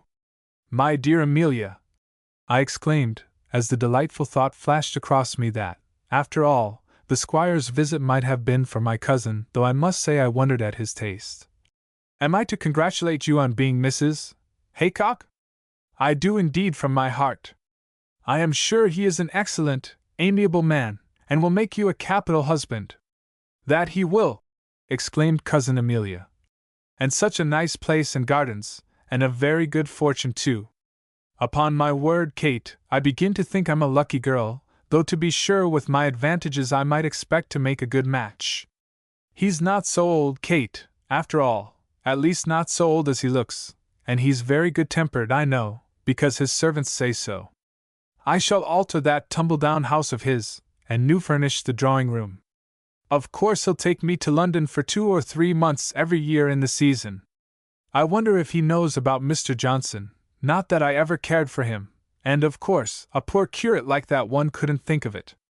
Do you know, Kate, I thought his manner was very odd the other day when he dined here. Though he sat next you he kept looking at me, and I remarked once that he colored up, oh, so red. Poor fellow, I see it all now. Kate, you shall be one of my bridesmaids. Perhaps it will be your turn to be a bride some of these days. Who knows?" Just then Gertrude tapped at the door.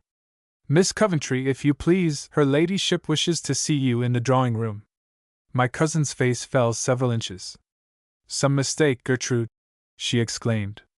"It's me, isn't it, that Mamma wants? Her ladyship bid me tell Miss Kate she wished to see her immediately," was my maid's reply, so I tripped downstairs with a beating heart, and crossed the hall just in time to see Squire Haycock riding leisurely away from the house, though it was bitter cold and a hard frost, the first of the season, and looking up at the window, doubtless in hopes of an encouraging wave from the white handkerchief of his fiancée presumptive. Short as was the interval between my own door and that of the drawing-room, I had time to run over in my mind the whole advantages and disadvantages of the flattering proposal which I was now convinced had been made on my behalf. If I became Mrs.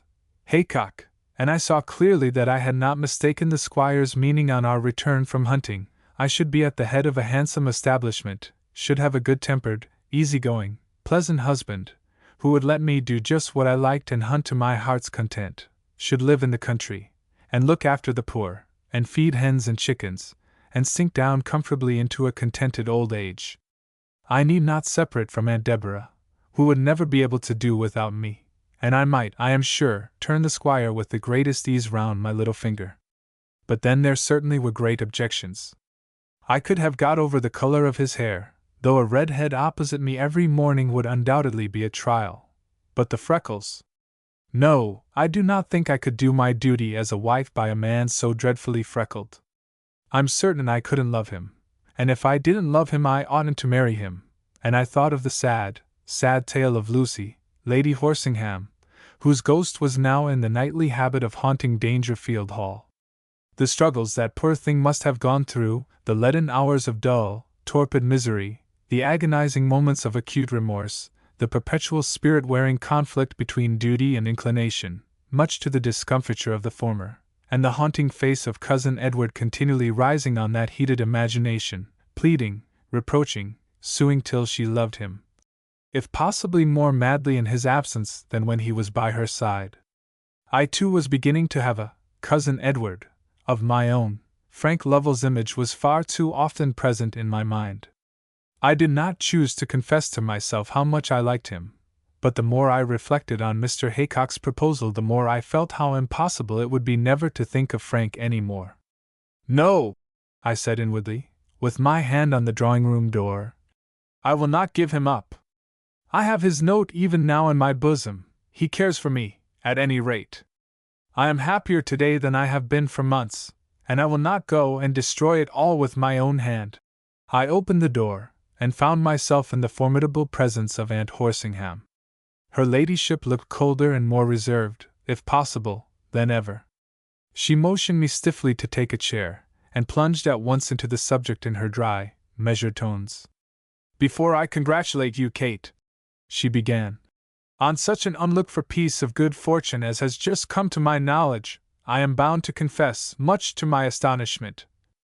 "Thank you, Aunt," I put in. "That's complimentary, at any rate." "I should wish to say a few words," proceeded my aunt, without heeding the interruption, "on the duties which will now devolve upon you, and the line of conduct which I should advise you to pursue in your new sphere. These hoydenish manners, these ridiculous expeditions, these scampers all over the country, must be renounced forthwith.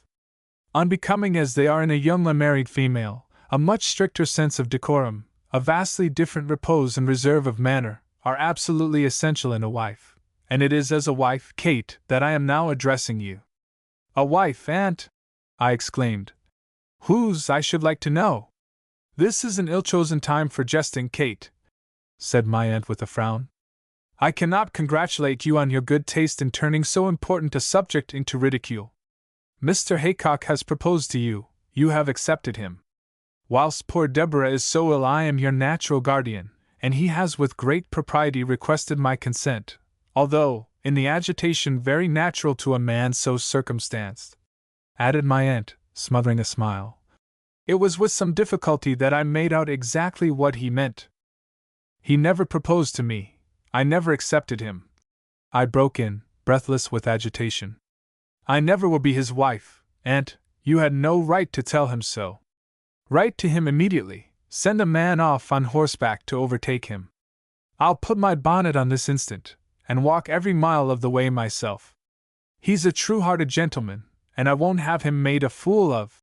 I walked up and down the room. I looked Aunt Horsingham full in the face. She was quite cowed by my vehemence. I felt I was mistress now, while the excitement lasted, and she gave in. She even wrote a note to the squire at my dictation. She dispatched it by a special messenger. She did everything I told her, and never so much as ventured on remonstrance or reproach. But she will never forgive me to her dying hour. There is no victory so complete as that which one obtains over a person who is always accustomed to meet with fear and obedience. Aunt Horsingham rules her household with a rod of iron. Nobody ever ventures to disagree with her, or so much as to hint an opinion contrary to those which she is known to hold. Such a person is so astonished at resistance as to be incapable of quelling it. The very hardihood of the rebellion ensures its success. When I walked out of the drawing-room today I felt that for once I had obtained the victory in a contest with my aunt, that in future I should no longer be the wild, troublesome Kate, the black sheep of the family, the scapegoat on whom were laid the faults and misdemeanors of all, but the master spirit, the bold, resolute woman, whose value others were able to appreciate, and who was ready and willing to assert her own independence. In the meantime, poor Aunt Deborah had to be informed of what had taken place, and Cousin Amelia to be undeceived in her groundless expectations. That the latter would never forgive me I was well enough acquainted with my own sex to be assured, but the task required to be done, notwithstanding. Flushed with my triumph, with heightened color and flashing eyes, I stalked off towards my chamber and met Cousin John in the hall. "Good heavens, Kate, what is the matter? What has happened?" exclaimed John in obvious perturbation. "A piece of news," was my reply. "A conquest, John.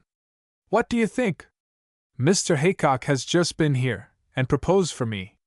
He flushed up all over his face and temples, and then turned deadly pale. Even his lips were quite white and wide apart. How they quivered as he tried to speak unconcernedly. And after all he got out nothing but, "Well, Kate?" "And I have refused him, John," I said quietly, but in a tone that showed him there was no mistake about it. "God bless you, Kate!"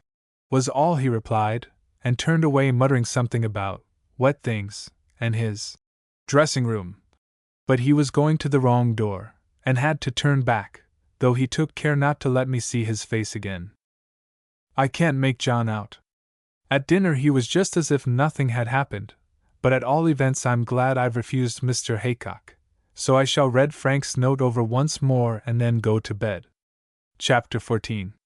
I need quote no more from my diary, as the next few days offer no incident worthy of recording to break the monotony of our life at Dangerfield Hall. Drearier than ever it was, and more especially to me, for I felt that, although undeclared, there was war to the knife between myself, my aunt, and cousin. The latter scarcely spoke to me at all, and my aunt, whose defeat was rankling bitterly in her heart, merely took such sullen notice of me as was absolutely necessitated by the laws of hospitality and the usages of society. Poor Aunt Deborah required to be kept very quiet and free from all worries and annoyances. The more she slept, the doctor said, the sooner she would get well enough to move to London for further advice. So I had not even her to talk to. There was no hunting, the frost got harder and harder, that obstinate weathercock over the stables kept veering from north to northeast, the grooms went to exercise wrapped up in greatcoats and shawl handkerchiefs, and stayed out as short a time as was compatible with the mildest stable discipline. There would be no change of the moon for a week, and it was obvious that I should have but little use for brilliant and white stockings before our return to town.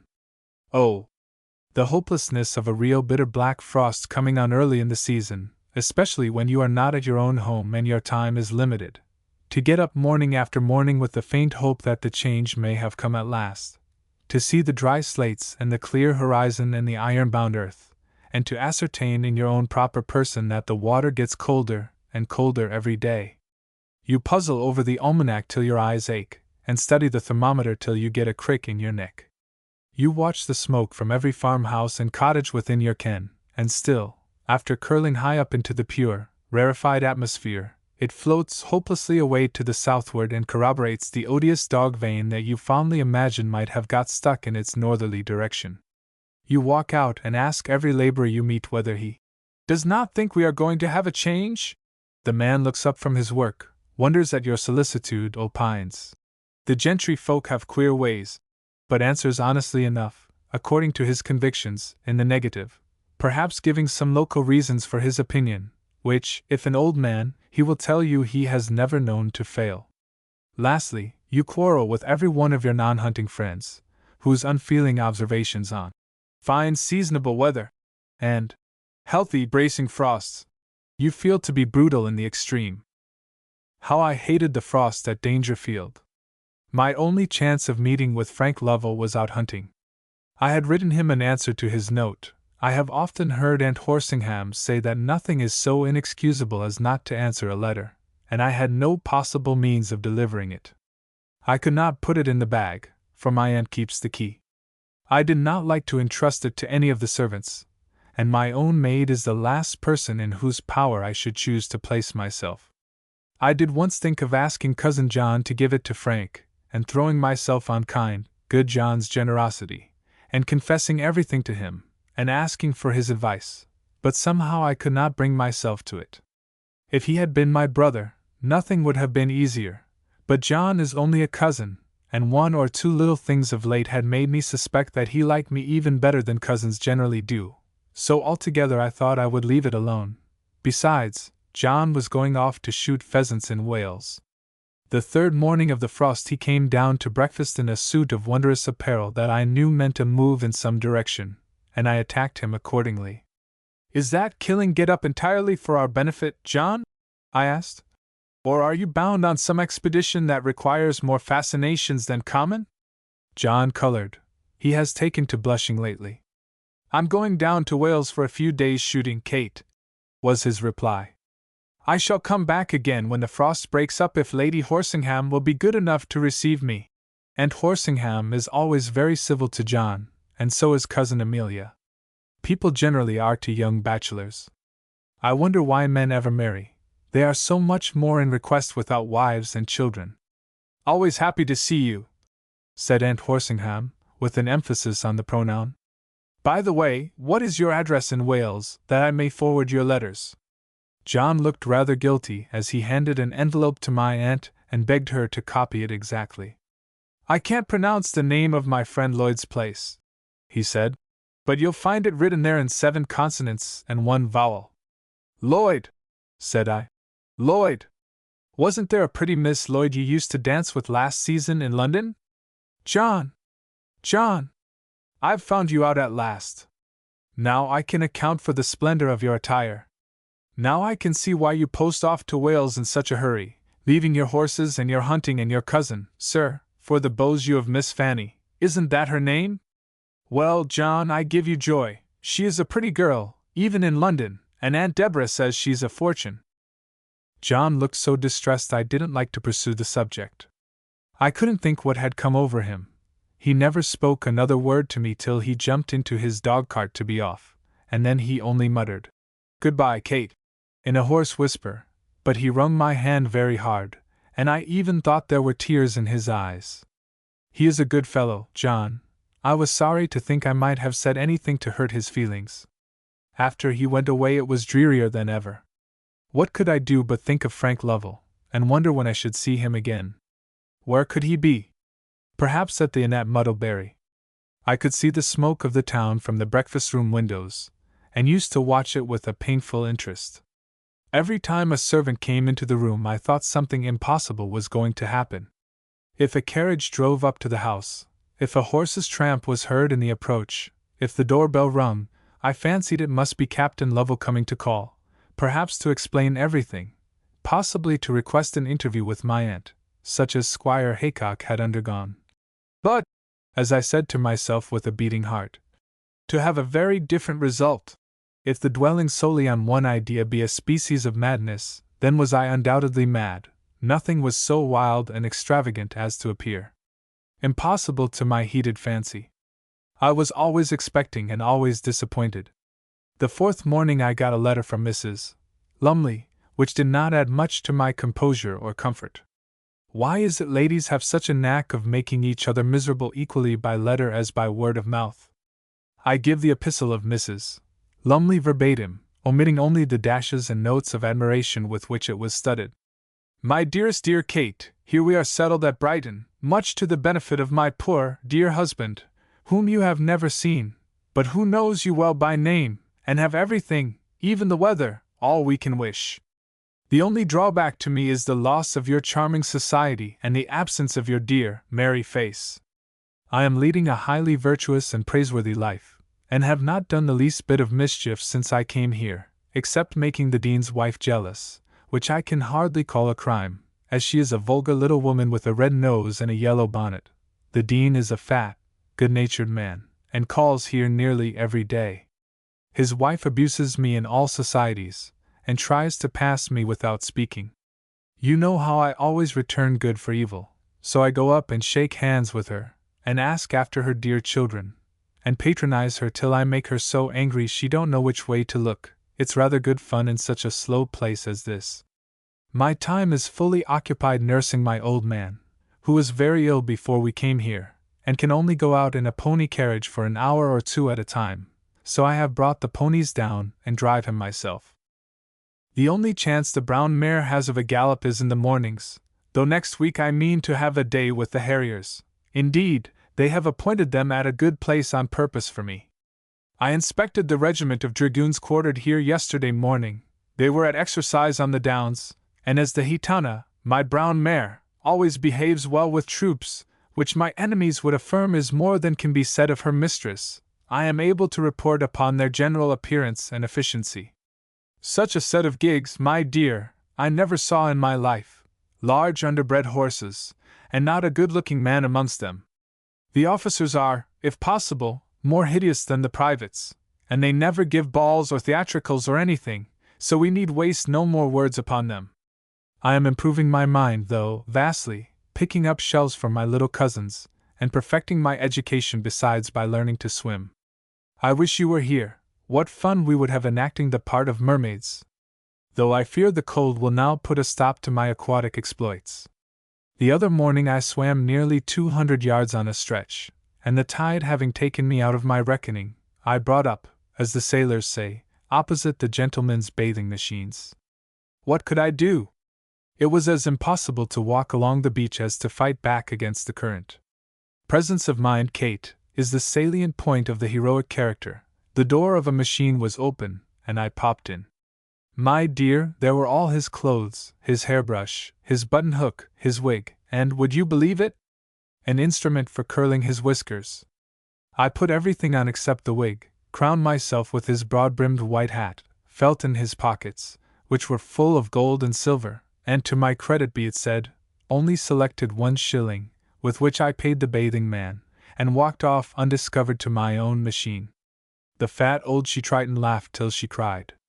I dressed in my proper costume leisurely enough, and was amused to hear afterwards of the luckless plight in which a stout gentleman had found himself by the temporary loss of all his apparel whilst he was disporting in the briny. Other adventures I have had none, and the contrast is, as you may believe, somewhat striking after the last 2 or 3 weeks of the London season, always, to my mind, the pleasantest part of the year. I was sorry you left town when you did. We had such a number of charming little dinners and expeditions in our own set. Dear Frank Lovell was the life and soul of us all. I never knew him in such spirits, quite like a boy out of school, and there were few days that we did not meet either at Greenwich or Richmond, or Windsor or Vauxhall, and of course wherever he went there was Lady Scapegrace. I must say that, although nobody can accuse me of being a prude, the way she goes on with Frank is rather too brazen-faced even for her, taking him everywhere in her carriage, setting him down at his club after the opera, walking with him in Kensington Gardens, his cab always at the door, and her ladyship not at home even to me.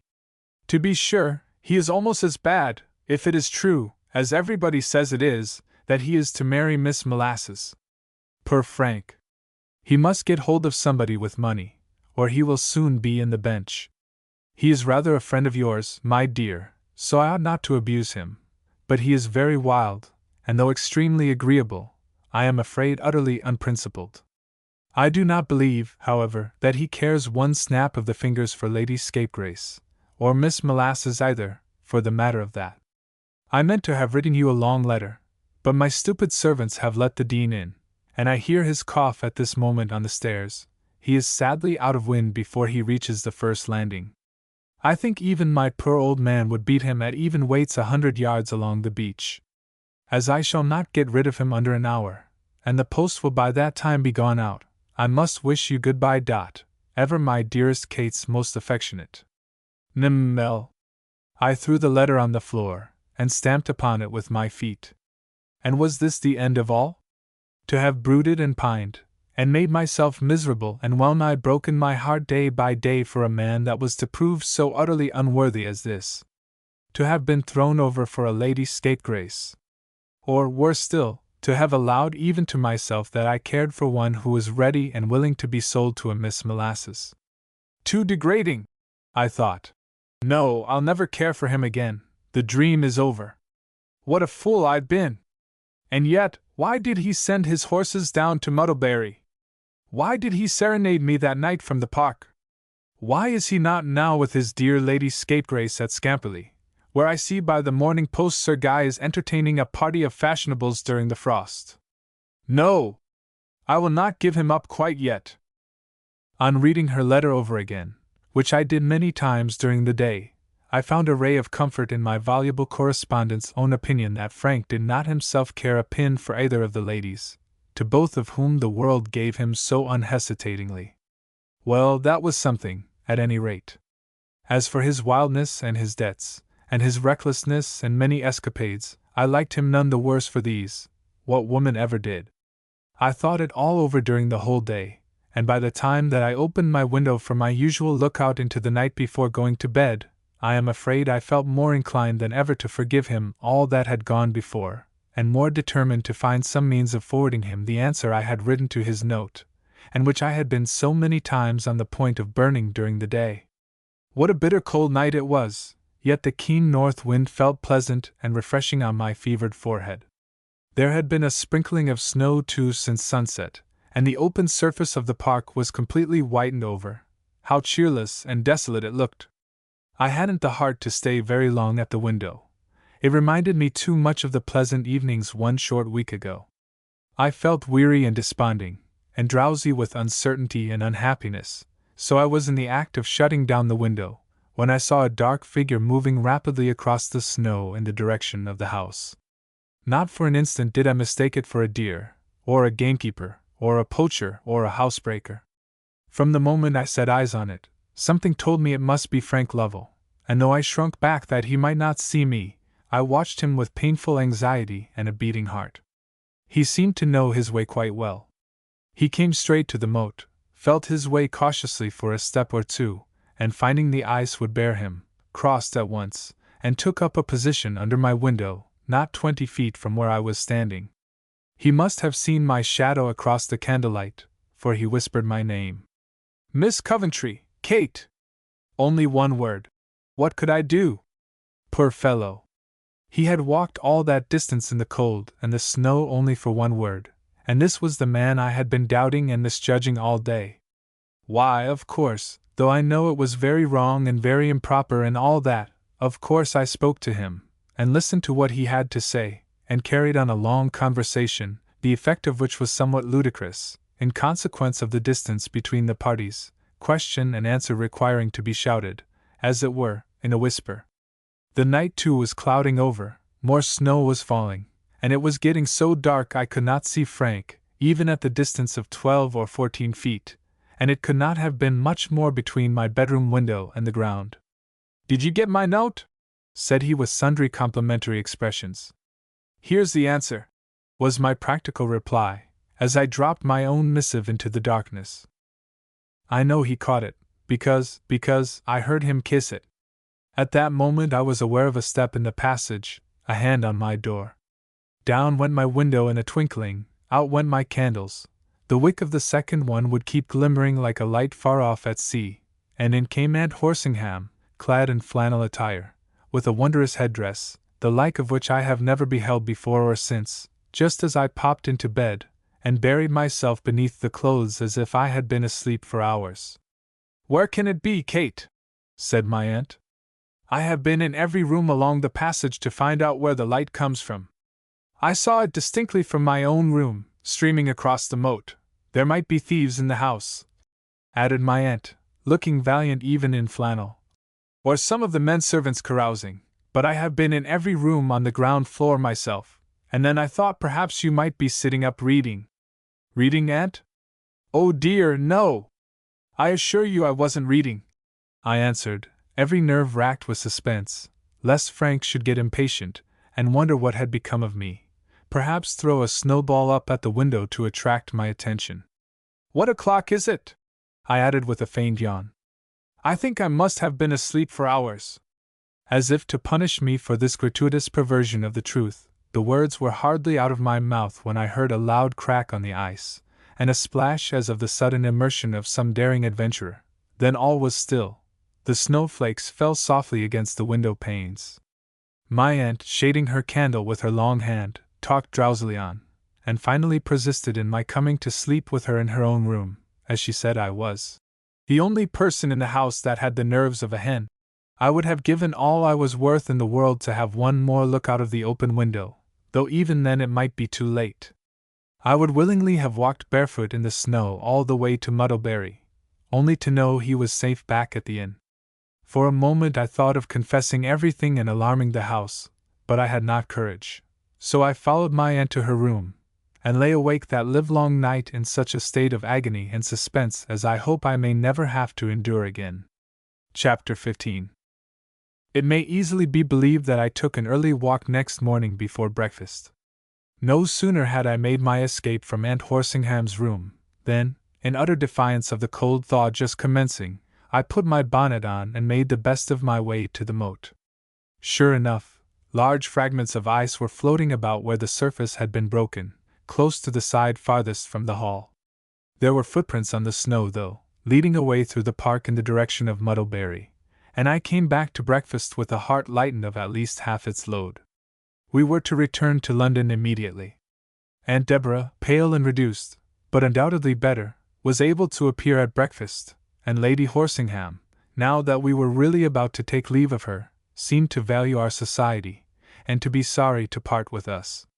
"My dear Deborah, I trust you are well wrapped up for this cold raw day," said our hostess, pressing on her departing guest all kinds of provision for the journey. "I have ordered them to put up a paper of sandwiches and some sherry, and a few biscuits and a bottle of peppermint water." "And, Aunt Deborah," put in Cousin Amelia, "here's a comforter I've made you myself, and a box of cayenne lozenges for your throat, and don't forget the stone jug of hot water for your poor feet, and mind you write directly you arrive, you or Kate," she added, turning to address me almost for the first time since the memorable mistake about Squire Haycock. Aunt Deborah was completely overpowered by so much kindness. "You'd better have the carriage all to yourself, you and your maid," persisted Lady Horsingham. "I'll drive Kate as far as the station in the pony carriage. Kate, you're not afraid to trust yourself with me in the pony carriage?" "Not I, indeed, Aunt," was my reply. "Nor with anybody else, for that matter. I've pretty good nerves. There are few things that I am afraid of." "Indeed, Kate, I fear it is so," was my aunt's reply. "I own I should like to see you a little more of a coward." So it was settled that Aunt Deborah and Gertrude being safely packed up in the close carriage, I should accompany Lady Horsingham, who was rather proud of her charioteering skill, and drove stiff and upright, as if she had swallowed the poker, never looking to the right or left, or allowing her attention to wander for an instant from the ponies she had undertaken to control. Now, these said ponies had been doing nothing during the frost except consuming their 3 feeds a day with vigorous appetite and a considerable accession of high spirits. Consequently they were, what is termed in stable language, very much above themselves, a state of self-exaltation which they demonstrated by sundry unbecoming squeaks and gambols as soon as they found themselves fairly started on their journey. Tiny, the youngest and handsomest, would persist in shying, plunging, and swerving against the pole, much to the demoralization of his comrade, Mouse, a stiff-built little fellow with a thick neck, who was ordinarily extremely well behaved, but apt on occasions like the present to lower his rebellious little head and defy all control. Lady Horsingham was tolerably courageous, but totally destitute of what is termed hand, a quality as necessary in driving as in riding, particularly with fractious or high-spirited horses. The seat of a pony carriage, besides, is not a position from which a Jehu has much command over the animals in front of him, and although, as I have repeatedly said, I am not nervous, I had earned sufficient experience in the ways of the equine race to know that we might easily be placed in a position of some peril should anything occur to excite the mischievous propensities of either of the specimens now gambolling before us. More accidents have happened out of pony carriages than all other descriptions of vehicle put together. It is said that in the olden and golden days of the road the usual death of a long coachman was to be pitched out of a gig, and doubtless that two-wheeled conveniency, particularly when going at any pace, is capable of arriving at a large proportion of grief. But even a gig, if properly constructed, admits of the driver having a certain amount of control over his horse. He is well above the animal, and can get a good purchase to pull him up from, when the acceleration is becoming dangerous, or there is a tendency to the grosser insubordination of a Kicking match. Not so in a pony carriage. Low down upon the ground, even under their very heels, you are completely at the mercy of your team, and the facility of egress in the event of a runaway only tempts you to the fatal expedient of jumping out, another form of expression for certain death. To be sure, if people will but sit still, there is no reason why they should be much alarmed, as an upset from so low an elevation need not necessarily produce any very serious results.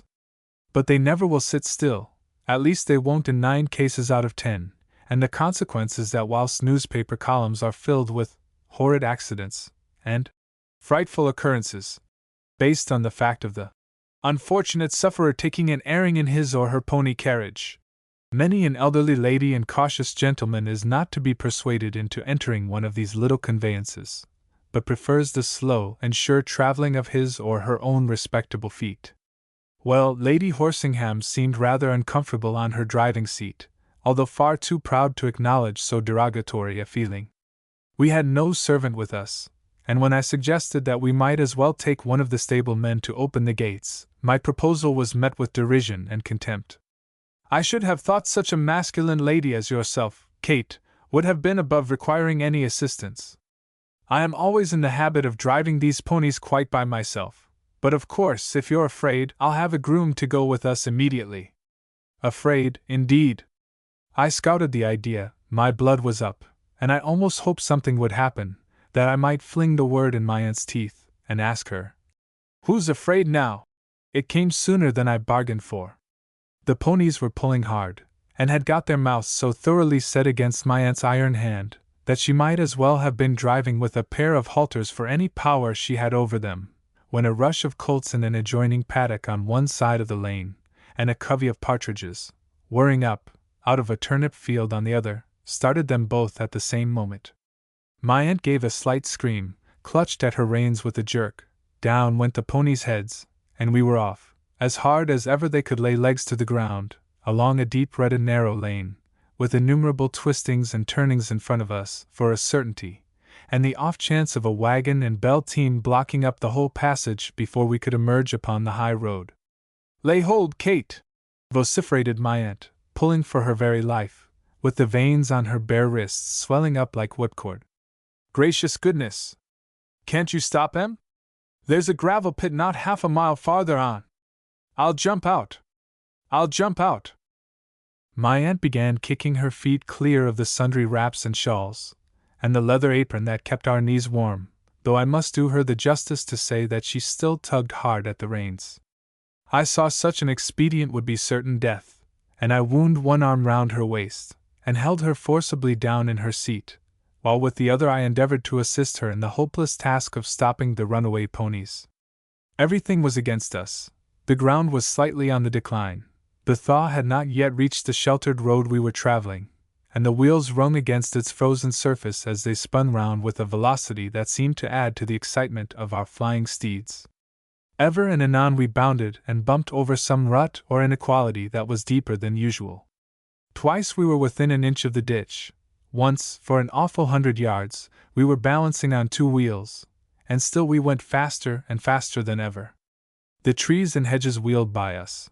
The gravel road streamed away behind us. I began to get giddy and to lose my strength. I could hardly hope to hold my aunt in much longer, and now she began to struggle frightfully, for we were nearing the gravel pit turn. Ahead of us was a comfortable fat farmer, jogging drowsily to market in his gig. I can see his broad, well-to-do back now. What would I have given to be seated, I had almost said enthroned, by his side? What a smash if we had touched him! I pulled frantically at the off-rein, and we just cleared his wheel. He said something. I could not make out what. I was nearly exhausted, and shut my eyes, resigning myself to my fate, but still clinging to my aunt. I think that if ever that austere woman was near fainting it was on this occasion. I just caught a glimpse of her white, stony face and fixed eyes. Her terror even gave me a certain confidence. A figure in front of us commenced gesticulating and shouting and waving its hat. The ponies slackened their pace, and my courage began to revive. "Sit still," I exclaimed to my aunt as I indulged them with a good strong give and take. "Pull. The gravel pit corner was close at hand, but the figure had seized the refractory little steeds by their heads, and though I shook all over, and felt really frightened now the danger was past, I knew that we were safe, and that we owed our safety to a tall, ragged cripple with a crutch and a bandage over one eye. My aunt jumped out in a twinkling, and the instant she touched terra firma put her hand to her side, and began to sob and gasp and pant, as ladies will previous to an attack of what the doctors call hysteria. She leant upon the cripple's shoulder, and I observed a strange, roguish sparkle in his unbandaged eye. Moreover, I remarked that his hands were white and clean, and his figure, if he hadn't been such a cripple, would have been tall and active. "What shall I do?" gasped my aunt. "I won't get in. Nothing shall induce me to get in again. Kate, give this good man half a crown. What a providential escape! He ought to have a sovereign. Perhaps 10 shillings will be enough. How am I to get back? I'll walk all the way rather than get in." "But, Aunt," I suggested, "at any rate I must get to the station. Aunt Deborah is sure to think something has happened, and she ought not to be frightened till she gets stronger. How far is it to the station? I think I should not mind driving the ponies on." In the meantime the fat farmer whom we had passed so rapidly had arrived at the scene of action, his anxiety not having induced him in the slightest degree to increase the jog-trot pace at which all his ideas seemed to travel. He knew Lady Horsingham quite well, and now sat in his gig with his hat off, wiping his fat face, and expatiating on the narrow escape her ladyship had made, but without offering the slightest suggestion or assistance whatever. At this juncture the cripple showed himself a man of energy. "Your ladyship had best go home with this gentleman," said he, indicating the fat farmer, "if the young lady is not afraid to go on. I can take care of her as far as the railway, if it's not too great a liberty, and bring the ponies back to the hall afterwards, my lady?" with an interrogative snatch at his ragged hat. It seemed the best thing to be done under the circumstances. My aunt, after much demurring and another incipient attack of the hysterics, consented to entrust herself to the fat farmer's guidance, not, however, until she was assured that his horse was both blind and broken-winded. I put Mouse's bridle down on the lower bar instead of the cheek, on which he had previously been driven. My aunt climbed into the gig. I mounted the pony carriage, the cripple took his seat deferentially by my side, and away we went on our respective journeys, certainly in a mode which we had little anticipated when we left the front door at Dangerfield Hall. My preserver sat half in and half out of the carriage, leaning his white, well-shaped hand upon the splash-board. The bandaged side of his face was towards me. The ponies went quietly enough. They had enjoyed their gallop, and were, I think, a little blown.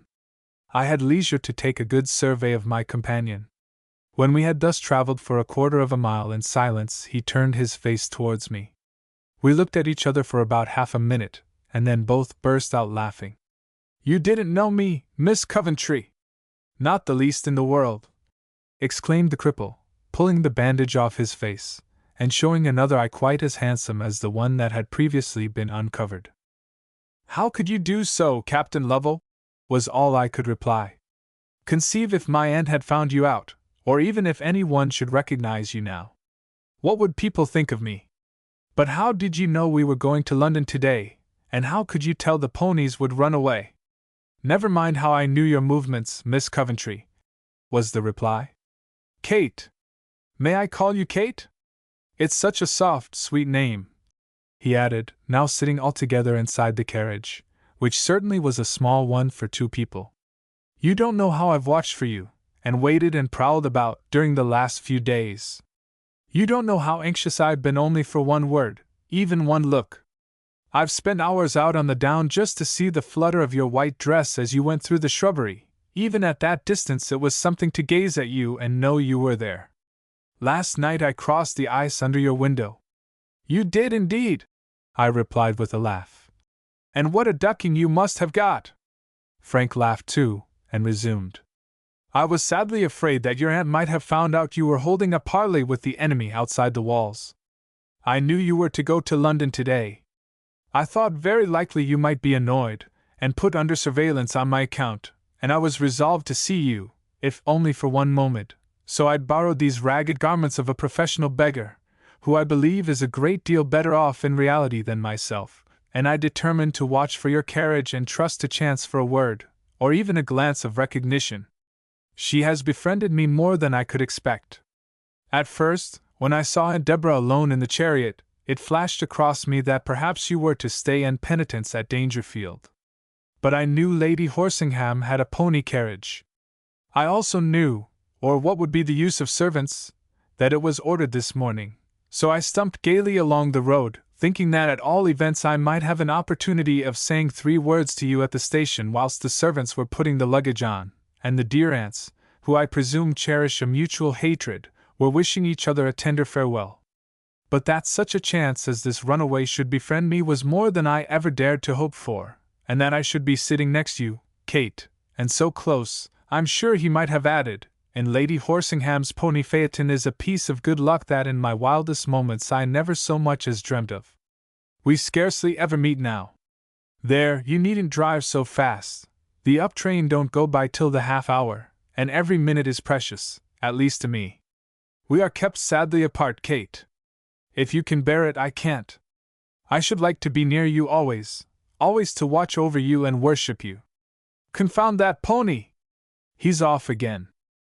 Sure enough, Tiny was indulging in more vagaries, as if he meditated a second fit of rebellion, and what with holding him and humoring Mouse, and keeping my head down so as to hide my face from Frank, for I didn't want him to see how I was blushing, I am sure I had enough to do.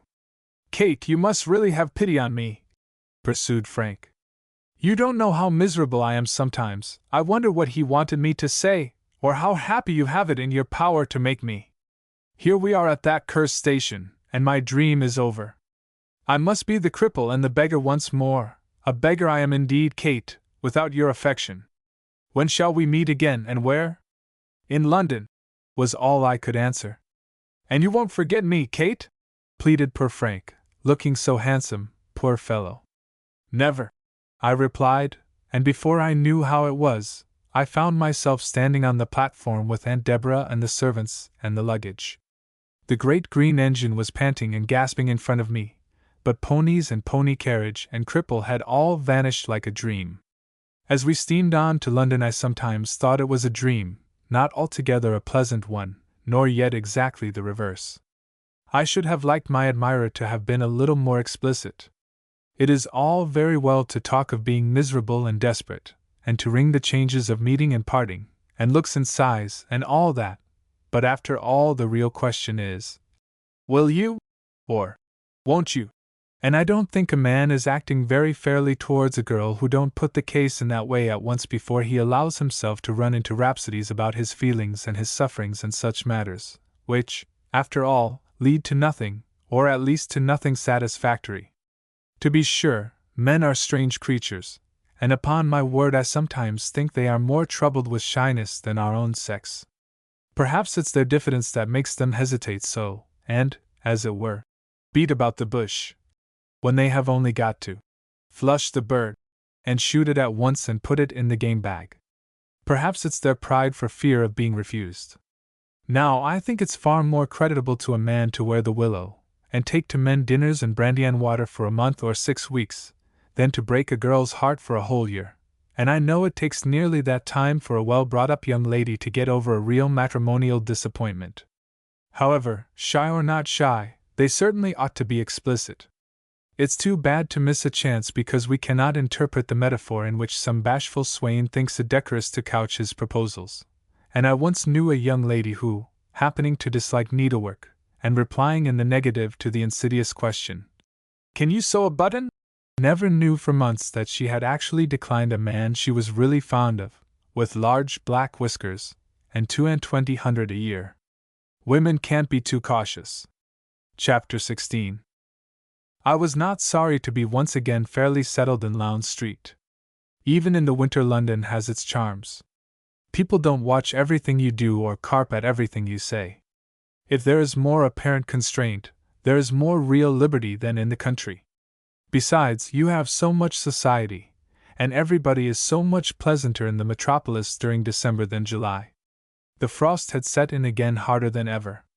brilliant and white stockings, like spiratum steeds, were compelled to bide and stall. John was lingering at the Lloyds or elsewhere in the Principality, though expected back every day. Aunt Deborah was still weak, and had only just sufficient energy to forbid Captain Lovell the house, and insist on my never speaking to him. I can't think what she had found out or what Aunt Horsingham had told her, but this I know, that if ever I have a daughter, and I don't want her to like Mr. Dash, or to be continually thinking about him, I shall not forbid her to speak to him, nor shall I take every opportunity of impressing on her that he is wild, unprincipled, reckless, and dissipated, and that the only redeeming points about him are his agreeable conversation and his good looks. Altogether, I should have been somewhat dull had it not been for Mrs. Lumley, but of that vivacious lady I saw a good deal, and I confess took a far greater pleasure in her society than on our first acquaintance I should have esteemed possible. When I am ill at ease with myself, not thoroughly satisfied with my own conduct, I always like the society of fast people. Their liberality of sentiment and general carelessness of demeanor convey no tacit reproach on my own want of restraint, and I feel more at home with them than with such severe moralists as Aunt Horsingham or hypocritical cousin Amelia. So I drove and shopped and visited with Mrs. Lumley, nay, I was even permitted as a great favor to dine with her on 1 or 2 occasions, Aunt Deborah only stipulating that there should be no male addition to the party except Mr. Lumley himself, or, as the lady of the house termed him, her old man. I confess I like the old man, and so I think in her own way did his wife. Why she married him I cannot think, more particularly as he had not then succeeded to the comfortable fortune they now enjoy.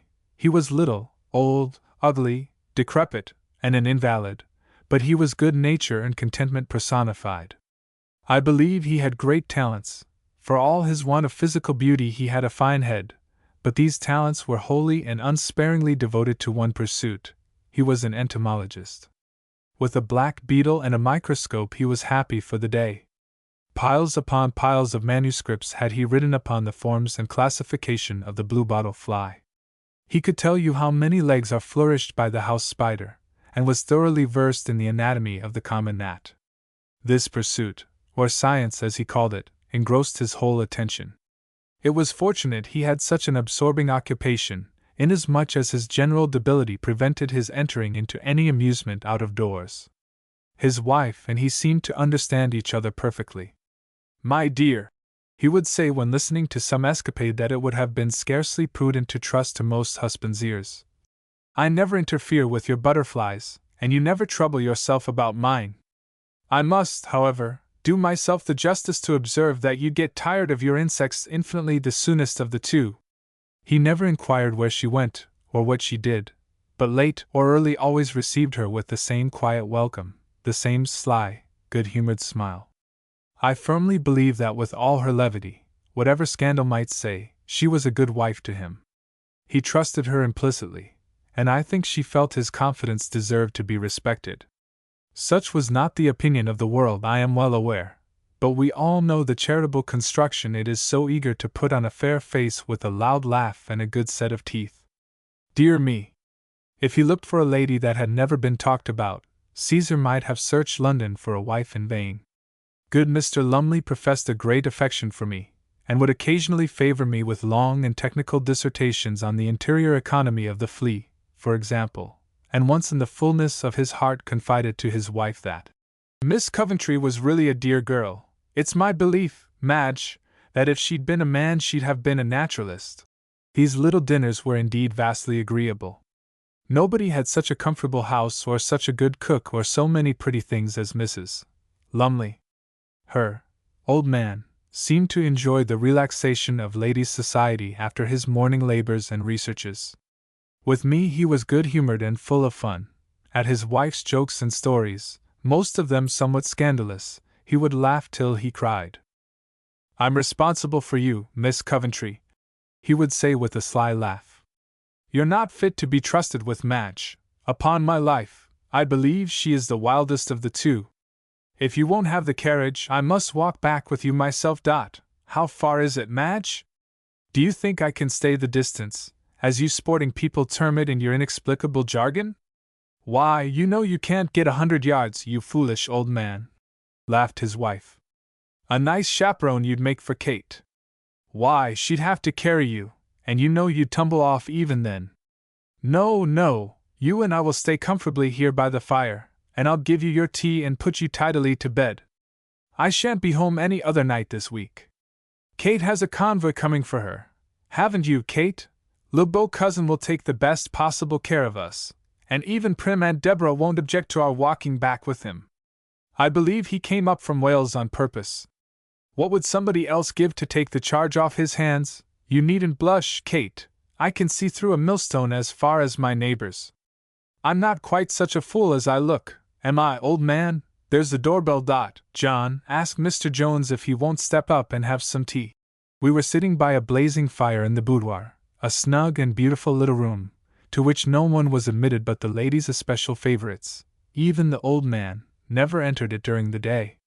Mr. Jones's compliments, and he hopes you'll excuse him, ma'am, was the footman's answer on his return.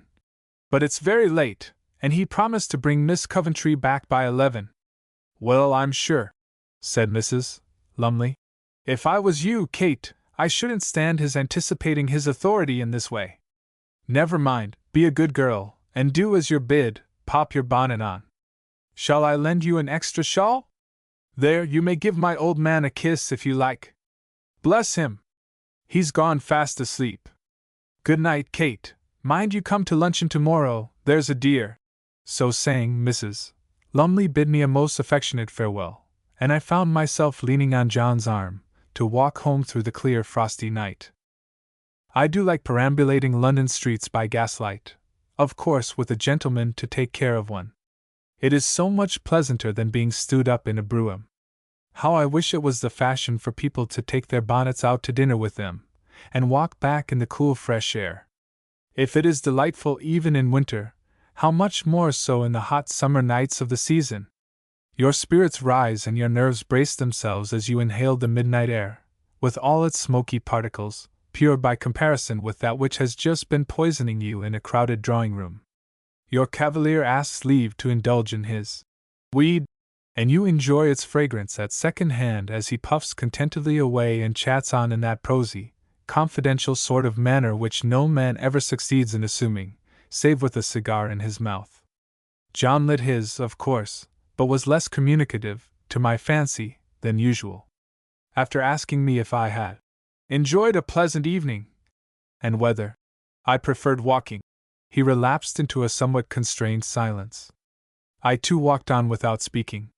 Much as I love the night, it always makes me rather melancholy, and I dare say we should have got to Lowndes Street without exchanging a syllable, had not some imp of mischief prompted me to cross-examine my cousin a little upon his sojourn in Wales, and to quiz him half spitefully on his supposed penchant for pretty Fanny Lloyd. John rose freely in a moment. I know where you pick up all this nonsense, Kate, he burst out quite savagely. I know where half the scandal and half the mischief in London originates. With that odious woman whose house we have just quitted, whose tongue cannot be still for a single moment, who never by any chance speaks a word of truth, and who is seldom so happy as when she is making mischief.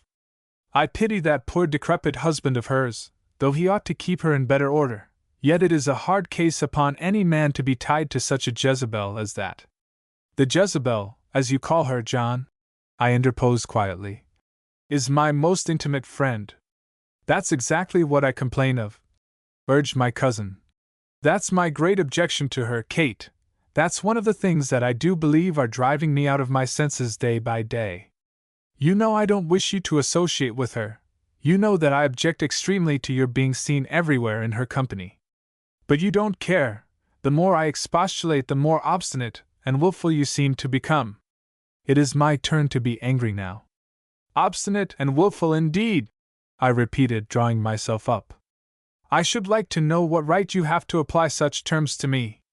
Who gave you authority to choose my society for me, or to determine where I shall go or what I shall do? You presume on your relationship, John.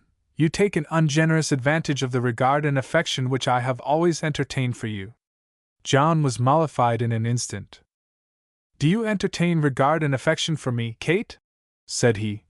Do you value my good opinion and consider me as your dearest and best friend? Of course I do, John, was my reply. Haven't we known each other from childhood, and are you not like a brother to me? John's face fell a little and his voice shook as he spoke. Am I never to be more than a brother to you, never to obtain a greater interest in you, a larger share of your regard than I have now? Listen to me, Kate, I have something to tell you, and I can put it off no longer. This delay, this uncertainty day by day, I do believe will drive me mad. Kate, I promised Aunt Deborah faithfully that I would never enter on this subject till you came of age, and you know by your father's will you don't come of age till you're 25. By that time, John, said my Aunt Kate, will have seen plenty of others, and be old enough to know her own mind. If she takes you then, she takes you with her eyes open, and she won't get tired of you and find out she likes someone else better. Promise me, John, that you'll wait till then, and I did promise, Kate, but I can't keep my word. I can't wait in this state of anxiety and uncertainty, and perhaps lose you after all. It's too great a stake to play for if one is to be kept so long in suspense, and I have resolved to be put out of my pain one way or the other. John paused. I had never seen him so excited before. He was quite hot, though the night was keen and frosty. His arm trembled as mine leant upon it, and though his cigar was gone out, he kept puffing away, utterly unconscious of the fact. He seemed to expect an answer. I hesitated. I did not know what to reply. I had got so accustomed to Cousin John that I never looked upon him in any other light than that of a favorite brother, a constant companion and friend. Moreover, I was not prepared to take any such decisive step as that to which he now seemed to be urging me. There is a great difference between liking people and giving them power of life and death over one for the rest of one's days. I will not say that the image of another did not rise before me in all its winning beauty as I had seen it last, scarcely 1 short week ago. Altogether I did not know what to say, so I wisely said nothing, but walked on, looking straight before me, with an uncomfortable feeling that I was driven into a corner, and should ere long be compelled to do that which is always distasteful to our liberty-loving sex, namely, to make up my mind. John too walked on for a few paces in silence. We were at the corner of Lowndes Street. There was not a soul to be seen but our two selves. All at once he stopped short under the light of a lamp and looked me full in the face. Kate, said he, in a grave, deliberate voice, you know what I mean, yes or no? I shook like a leaf. What would I have given to have been able to take counsel of one of my own sex, Mrs. Lumley, Aunt Deborah, or even cold, pitiless Lady Horsingham? But I had to choose for myself. I felt that the turning point of my destiny had arrived, that the game was in my own hand, and that now I ought to decide one way or the other. I shrank from the responsibility. Like a very woman, I adopted a middle course. Give me time, John, I pleaded. Give me time to weigh matters over in my own mind. This is an affair that equally concerns the happiness of each of us. Do not let us decide in a hurry. Aunt Deborah was quite right, her wishes ought to be my law. When I am 25 it will be soon enough to enter on this subject again. In the interval, believe me, John, I have the greatest regard and esteem for you. Nothing more, Kate, said John, looking as if he didn't know whether he was pleased or annoyed. Nothing but esteem? Well, I mustn't say any more, was my reply. But you know you have that. John's face brightened considerably. And in the meantime, Kate, he urged, you won't allow yourself to be entangled with anyone else? Of course not, was my vigorous disclaimer, and by this time we had arrived at my aunt's door, and it was time to say good night. What's the matter, Kate? Exclaimed Mrs. Lumley, when I called to lunch with her the following day, according to promise. You look pale and worried. For goodness' sake tell me what has happened. Have you found out the rover transferring his adoration to Miss Molasses? Or did Ma and Cousin take advantage of the hour and the opportunity to lecture us last night on our love of admiration and general levity of conduct? Tell me all about it, dear. We shan't be disturbed. I'm not at home to a soul, and my old man is busy dissecting an earwig, so he's quite safe till dinner time. Sit you down on the sofa, out with your pocket handkerchief, and make a clean breast of it. I told her the whole of my conversation with my cousin the previous night, only suppressing the unflattering opinions he had thought fit to express of my present confidant. And oh, Mrs. Lumley, I exclaimed as I concluded, how could I sleep a wink last night, with all this to harass and reproach me? No wonder I'm pale and worried and perfectly miserable. I feel I'm behaving shamefully to John, and not at all rightly towards Captain Lovell. I know I ought to come to an understanding with my cousin, and that Frank ought to be more explicit with me. I couldn't have given a decided answer last night if my life had depended on it. I can't give up the one without knowing exactly whether he means honestly. If I thought he did, Mrs. Lumley, nothing should induce me to throw him over, and I don't like to make the other miserable, which I am sure I should do if I refused him point blank, nor do I think I could do at all well without him, accustomed as I have been to depend upon him for everything from childhood. So I have wavered and prevaricated, and behaved disingenuously, almost falsely, and what must he think of me now? Think of you, my dear? Replied my worldly friend. Why, of course, he thinks of you more than ever. There is nothing like uncertainty, Kate, to keep them well up to the collar. You should always treat men like the beasts of the field. If you want to retain the upper hand of him, ride and adore her as you do brilliant, my dear, a light hand, with just enough liberty to make him fancy he is going quite at his ease, and then, when he is getting a little careless and least expects it, give him such a jerk as makes his fine mouth smart again. He'll wince with the pain, and very likely rear straight on end, but he'll be all on his haunches well under control, and go on much the pleasanter during the rest of the day. Never mind how much they suffer, it's very good for them, and they will like you all the better for it. That may answer very well with some, I replied, but I should be afraid to try the experiment too often. I am sure Brilliant would break away altogether if I used him so. And I think the very man that minds it most would be the least likely to stand a repetition of such treatment. No, Mrs. Lumley, I fear I must now choose between Frank and my cousin. The latter has behaved honorably, considerately, and kindly, and like a thorough gentleman. The former seems to think I am to be at his beck and call, indeed, whenever he chooses. He has never been to see me during the whole of this past week. At Dangerfield he was as little careful of my reputation as he was of his own limbs. Did I tell you how nearly drowned he was crossing the moat? How you would have laughed, you wicked, unfeeling woman, if you had heard the splash that cold, snowy night. And then to disguise himself like a tramp, and stop those runaway ponies at the risk of his life, that he might speak 3 words to me before I went away. I will say for him that he is afraid of nothing, but I cannot conceal from myself which has behaved best towards me. And yet, Mrs. Lumley, I concluded, rising and walking off to the window, I would rather have Frank for a lover than Cousin John for a husband. Many people would suggest there was no impossibility in your having both, but I don't give such bad advice as that, replied Mrs. Lumley. However, Kate, do nothing in a hurry, that's my counsel. I grant you, I think Master Frank a very slippery gentleman. I do know some curious stories about him, but I never tell tales out of school. In the meantime you are, after all, only suffering from an embarras de riches. It's far better to have too many suitors than none at all. Come, I'll take you out shopping with me till 5, then we'll have some tea, and you can go home quietly to dinner and ask Aunt Deborah's leave to join me at the French play. I've got a capital box, and I'll send the carriage for you. Wait half a second, whilst I put on my bonnet. So we went off shopping, and we had our tea, and I found no objections from Aunt Deborah to my going out again in the evening, and I was so restless I did not the least grudge the trouble of dressing, or anything to take me away from my own thoughts. But all the afternoon and all the evening I made up my mind that I would give up Frank Lovell.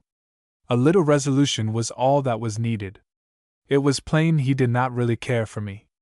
Why, he wasn't even in London, though he knew quite well I had been there more than a week.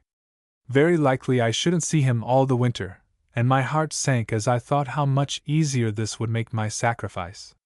At all events, I determined, when I did see him, to be cold, and demure, and unmoved, to show him unmistakably that I belonged to another, in which Spartan frame of mind I betook myself to the French play. Alas, alas! Well may the bard complain. Woman's vows are writ in water, woman's faith is traced in sand. Who should be in the back of the box but Frank Lovell himself? Mischievous Mrs. Lumley, was this your doing? Before I went away I had promised to meet him next morning in the park, and he was to explain all. Chapter 17. I hope I have as much command of countenance as falls to the lot of any lady who don't paint, but when I returned from my walk in the park the following morning I must have looked flushed or excited, or in some way different from usual. I met John at the corner of Lowndes Street, and he stopped short, and looked me piercingly in the face. "Where have you been, Kate?" said he, without waiting to bid me good morning, or anything. "A little stroll in the park, John," was my reply. "By yourself?" he asked, and his face looked pale and grave. I cannot tell a story, so I hesitated and stammered. "No, not exactly. At least I met an acquaintance near the Serpentine." "Have you any objection to telling me who it was?" said John, and his voice sounded very strange. "Good gracious! What's the matter?" I asked in my turn. "Has anything happened? Are you ill, John? You look quite upset." "I insist upon knowing," answered he, without taking the slightest notice of my tender inquiries after his health. "Did you or did you not meet Captain Lovell this morning in Hyde Park?" "Yes, I certainly did meet him," I replied. "Accidentally?" exclaimed my cousin. "Why, no, not entirely," was my answer. "But the fact is—" "Enough!" burst out John, breaking in upon my explanations with a rudeness I had never before seen him exhibit. "Kate, I have been deceived in you. I thought at least you were candid and straightforward. I find you faithless, ungrateful, ungenerous. But I will not reproach you," he added, checking himself by a strong effort. "It is only natural, I conclude, for a woman to be false. I thought you were different from the rest, and I was a fool for my pains. Kate, let us understand each other at once. I offered you last night all that man could give. I had a right to expect an answer then and there. I thought I had a favorable one, and I have spent 12 hours of happiness. I now see that I have deceived myself. Perhaps I value my own worth too highly. I own I feel sore and aggrieved, but you shall not be the sufferer. Kate, I am only Cousin John once more. Give me a few days to get over a natural disappointment, and you and I will be friends and playfellows as we used to be. Shake hands, Kate. I spoke harshly, in a moment of anger. It is over now. God bless you, dear!" And with these words John walked away, and left me standing on that eventful doorstep which seemed to witness all the changes and chances of my life. How stately was his walk as he strode down the street! I watched him all the way to the corner, but he never once looked back. John was grown much handsomer of late. He used to be too ruddy and prosperous-looking and boyish, but his countenance had altered considerably in the last 2 or 3 months. Only, seeing him every day, I did not remark the change. Lady Scapegrace had found it out the first.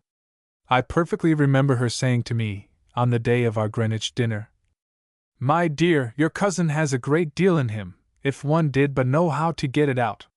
You have no idea what a good-looking man he would be, if you could only succeed in making him ill and unhappy." Poor John! I am afraid I had made him unhappy, even now.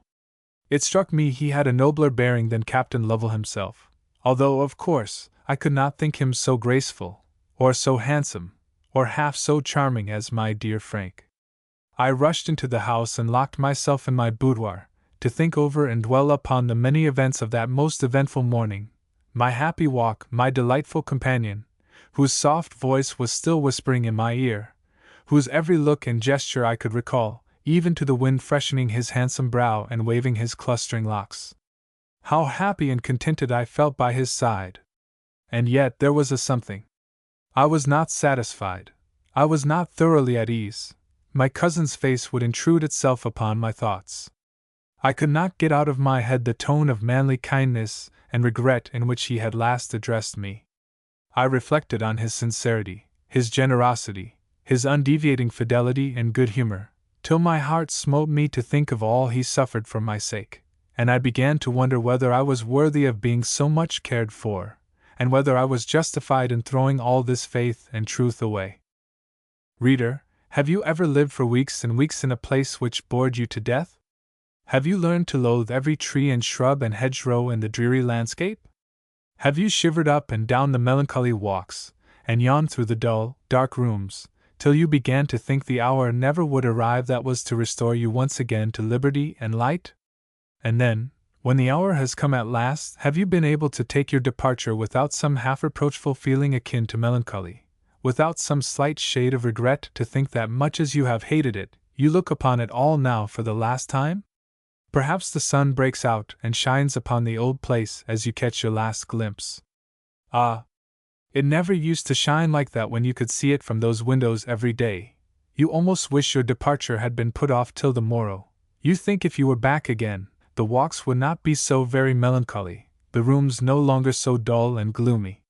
You sigh because you are leaving it, and wonder at yourself for doing so. It is the same thing with friends, and more especially with those who would fain assume a tenderer title. We never know their value but by their loss. If it wasn't for Frank, I began to think, I really believe I might have been very happy with Cousin John. Of course, it's impossible now, and as he says himself, he'll never be anything but a cousin to me. Poor John! He's a noble, true-hearted, unselfish, generous fellow. But to return to my walk, when a lady and gentleman meet each other by appointment, either at the edge of the Serpentine or elsewhere, their conversation is not generally of a nature to be related in detail, nor is it to be presumed that their colloquy would prove as interesting to the general public as to themselves. What I learned of Frank's private history, his views, feelings, and intentions, on that morning, I may as well give in my own words, suppressing divers interruptions, protestations, and interjections, which, much as they added to its zest, necessarily rather impeded the course of the narrative, and postponed its completion till long after I ought to have been back at luncheon. Frank had been an only child, and spoiled as only children are in 9 cases out of 10. His father was a peer's second son, and married a wealthy cotton spinner's niece for the sake of her money, which money lasted him about as long as his own constitution. When he died, the widow was left with £10,000 and the handsome, curly-pated, mischievous boy. She soon followed her husband. Poor thing, she was very fond of him, and he had neglected her shamefully. The boy went to his uncle, the peer, not to his uncle the mill-owner, to be brought up. Frank was consequently what the world calls a well-bred one. His name was in the peerage, though he had a first cousin once removed who was but an industrious weaver. The peer, of course, sent him to Eton. £10,000, said that judicious relative, will buy him his commission. The lad's handsome and clever. He can play whist now better than my boy's private tutor. By the time his 10,000's gone, we'll pick up an heiress for him. Gad! How like my poor brother he is about the eyes! So Frank was started in life with a commission in the Light Dragoons, an extremely good opinion of himself, and as much of his £10,000 as he had not already anticipated during the one term he spent at Oxford before he was rusticated. By the way, so many of my partners, and other young gentlemen with whom I am acquainted, have gone through this process, that it was many years before I understood the meaning of the term. For long I understood rustication to be merely a playful form of expression for taking a degree, and I was the more confirmed in this impression from observing that those who had experienced this treatment were spoken of with high respect and approbation by their fellow collegians.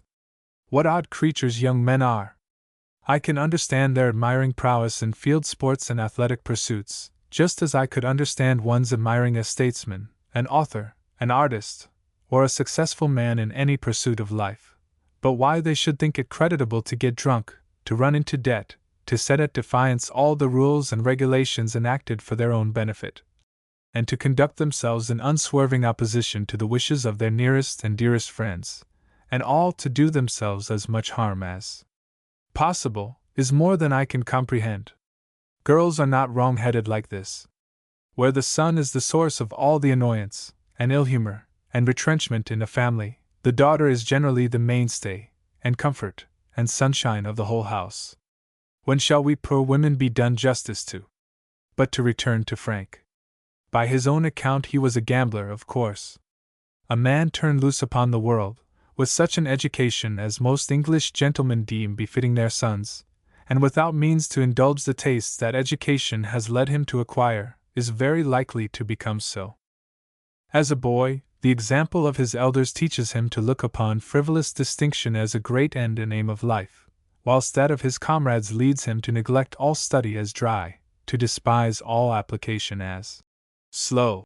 At home he hears some good-looking, grown-up cousin, or agreeable military uncle, admired and commented on for being such a capital shot, such a good cricket player, such an undeniable rider to hounds. What wonder the boy grows up thinking that these accomplishments alone are the very essentials of a gentleman? At school, if he makes an effort at distinction in school hours, he is stigmatized by his comrades as a sap, and derided for his pursuit of the very object it is natural to suppose he has been sent there to attain. What wonder he hugs idleness as his bosom friend, and loses all his powers of application in their disuse. Then come the realities of manhood, for which he is so ill prepared. In the absence of all useful knowledge and practical pursuits, amusement becomes the business of life. Human nature cannot be idle, and if not doing good, is pretty sure to be doing harm. Pleasure, excitement, and fashionable dissipation must be purchased, and paid for pretty dearly, in hard coin of the realm. The younger son, with his £10,000, must soar in the same flight, must go as fast as his elder brother with 10,000 a year. How is it to be done? Why, of course, he must make money, if he can, by betting and play. So it goes on smoothly enough for a time. The arch-croupier below, they say, arranges these matters for beginners, but the luck turns at last. The capital is eaten into, the Jews are called in, and the young gentleman is ruined. Frank, I think, at this time was in a fair way of arriving pretty rapidly at the customary catastrophe. He had gone through the whole educational process I have described above, had been regularly and systematically spoilt, was a habitual gambler, and a confirmed dandy. The ladies all liked him much, and I confess I don't wonder at it. Always good-humored, never sentimental. I hate a sentimental man, invariably well-dressed, with a very good opinion of his own attractions. Frank could make himself agreeable in all societies. He had never been troubled with shyness as a boy, and in his manhood was as cool a hand as one would meet with often, even in London.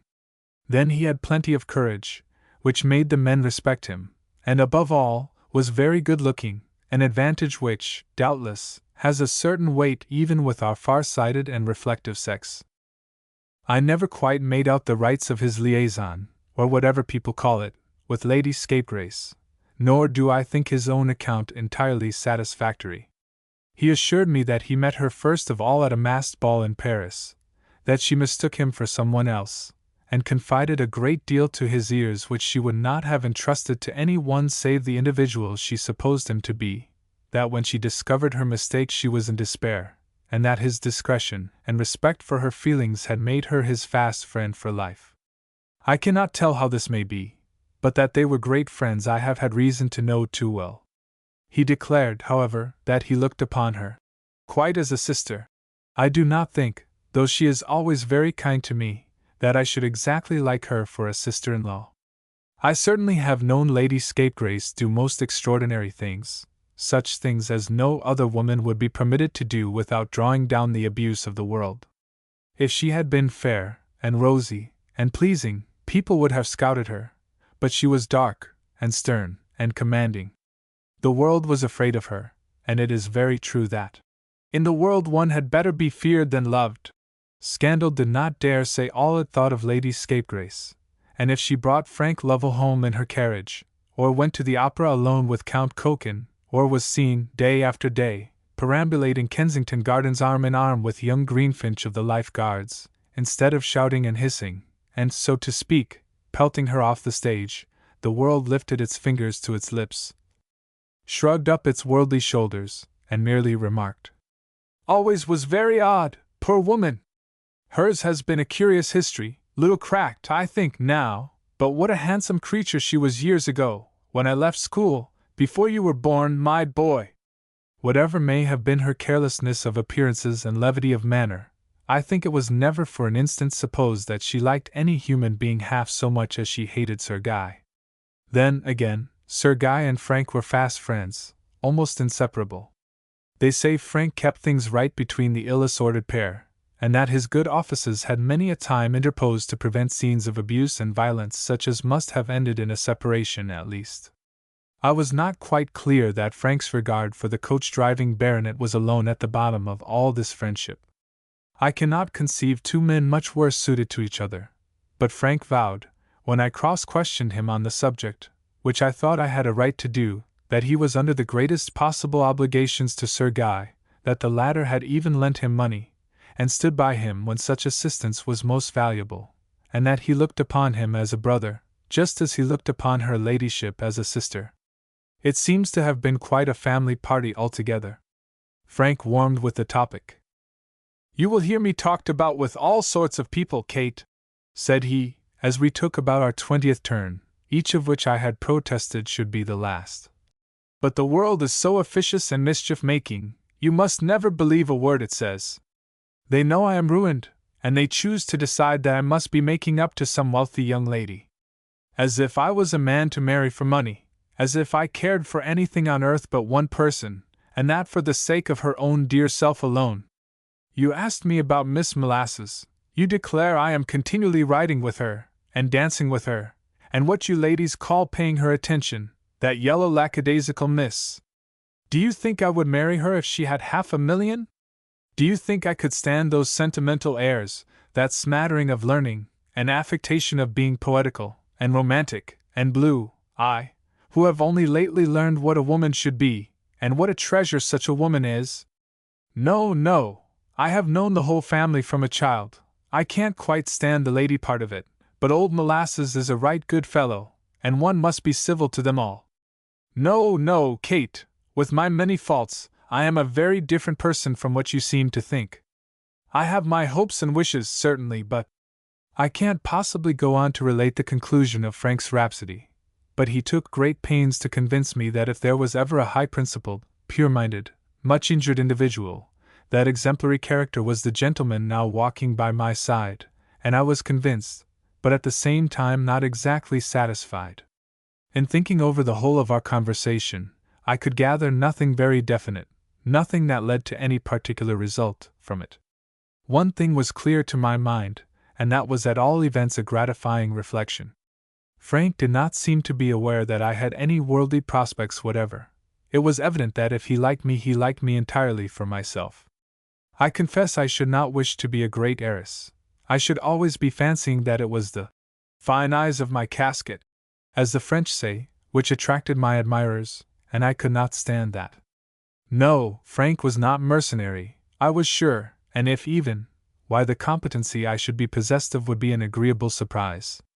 If, indeed, nothing was clear, nothing was settled. What a fool I was to dwell so upon an uncertainty, to anchor my hopes upon a dream! I was not at all comfortable that afternoon. The more I thought, the more I walked about my boudoir in a state of high fidget and restlessness. One thing, however, was consolatory: the frost was breaking. Already in London it was a decided thaw, and I went to pay Brilliant a visit in the stable.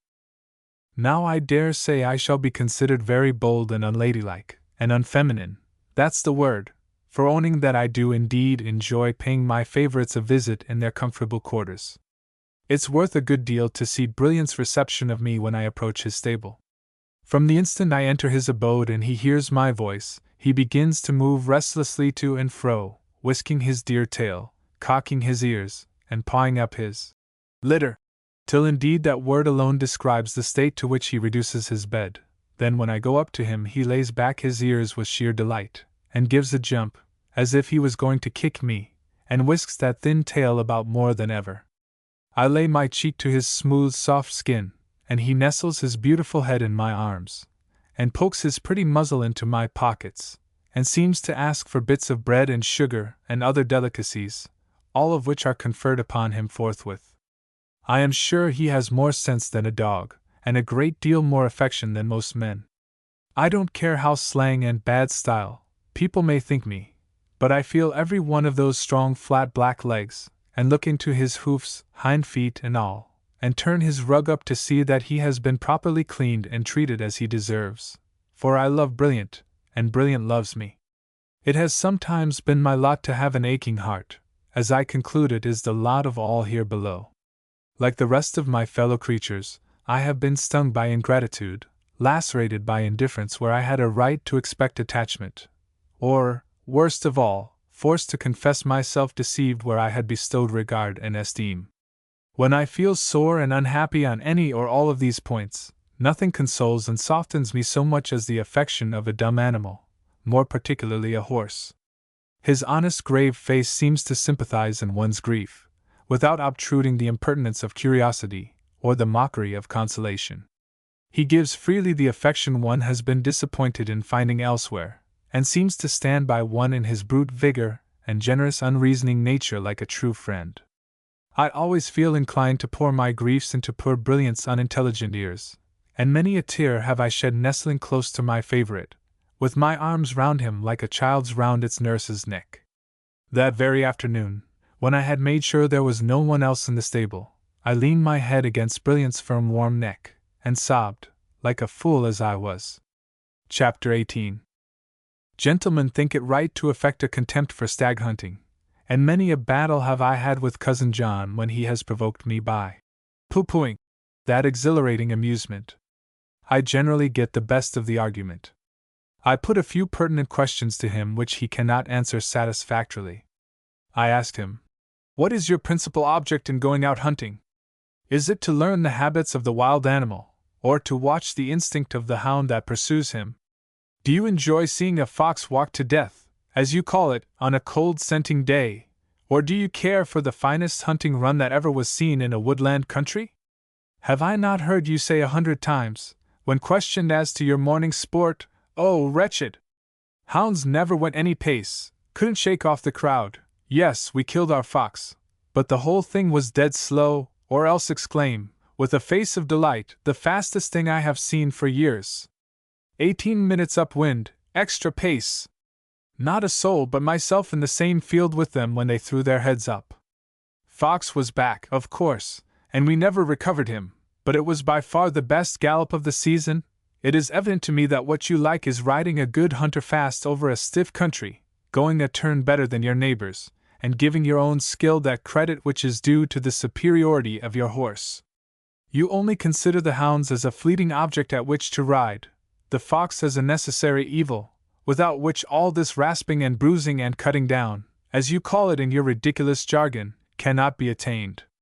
Why, then, do you waste so much energy, and money, and civility, and soft sawder, to preserve the vulpine race?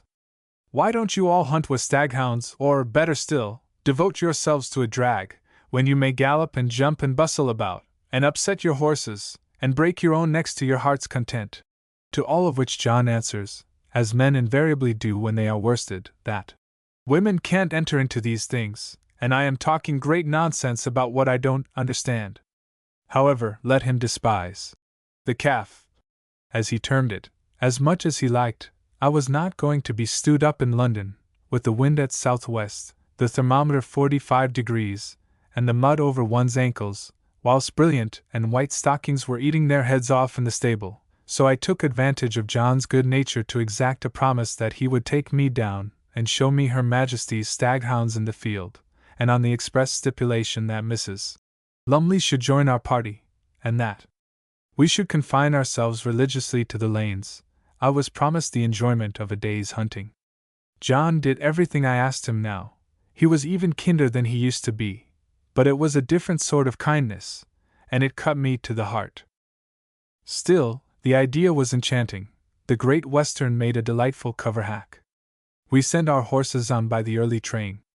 The place of meeting was scarcely 3 miles from the station, so we had time to settle ourselves comfortably in the saddle, and to avoid the fuss and parade of 2 ladies in their habits stepping out of a first-class carriage into the midst of a metropolitan field. I ran my eye jealously over the brown mare as Mrs.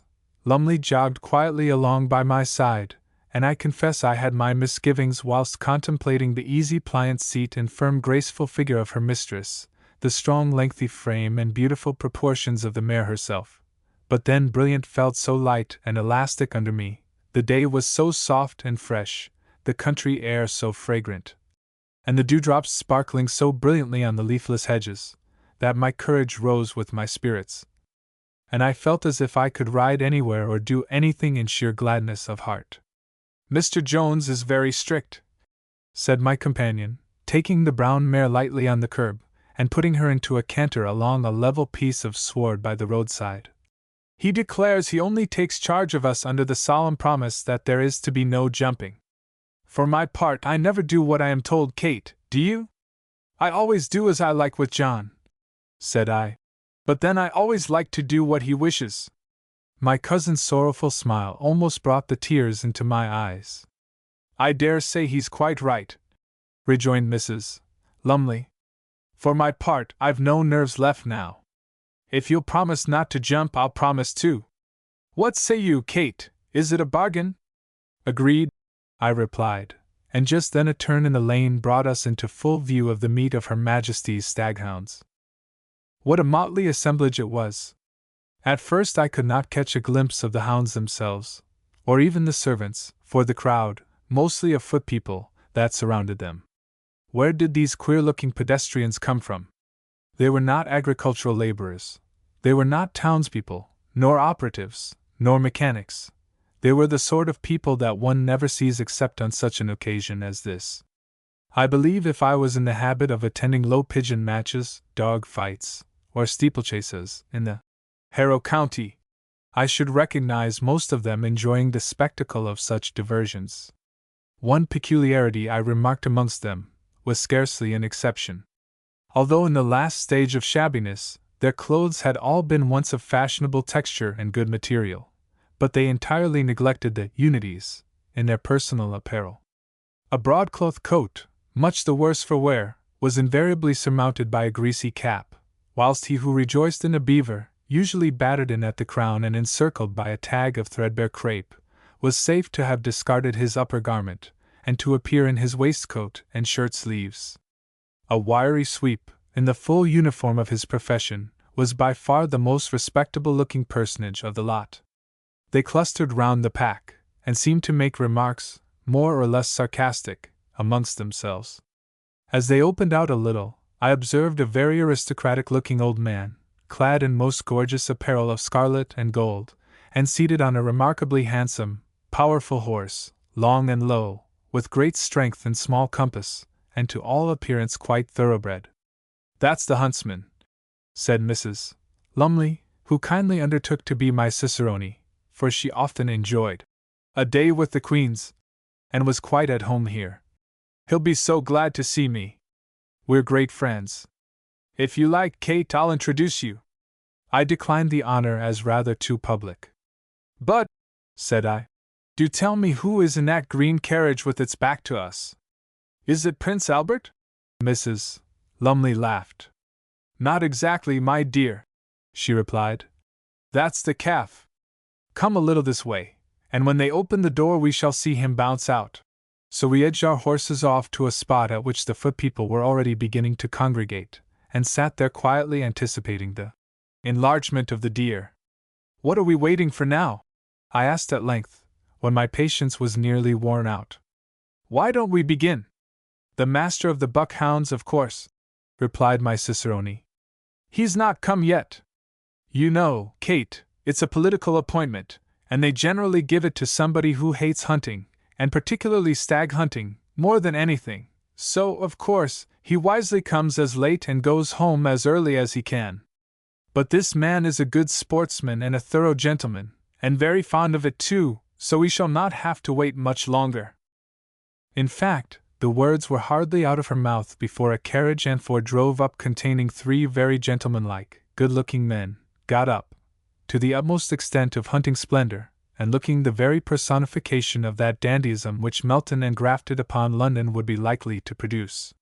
When they were mounted, I am obliged to confess that those magnificent animals made Brilliant himself look small. By this time there was great excitement amongst the foot people, and an official in gold lace, a sort of mounted beadle, riding up with a heavy-thonged whip, cleared a lane at the back of the cart which I had so erroneously imagined to contain the prince consort. The doors flew open, and I was all eyes to witness the magnificent sight of the monarch of the waste, leaping forth into the sunshine, exulting in his freedom. Shall I confess that I was somewhat disappointed? A neutral-colored beast, something like a donkey, bundled out in a clumsy, unwilling sort of manner, and on his egress commenced cropping the grass with the utmost sang-froid and placidity. My friend the sweep threw his cap at him. He raised his head, shorn of its branching honors, and, after staring about him, trotted quietly off amongst the spectators, closely followed by two well-mounted officials termed, I believe, flappers, by disrespectful sportsmen, but whose duty, it appears, is to keep the chase in view till it either beats them off for pace, or leaves them, planted, at some large awkward impediment, the latter obstacle generally presenting itself in about 3 fields. On this occasion I saw the deer trot quite composedly up to a high thorn fence of at least 6 feet, and clear it without an effort, whereon its pursuers, looking blandly around for gate or gap, and finding none, prudently returned to their fellow officials in scarlet and gold lace, I conclude, to report upon their own inefficiency. In the meantime nobody seemed to be in a hurry. There was, indeed, some slight stir among the equestrians, but there was no throwing away of cigars, no drawing of girths and taking up of curb chains, none of the bustle and confusion created by the departure of a wild fox over a grass country.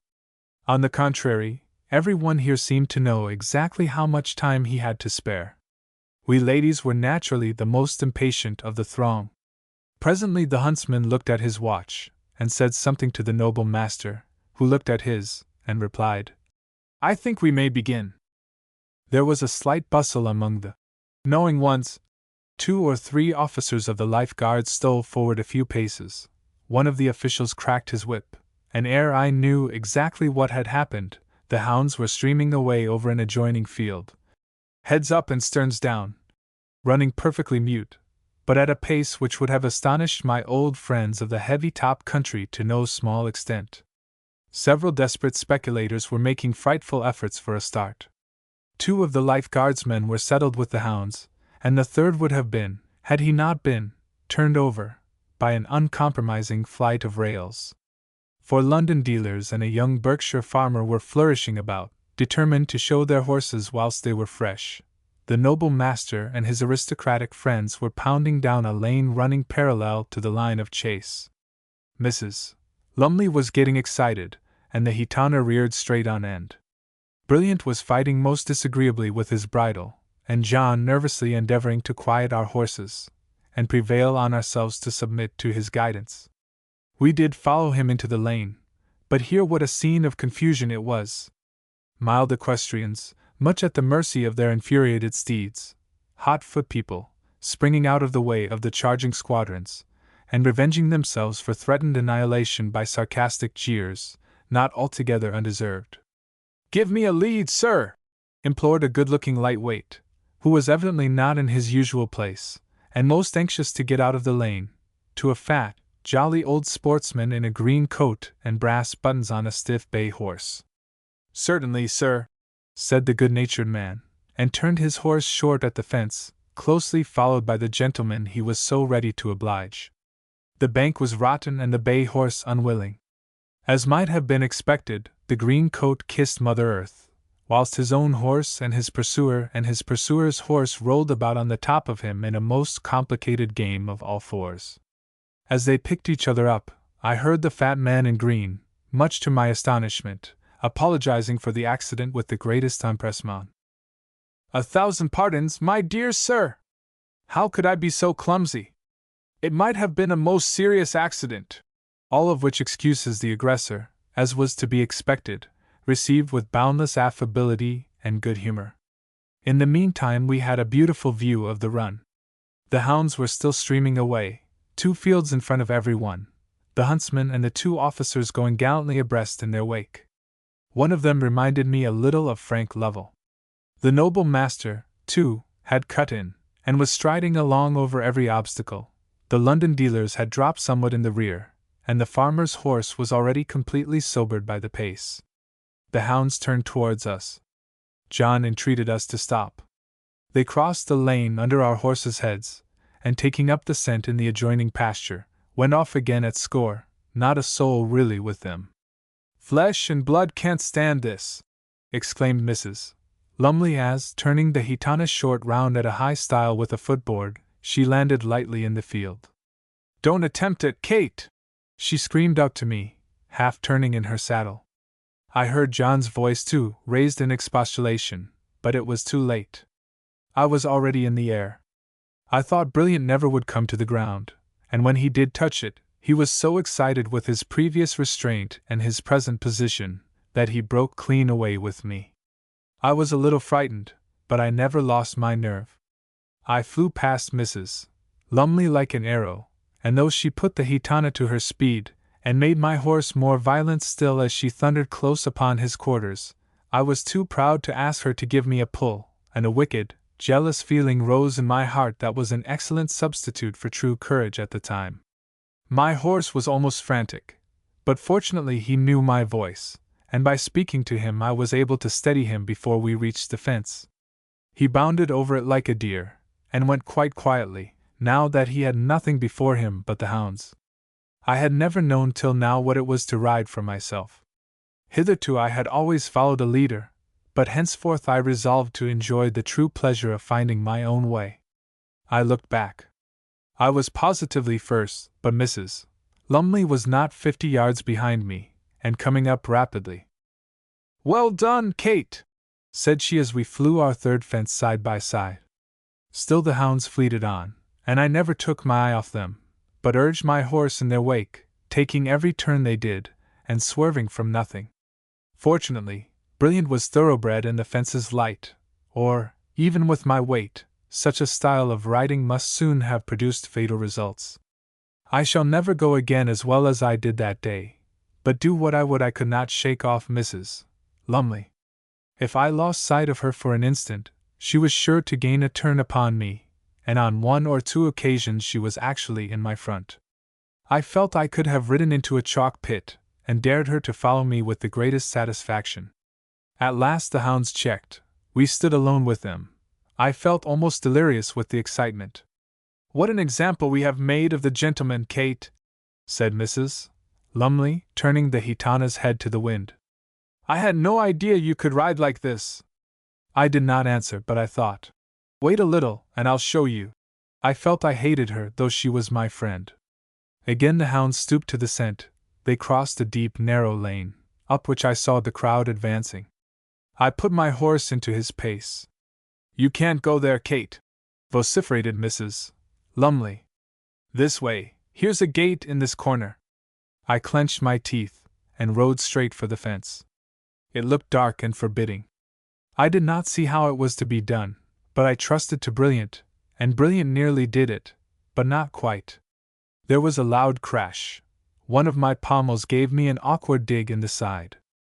I saw the white star on my horse's forehead shoot below me, and the muddy, gravelly lane seemed to rise in my face and rasp my hands and smear my habit, and get conglomerate with my hair. The horsemen were all round me when I got up. I did not care for my accident. I did not care for being bruised. In fact, I did not know whether I was hurt or not, but my prevailing feeling was one of burning shame and horror as I thought of my dress. To have had a fall amongst all those men! I could have sunk into the earth and thanked it for covering me. But there was no lack of sympathy and assistance. The huntsman pulled up. The noble master offered me his carriage to go back to London. Everybody stopped to tender advice and condolences. The ladies had a fall. Give the lady some sherry? Catch the lady's horse. Can we render the lady any assistance? John, of course, was much distressed and annoyed, but glad to find I was not seriously hurt. Mrs. Lumley only stood aloof and sneered. "I told you not to ride there, Kate," said she. "And what a fall you've had, amongst all these people, too!" She very nearly made me an enemy for life. I was too much hurt to go on. The stag was taken, as usual, in a large pond about a mile from where I met with my accident, but our party had had enough of hunting for one day. I am sure I had, and I think the gitana was nearly beat, though her mistress would not confess it. We soon got back to the station, where I washed my face and put myself to rights. After all, I was very little the worse, and everybody said I had gone like a bird. As we returned to London by the fast train, and I sat in that comfortable, well-cushioned carriage, enjoying the delightful languor of rest after fatigue, I half resolved to devote my whole life to a sport which was capable of affording such thrilling excitement as that which I had so recently enjoyed. I had never been so happy, I thought, in my existence as whilst I was leading the field on my dear Brilliant. It was a pure, wholesome, legitimate excitement. There were no harassing doubts and fears, no wounded feelings and bitter thoughts, no hours and days of suspense and misery to atone for a few short moments of delight. If I was disappointed in other things, could I not devote myself wholly to hunting, and so lead a happy and harmless life? If I had been a man, I should have answered in the affirmative, but I am a woman, and gradually softer thoughts stole over me. A distant vision of a happy home, with home interests and home pleasures, others to love, others to care for, besides myself, all a woman's duties, and all a woman's best delights. I shut my eyes and tried to realize the picture. When I opened them again, Mrs. Lumley had gone fast to sleep, but John was watching me with a look of painful attention. He certainly had acquired a very earnest, keen look of late, such as he never used to wear. I do not know what prompted the question, but I could not forbear asking him, in a sort of half-laughing way, "John, if I had broken my neck today, what on earth should you have done?" "Mourn for you as a sister, Kate," he replied gravely, even severely. I did not speak another word the whole way home. Chapter 19. I shall miss you sadly, Kate, but if you enjoy your visit I shall be quite satisfied. It was Aunt Deborah who spoke. Dear Aunt Deborah! I felt as if I had not been half attentive enough to her lately. I had selfishly been so taken up with my own thoughts and my own schemes that I had neglected my poor suffering relative, and now my heart smote me for my want of consideration. Aunt Deborah had not left the house since our return from Dangerfield. She looked worn and old, but had the same kind smile, the same measured accents as ever. Though she endured a good deal of pain and was kept in close confinement, she never complained. Patient and quiet, she had a kind word for everyone, and even her maid avowed that Mrs.'s temper was that of an angel. Angel, the maid called it, but it was perfectly true. Aunt Deborah must have had something very satisfactory to look forward to, or she never would have been so light-hearted. One thing I remarked, she was fonder of John than ever.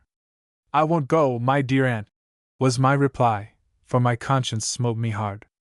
"I won't go, I don't care about it, I had much rather stay and nurse you here." But Aunt Deborah wouldn't hear of it. "No, no," said she. "My dear, you are at the right age to enjoy yourself. I don't know much about Scamperley, and I have a far more charitable opinion of Lady Scapegrace than the world in general, but I dare say you will have a pleasant party, and I can trust you anywhere with John."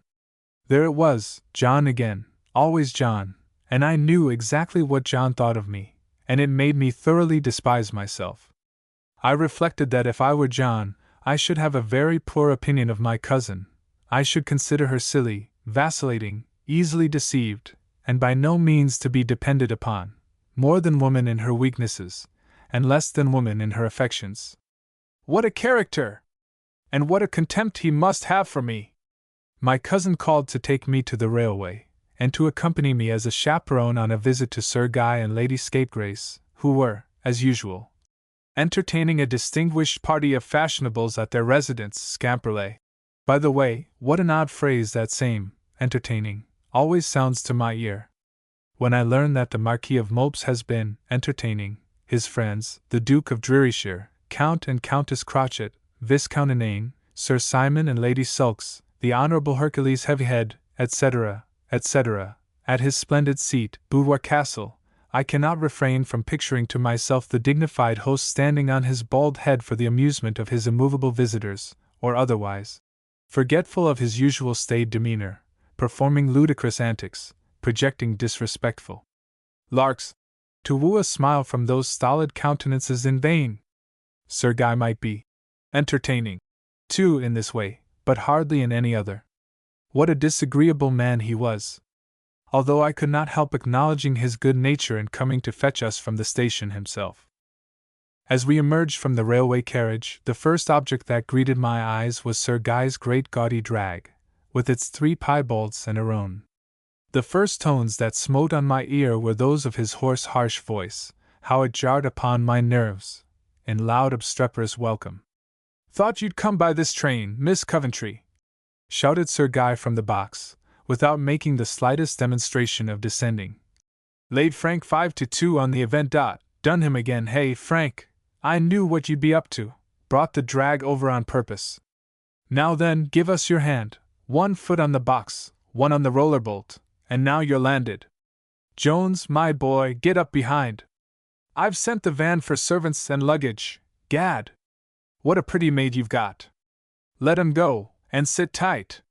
So we rolled smoothly out, the piebalds shaking their harness and trotting merrily along, the roan placed on the off side, for the purpose of sustaining whatever amount of punishment our charioteer thought fit to inflict.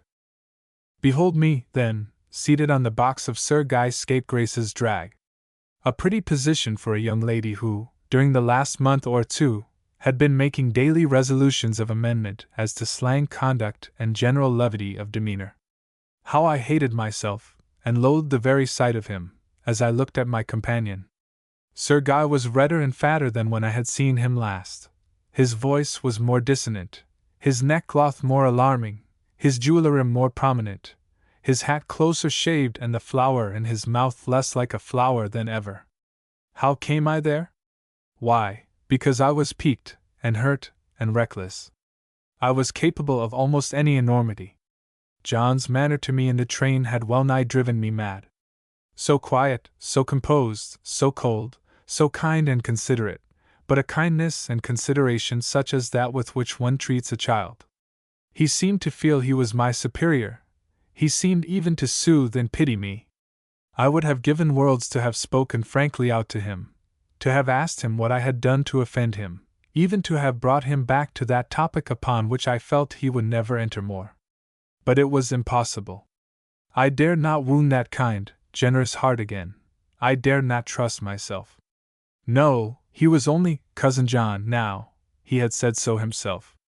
Surely he need not have given me up quite so easily. Surely I was worthy of an effort at least, yet I knew it had been my own fault, though I would not allow it even to myself, and this I believe it was that rankled and gnawed at my heart till I could hardly bear my own identity. It was a relief to do everything I could think of to annoy him, to heap self-contempt on my wicked head, to show him I was reckless of his good opinion as of my own, to lay up a store of agonizing reproaches for the future, to gnash my teeth, as it were, and nerve myself into a savage indifference for the present.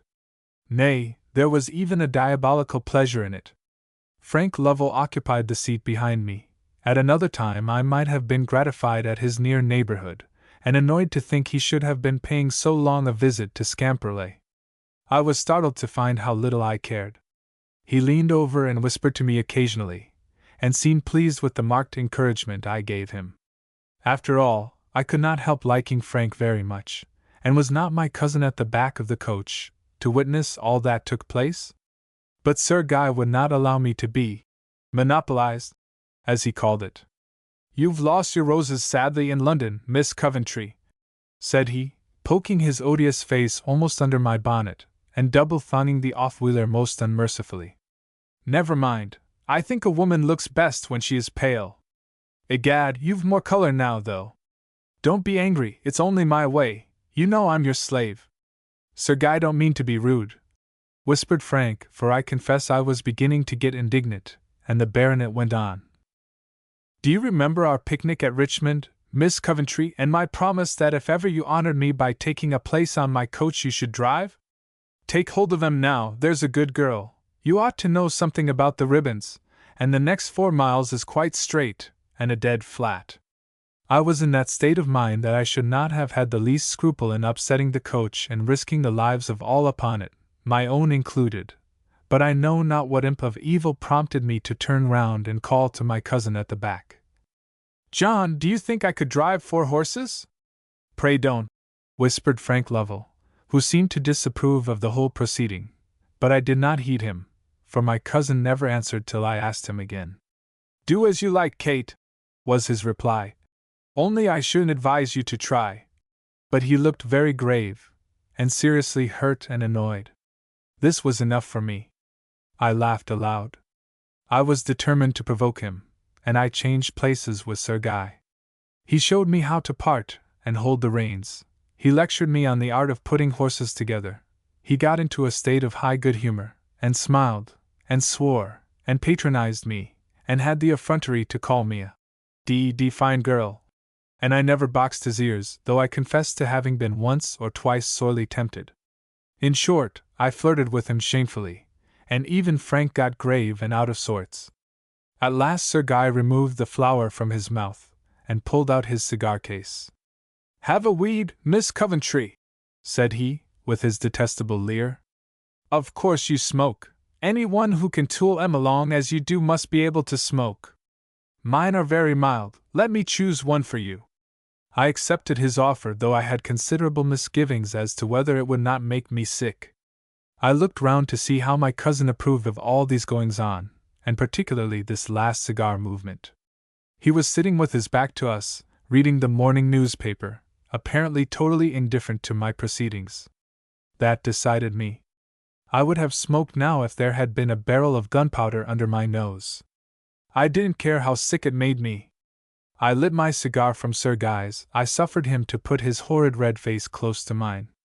I flirted, and laughed, and drove, and puffed away as if I had been used to these accomplishments all my life. I rattled through the turnpike without stopping to pay, as if it were a good joke. I double-thonged a sleeping carter over the face and eyes as I passed him. My near leader shied at a wheelbarrow, and I almost swore as I rated him and flanked him, and exclaimed, "Confound you, I'll teach you to keep straight!" As we drove into the park at Scamperley, for I fearlessly rounded the avenue turn, and vowed I would not abandon the reins till I had delivered my load at the front door, even Frank was completely disgusted. My cousin took not the slightest notice, but kept his seat with his back turned to the horses, and was still deep in his newspaper. Sir Guy was delighted. He shouted, and grinned, and swore more than ever. I was a trump, I was a girl of the right sort. I was a well-bred one. I had no end of devil in me. I was fit to be a queen, whilst the object of all these polished encomiums could willingly have burst out crying at a moment's notice. Indeed, she would have found it an unspeakable relief, and felt as she had never felt before, and as she trusts in heaven she may never feel again. It was a lovely spot, Scamperley, beautiful as a dream, with the quiet woodland beauty of a real English place. Such timber! Such an avenue! I wonder if any of the sporting dandies and thoughtless visitors who came down to stay with Scapegrace, because he had more pheasants and better, dry, meaning champagne, than anybody else ever thought of the many proprietors those old oaks and chestnuts had seen pass away, the strange doings they must have witnessed as generation after generation of scapegraces lived their short hour and went to their account, having done all the mischief they could, for they were a wild, wicked race from father to son. The present baronet's childhood was nursed in profligacy and excess. Sir Gilbert had been a fitting sire to Sir Guy, and drank, and drove, and sinned, and turned his wife out of doors, and gathered his boon companions about him, and placed his heir, a little child, upon the table, and baptized him, in mockery, with blood-red wine, and one fine morning he was found dead in his dressing-room, with a dark stream stealing slowly along the floor. They talked of broken blood vessels, and hard living, and a full habit. But some people thought he had died by his own hand, and the dressing-room was shut up and made a lumber-room of, and nobody ever used it any more. However, it was the only thing to save the family. A long minority put the present possessor fairly on his legs again, and the oaks and the chestnuts were spared the fate that had seemed too surely awaiting them. Nor was this the only escape they had experienced. A scapegrace of former days had served in the parliamentary army during his father's lifetime, had gone over to the king at his death, had fought at Edgehill and Marston Moor, and to do Sir Neville justice, he could fight like a demon, had abandoned the royal cause when it was hopeless, and by betraying his sovereign, escaped the usual fate and amercement of malcontent, the protector remarking, with a certain solemn humor, that Sir Neville was an instrument in the hand of the Lord, but that Satan had a share in him, which doubtless he would not fail to claim in due time. So Sir Neville lived at Scamperley in abundance and honor, and preserved his oaks and his rents, and professed the strictest Puritanism, and died in a fit brought on by excessive drinking to the success of the Restoration, when he heard that Charles had landed, and the king was really to enjoy his own again. He was succeeded by his grandson Sir Montague, the best-looking, the best-hearted, and the weakest of his race. There was a picture of him hanging over against the great staircase, a handsome, well-proportioned man, with a woman's beauty of countenance, and more than womanly softness of expression. Lady Scapegrace and I have stopped and gazed at it for hours. "He's not very like the present baronet, my dear," she would say, her haughty features gathering into a sneer, and Lady Scapegrace's sneer was that of Mephistopheles himself. "He is beautiful, exceedingly. I love to look at his hazel eyes, his low antique brow, his silky chestnut hair, and his sweet melancholy smile. Depend upon it, Kate, no man with such a smile as that is ever capable of succeeding in any one thing he undertakes. I don't care what his intellect may be, I don't care what animal courage he may possess, however dashing his spirit, however chivalrous his sentiments, so surely as he has woman's strength of affection, woman's weakness of heart, so surely must he go to the wall. I have seen it 100 times, Kate, and I never knew it otherwise." Since the affair of the bull, Lady Scapegrace had contracted a great affection for me, and would have me to roam about the house with her for hours. She was a clever, intellectual woman, without one idea or sentiment in common with her husband. In this state of mental widowhood she had consoled herself by study, amongst other things, and the history of the family into which she had married afforded her ample materials for reflection and research. She had collected every scrap of writing, every private memorandum, letter, and document that could throw any light upon the subject, and I verily believe she could have concocted a highly interesting volume, detailing the exploits and misdeeds, the fortunes and misfortunes, of the Scapegraces. "I know all about him, Kate," she would proceed, fixing her great hollow eyes upon my face, and laying her hand on my arm, as was her habit when interested. "He is my pet amongst the family, though I despise him thoroughly. You see that distant castle, sufficiently badly painted, in the corner of the picture? That was the residence of her who exercised such a fatal influence over the life of poor Sir Montague. All his little sonnets, some of them touching and pretty enough, are addressed to the Lady Mabel. I have found 2 or 3 of his love letters, probably returned by her, tied up in a faded bit of ribbon. There is also one note from the lady to her admirer. Such a production, Kate! Not a word but what is misspelt, not a sentence of common grammar in the whole of it, and yet this was the woman he broke his heart for. Look well at him, my dear, and you will see why. With all its beauty, such a face as that was made to be imposed upon. The Lady Mabel, however, seems to have been a notable strong-minded personage enough. She acknowledges the receipt of her lover's letters, which, however, without condescending to give any further explanation, she avers came to hand at an untoward moment, and finishes by sending him a receipt for making elderflower wine, assuring him, with a certain sly malice, that it is a sovereign specific against colic, vertigo, and all ailments of the heart and stomach. What a contrast to his protestations endorsed! These, with haste, ride, which many a good horse must have been spurred and hurried to deliver. How he rings the changes upon his unalterable and eternal devotion!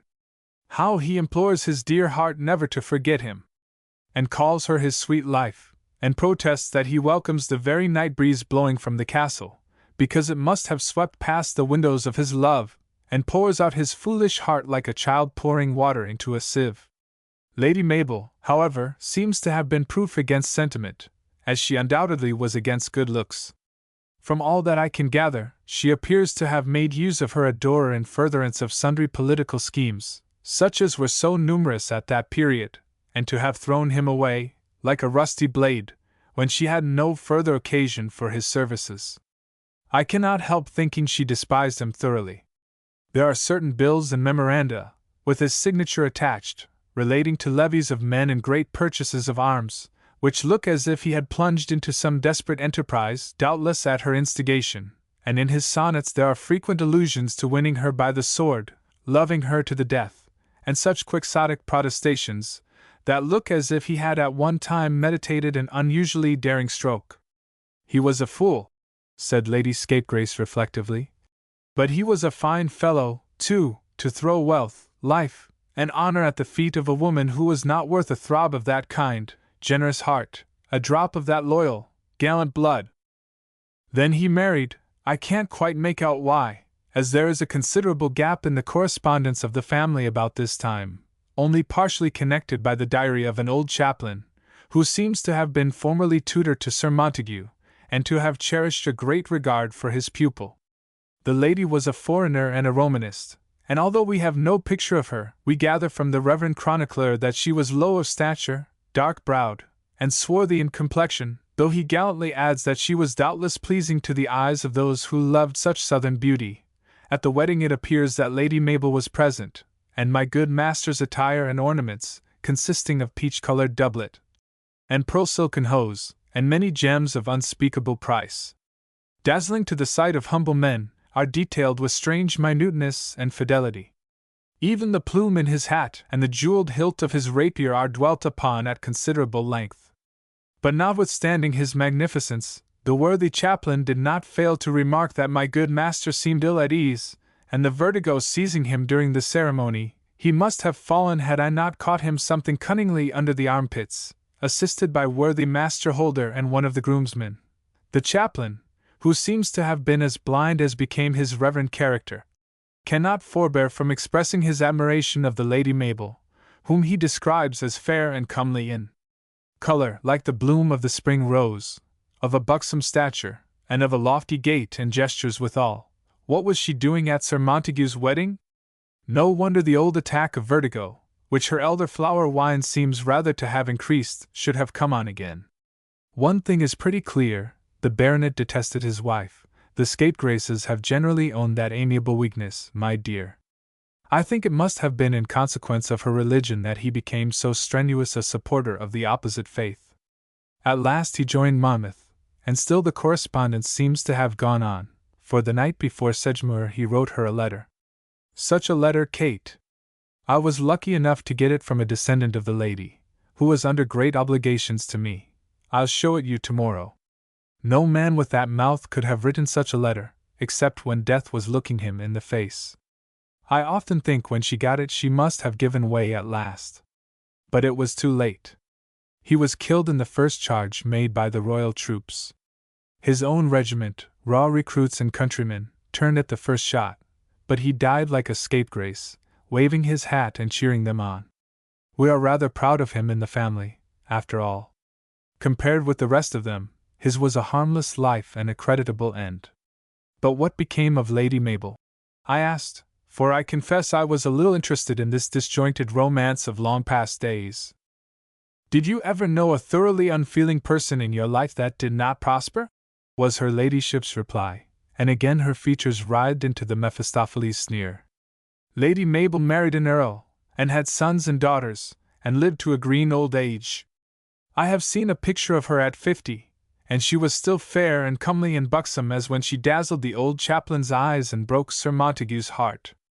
Yes, yes, Kate, there's nothing like a sensible woman. She's the evergreen in the garden, and blooms, and buds, and puts forth fresh shoots, when the rose is lying withered and trampled into the earth. But for all that, she has never had the charm of the rose, and never can have. Such is a specimen of one of my many conversations with Lady Scapegrace, whom I liked more and more the better I knew her. But I have been anticipating sadly during my drive of Sir Guy's coach up Sir Guy's Avenue. When I reached the front door, with all my recklessness, I felt glad to see no head poking out of windows, above all, no female witness to my unwomanly conduct. I felt thoroughly ashamed of myself as I got down from the box, and I confess it was with feelings of intense relief that a polite groom of the chambers informed me, with many apologies, her ladyship and all the ladies had gone to dress, and handed me over, with a courtly bow, to a tidy elderly woman, in a cap that could only belong to a housekeeper. She conducted me to my room, and consigned me to Gertrude, already hard at work unpacking upon her knees. Chapter 20. A very pretty little room it was, none of your enormous dreary state apartments, dull as a theatre in the daytime, with a bed like a mourning coach, and corners of gloom and mystery, uncomfortable even at noon, and fatal to the nerves when seen by the light of a solitary wax candle. On the contrary, it was quite the room for a young lady. Pink hangings tinted one's complexion with that roseate bloom which the poet avers is as indispensable to woman as man's imperial front, whatever that means, is to the male biped. A dark carpet with a rich border relieved the light-colored paper, picked out sparingly with flowers. The toilet table was covered with a blushing transparency of pink under white, like sunset on snow, perhaps I should rather say like a muslin dress over a satin slip, and there was a charming full-length glass, in which I could contemplate my whole person from top to toe, without slanting it an inch off the perpendicular. The lookout was into Lady Scapegrace's garden, a little bijou of a place, that bore ample witness to the good taste of its mistress. Every shrub had been transplanted under her own eye, every border filled according to her personal directions. She tied her own carnations, and budded her own roses, like the most exemplary clergyman's wife in England. I do believe she would have been a good wife to anybody but Sir Guy. However, it was too dark for me to see anything of her ladyship's garden. It was already getting dusk when we arrived, and although it wanted 3 mortal hours of dinner, all the ladies, including the hostess, had retired to their own rooms, to while away the time by writing letters, reading novels, and going to sleep. I was much too restless to embark in any of these occupations. It would have been a relief to write, certainly, to pour out all one's thoughts and feelings before some sympathizing correspondent, but I own none such. I could not have settled to read, no, not the most interesting novel that was ever penned, although I might have left it off the day before in an agony of uncertainty at the critical place which is always to be found near the conclusion of the 2nd volume. And as for sleep, indeed, I felt as if I should never sleep again. When I am unhappy, and particularly when I am angry with myself, I must always be doing something, no matter what, but I must be occupied, so I hurried Gertrude, and bustled about, and got myself dressed, and found my own way to one of the drawing-rooms, where I hoped to be at least secure from interruption, and to brood and worry myself for an hour or two in unbroken solitude. I ought to have been safe enough here. As I had wandered through unknown passages and passed uncertain doors, I had heard the click of billiard balls, the sound of many voices, and the harsh laugh of Sir Guy. I knew consequently that the gentlemen were all busy at pool, or some equally intellectual pastime, and had not yet gone to dress. I was sufficiently conversant with the habits of my own sex to be aware that no lady would willingly tarnish the freshness of her dinner toilette by coming down before the very last minute, and I anticipated therefore no further interruption than a housemaid coming to put the fire to rights, or a groom of the chambers to light fresh candles, functionaries, especially the former, who would be much more incommoded by my presence than I should be by theirs. Good gracious! There was a gentleman down and dressed already, sitting with his back to me, immersed in the thrilling pages of the drawing-room scrap-book, which he was studying upside down. I came in very softly, and he never heard me, nor turned his head, but I knew the back of that head pretty well. It was Cousin John. I also took a book, and sat down. Perhaps, I thought, he's not going to speak to me at all. Well, what do I care? I've a temper too, if it comes to that. So I read my book assiduously. It was the Comic Almanac, but I don't know that it made me feel very much inclined to laugh. The clock ticked loud and disagreeably. I determined not to speak till I was spoken to, but after a time the silence grew irksome, and the ticking of the clock so loud, that I ventured on a slight cough, merely to break it. Ahem, said I, still intent on the Comic Almanac. John turned slowly round, made a half-rise as if out of compliment to my presence, and returned to the drawing-room scrap-book, which, however, he was now reading the right way. This would not do. I resolved to wait a little longer, just a quarter of an hour by the clock, and see whether he would not have the common civility to speak to me. What a long quarter of an hour it was! The hand reached it at last. It passed it. I gave him another 5 minutes. It was getting painful. I spoke, and the sound of my own voice quite startled me, yet was my remark as harmless and commonplace as well could be. "John," said I, "what time do we dine?" "8:15, I believe," answered John, quite good-humoredly, and as if nothing had happened to estrange us. "Dear me, Kate, how early you're dressed!" I could have cried with vexation, but I resolved, if possible, to find a sore place somewhere, and give him one before I had done with him, so I made a saucy face, and asked him, half laughing, whether he didn't think I had driven them very well from the station? "Inimitably, Kate," was his reply. "I hadn't the least idea you were so accomplished a charioteer."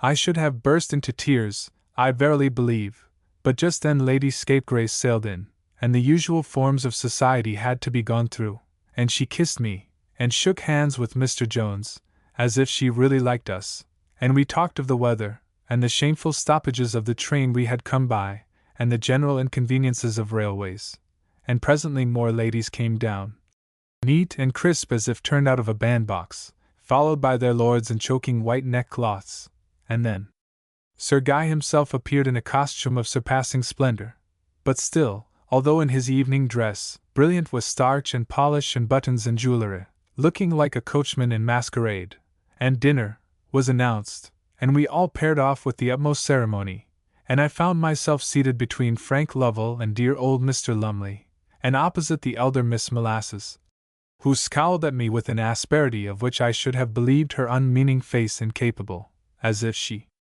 hated me on this particular evening more than all the other days of the year. I soon discovered the cause. Frank was more attentive to me than I had ever known him, although there was a something in his manner that I did not altogether like, a sort of freedom that I had never remarked before, and which made me colder and more reserved than usual. It was evident he thought he might venture as far as he liked with a young lady who drove 4 horses and smoked a cigar the while. I felt I was blushing under my skin, but I was determined to brave it all out, to hide from every living soul my own vexation and self-contempt. Once I caught a telegraphic signal exchanged between my neighbor and Miss Molasses, after which she seemed more at ease, and went on with her dinner in comfort. I was so angry now that I turned my shoulder towards Master Frank, and took refuge with my dear old friend Mr. Lumley, who, utterly regardless of the noise and flirtation his better half was carrying on at the other end of the table, discussed his cutlet quite contentedly, and prosed away to me in his usual kind, consolatory manner. I was one of his great favorites. In fact, he told me so then and there. He always called me "my dear," and often vowed that if he had only the use of his legs he would walk to the end of the world to make me a thoroughgoing naturalist like himself. I was getting more at ease under his dear old wing. I had gone through so much excitement during the day that this comparative inaction was a positive relief, and I was really beginning to enjoy a sort of repose, when the baronet's horrid voice from the bottom of the table aroused me once more to an agony of shame and despite. "Do me the honor to drink a glass of champagne, the champagne to Miss Coventry!" shouted Sir Guy. "You must require it after your exertion. Egad! My team won't get over it in a hurry. The roads were woolly and the time short, hey, Miss Kate? But d—n me if the whipcord was scarce. I've done that 7 miles in all weathers, and a sweet 7 miles it is, but I never came anything like the pace we did today. Your good health, Miss Kate. I'll have a fresh team put together for you tomorrow, and a better cigar to smoke than the one I gave you today." I could willingly have sunk into the earth, nay, crept under the tablecloth, anything to hide my dishonored head. The ladies looked at each other aghast, and then at me. The gentlemen, even the stiffest of them, turned boldly round to survey such a phenomenon as the tobacco-smoking, four-in-hand Miss Coventry. Mrs. Lumley showered her long ringlets all over her face with one toss of her pretty little head that I might not see how heartily she was laughing. Lady Scapegrace good-naturedly made an immense clatter with something that was handed to her, to distract attention from my unfortunate self, but I believe I must have got up and left the room had not Cousin John come adroitly to the rescue. He had not been studying the daily paper for nothing, and his voice rose loud and clear through the awful silence that succeeded Sir Guy's polished remarks. "Did you see that article in today's Times about ministers?" asked John, of the public in general. "There's another split in the cabinet, this time it's on the malt tax. Today, in the city, they were betting 5-2 there's a general election within a fortnight, and taking 2-1 ambidextrous premier before the 1st of next month. John! If you had saved my life, I could not have been more obliged to you." Many of the present party were members of Parliament. All were deep in politics. Most of them had seen the Times, but none, like John, had the earliest intelligence from the city. I have since had reason to believe he invented every syllable of it. However, such a topic was too engrossing not to swamp every other, and no more allusions were made to my unfortunate escapade till Lady Scapegrace had drawn on her gloves, bent her haughty head, and made the move, at which we all sailed away to tea and coffee in the drawing-room. Here I was more at my ease. Lady Scapegrace and Mrs. Lumley, hating each other, were, of course, inclined to be excessively kind to me. I formed a bond of union between the foes. We three, particularly with such a weapon as the tongue of Mrs. Lumley, were more than a match for any number of our own sex, and most of the other ladies gave in at once. Only Miss Molasses held out, and eyed me once more with an expression of eager malice for which I could not easily account. I remarked, too, that she seemed restless and fidgety, glanced anxiously ever and anon at the door by which the gentleman would join us, and seemed uncomfortable if any of us approached an empty chair which was next to her seat. I began to have my suspicions of Frank Lovell, notwithstanding all his asseverations. I determined to watch him narrowly, and if I found my misgivings were true, if I discovered he was false and treacherous, why, then I would, after all, what could I do? It stung me to think how powerless I was. Now, the establishment of Scamperley, although doubtless the bounds of domestic discipline were by no means over-tightly drawn, was one in which servants, from the stately curly-headed groom of the chambers, down to the little boy in green that was always too late for the post, had more than enough upon their hands. In the first place, nobody ever seemed to think of going to bed much before daylight. This entailed a breakfast, protracted by one late sleeper after another till luncheon time. That meal was of unusual magnificence and variety. Besides which, a hot repast, dressed by the French cook, and accompanied by iced champagne, etc., required to be served in one of the woods for the refreshment of Sir Guy's shooting guests. Then in the afternoon there were constant fresh arrivals and rooms to be got ready, for when the host and hostess were at home they kept the house full, and the day concluded with a large dinner party, at which seldom less than 16 sat down to discuss the inspirations of Monsieur Horsdouvre and the priceless wines of Sir Guy. No wonder the servants looked tired and overworked, though I fancy the luxury and good living downstairs was quite equal to that which elicited encomiums from bon vivants and connoisseurs above. Nevertheless, it was but just that they too should have their share of relaxation and amusement. Therefore did Sir Guy in his generosity give an annual servants' ball, which he attended and opened himself in a state of hilarity not calculated to inspire much respect amongst his retainers. He had, however, sufficient self-command invariably to select as his partner the prettiest maidservant in his establishment. But if the baronet failed in his dignity as head of the house, her ladyship had enough for both. She looked like a queen as she sailed in, amongst her own domestics and all the retainers and hangers-on for miles round. On the evening in question it amused me much to see the admiration, almost the adoration, she elicited from old and young. No wonder, that stately form, that queenly brow, had been bent over many a sick bed. Those deep, thrilling tones had spoken words of comfort to many a humble sufferer. That white hand was ever ready to aid, ever open to relieve. Good or bad, none ever applied to Lady Scapegrace in vain. The virtuous it is pleasant to relieve and make friends of, she has often said to me in her moments of confidence. The wicked it is a duty to assist and to pity. Who should feel for them, Kate, if I didn't? God knows I have been wicked enough myself. The men servants never took their eyes off her, and I fear made but sorry partners to the buxom lasses of the household till my lady had left the room.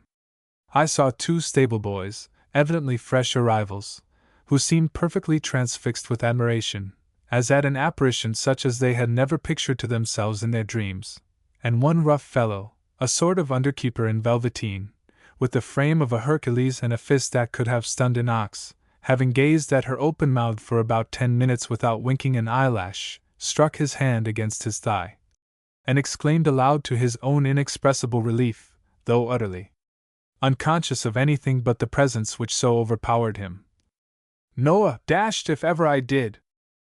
This was soon after my lady had sailed into the servants' hall at the head of her guests. It was the custom of the place for all the fashionables and smart people who were actually in the house to attend the servants' ball, most of us only staying long enough to set the thing going with spirit, though I believe some of the young dandies who found partners to their liking remained to the end, and kept it up till daylight. Down we all went, as soon as the gentlemen had finished their wine and discussed their coffee in the drawing-room. Down we went, through stone passages and long underground galleries into a splendidly lighted apartment, somewhat devoid of furniture, but decorated with evergreens, and further adorned by a sort of muslin transparency hanging from the roof. This was the servants' hall, and although on a stone floor, a capital room for dancing it was. We were all soon provided with partners. Sir Guy, much to her triumph, selected my maid Gertrude. Lady Scapegrace paired off with the steward, a fat, rosy man, who quite shone with delight at the honor. The French cook carried off Miss Molasses, with whose native stupidity I thought the vivacious foreigner seemed a little disappointed. Frank Lovell was taken possession of by the fat housekeeper, to whom he did the amiable, as Frank had the knack of doing to anything with a petticoat. Cousin John handed off a stately damsel, whom I afterwards recognized as the upper housemaid, and I was claimed by a dapper little second-horse rider, of whom I flatter myself I made a complete conquest by the interest I took in his profession and the thorough knowledge I displayed of its details. I had to make most of the conversation myself, certainly, for his replies, though couched in terms of the deepest respect, and accompanied by a chivalrous deference for my sex to which I was totally unaccustomed from the partners of a London ballroom, consisted for the most part of little more than, "Yes, miss," and "No, miss," with an additional smooth of the smoothest, shiniest head I ever beheld. When I had exhausted the meats of the hounds for the ensuing week, with a few general observations on the pursuit of hunting, and the merits of that noble animal, the horse, I began to get high and dry for further topics, and was not sorry when 3 fiddles and a flute struck up their inspiriting tones, and away we all went, cross hands, down the middle and up again, to the lively and by this time tolerably familiar air of Sir Roger de Coverley. I am bound to confess that, as far as the servants were concerned, everything went on with the utmost propriety and respect. Sir Guy, indeed, pulled his partner about with an unnecessary degree of vigor, which at times almost degenerated into a romp, and squeezed my hands in the poussette with an energy of affection which I could well have dispensed with, but every one else was a very pattern of politeness and decorum. In fact, the thing was almost getting stupid, when my little second-horse rider and myself, returning breathless from our rapid excursion down some 32 couple, were brought up, startled and dismayed, by a piercing scream from at least that number of female voices, all raised at the same instant. "Fire! Fire!" exclaimed the tall housemaid at my elbow. "Save me! Save me!" shrieked the fat housekeeper, plumping into Frank Lovell's arms, and well nigh bringing him to the ground, in which case she must have crushed him. "Murder! Murder!" shouted my idiot of a maid, Gertrude, rushing frantically for the doorway, followed by Sir Guy, who was swearing, I am sorry to say, most fearfully. "Stand still, fools!" I heard Lady Scapegrace exclaim in her deep tones, "and let nobody open the door." By this time there was a rush of all the women towards the door, and as the center of the room was cleared, I saw what had happened. The muslin transparency had caught fire, a large fragment of it was even now blazing on the floor, and the consequences amongst all those light floating dresses and terrified women might have been indeed awful. For an instant everybody seemed paralyzed, everybody but Cousin John. During that instant he had flung off his coat, and kneeling upon it, extinguished the flames. They were still blazing over his head, With a desperate bound he tore down the ill-fated transparency. Regardless of singed hair and blistered hands, he clasped and pressed it, and stamped upon it, and smothered it. Ere one could have counted 50, the danger was over and not a vestige of the fire remained. How handsome he looked with his brave face lighted up and his eyes sparkling with excitement. Nobody could say John wanted expression of countenance now. The next moment he was quietly apologizing in his usual tone to Lady Scapegrace for spoiling her beautiful transparency, and parrying her thanks and encomiums on his courage and presence of mind with an assurance that he only pulled it down because he happened to be directly under it. But he could not help turning to me and saying, "Kate, I hope you were not much frightened." The words were not much, but they were uttered in the old kind voice. They rung in my ears all the evening, and I went to bed happier than I ever thought I could have been after such a day. Chapter 21. The Sunday at Scamperley, I am sorry to say, was hardly observed with that degree of respect and strictness which is due to the one sacred day of the week. Very few people went to morning service, as indeed the late hours overnight kept most of us in our rooms till 11 or 12 o'clock, when we dawdled down to a breakfast that seemed to lengthen itself out till luncheon time. To be sure, when the latter meal had been discussed, and we had marked our reverence for the day by a conversation in which we expressed our disapproval of the personal appearance, faults and foibles, and general character of our friends, some of us would declare an intention of attending afternoon church, on which subject much discussion would arise, and the probability of the weather holding up would be volubly commented on. The church being situated about a quarter of a mile from the house, and the way to it through the park being so completely sheltered by evergreens that to have got wet, save in a downright pour of rain, was next to impossible. At last we would get under way, the ladies mincing along with their magnificently covered prayer books, affecting an air of unwilling decorum, the dandies carrying cloaks, shawls, and umbrellas for their respective goddesses, and following them, so to speak, under protest, as if there was something to be ashamed of in the whole proceeding. Lady Scapegrace always went early, and quite by herself. She sat apart, too, from her guests and relatives. Not so Sir Guy. It was his great delight to create as much noise and confusion as possible, that on his entrance the respectable yeomen and humble parishioners might be dazzled with his glory, and whisper one to another, "That be Sir Guy," as he marched to the front of his family pew in a blaze of wondrous apparel. It was natural that he should create a sensation with his red face and gaudy-colored clothes, and huge, dyed whiskers, and the eternal flower in his mouth, which was always on duty save when relieved by a cigar or a toothpick. Pew it could scarcely with propriety be called, inasmuch as it was more like a box at the opera than a seat in a place of worship. We entered by a staircase outside the church, with a private door of our own, passing through which we found ourselves in a very comfortable chamber, with a good many chairs and sofas, a handsome bookcase, and a blazing fire. This, again, led to a smaller apartment, into which Sir Guy would swagger with much unnecessary noise and bustle. Throwing up a large window, he leaned over as it were from a hustings, and behold, we were at church. When the sermon was concluded, Sir Guy shut the window down again, and we took our departure, much edified, as may easily be imagined, by the lessons of meekness and humility which we had received in so becoming a manner. From church we invariably proceeded to the kennel, where a stout, healthy-looking keeper paraded the baronet's pointers and setters for the inspection of the ladies. Here Sir Guy took entire possession of me once more. "Don't be alarmed, my dear," said he, as a great bull-headed black and white brute, surnamed Don, came blundering up and tried to put his muddy paws on my dress.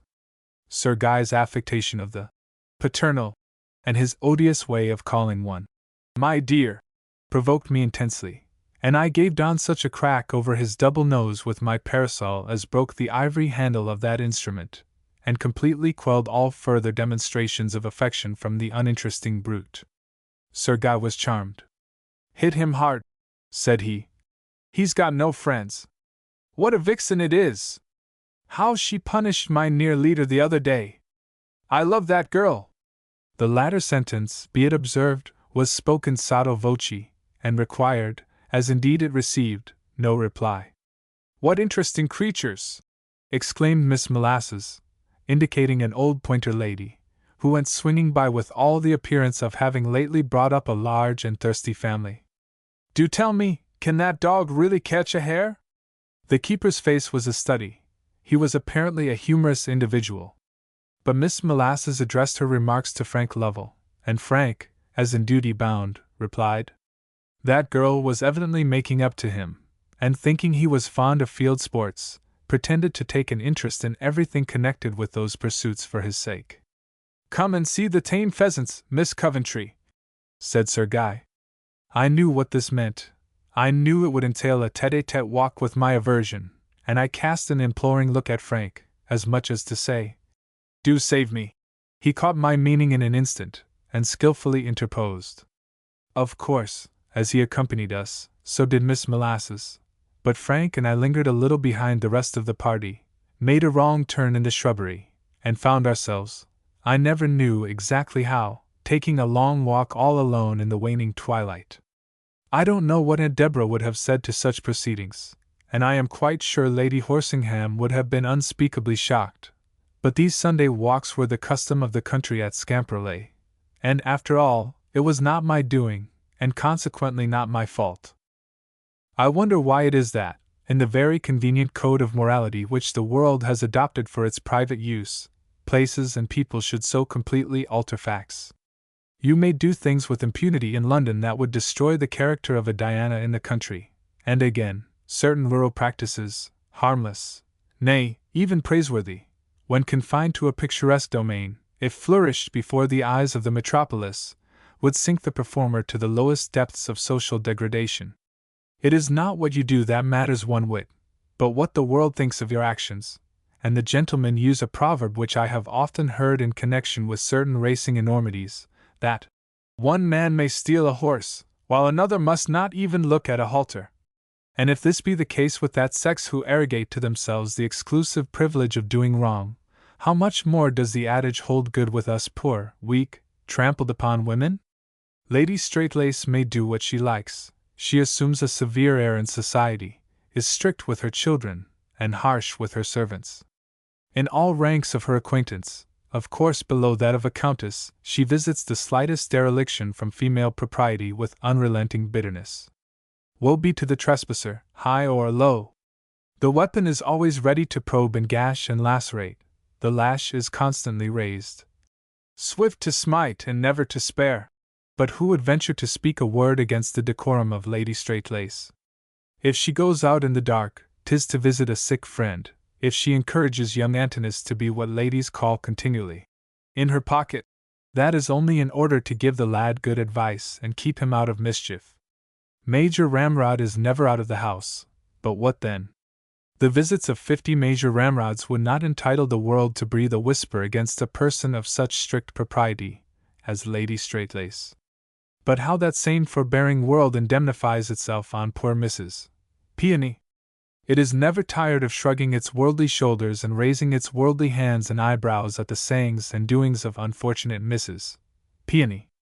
Did you hear of her going to the bachelor's ball with 3 gentlemen in a fly? Nobody thinks it worth while to specify that the 3 Lotharios consisted of her grandfather, her husband, and her nephew. Did you see her drop her bracelet to make young Stiffneck pick it up? Do you know that she takes morning walks with Colonel Chanticleer, and evening strolls with Bob Bulbul? She chatters, she laughs, she flirts, she makes eyes, she's bad style, she's an odious woman. 'Pon my word, I don't know whether Mamma will go on visiting her. And why should the world make this dead set at poor Mrs. Peony?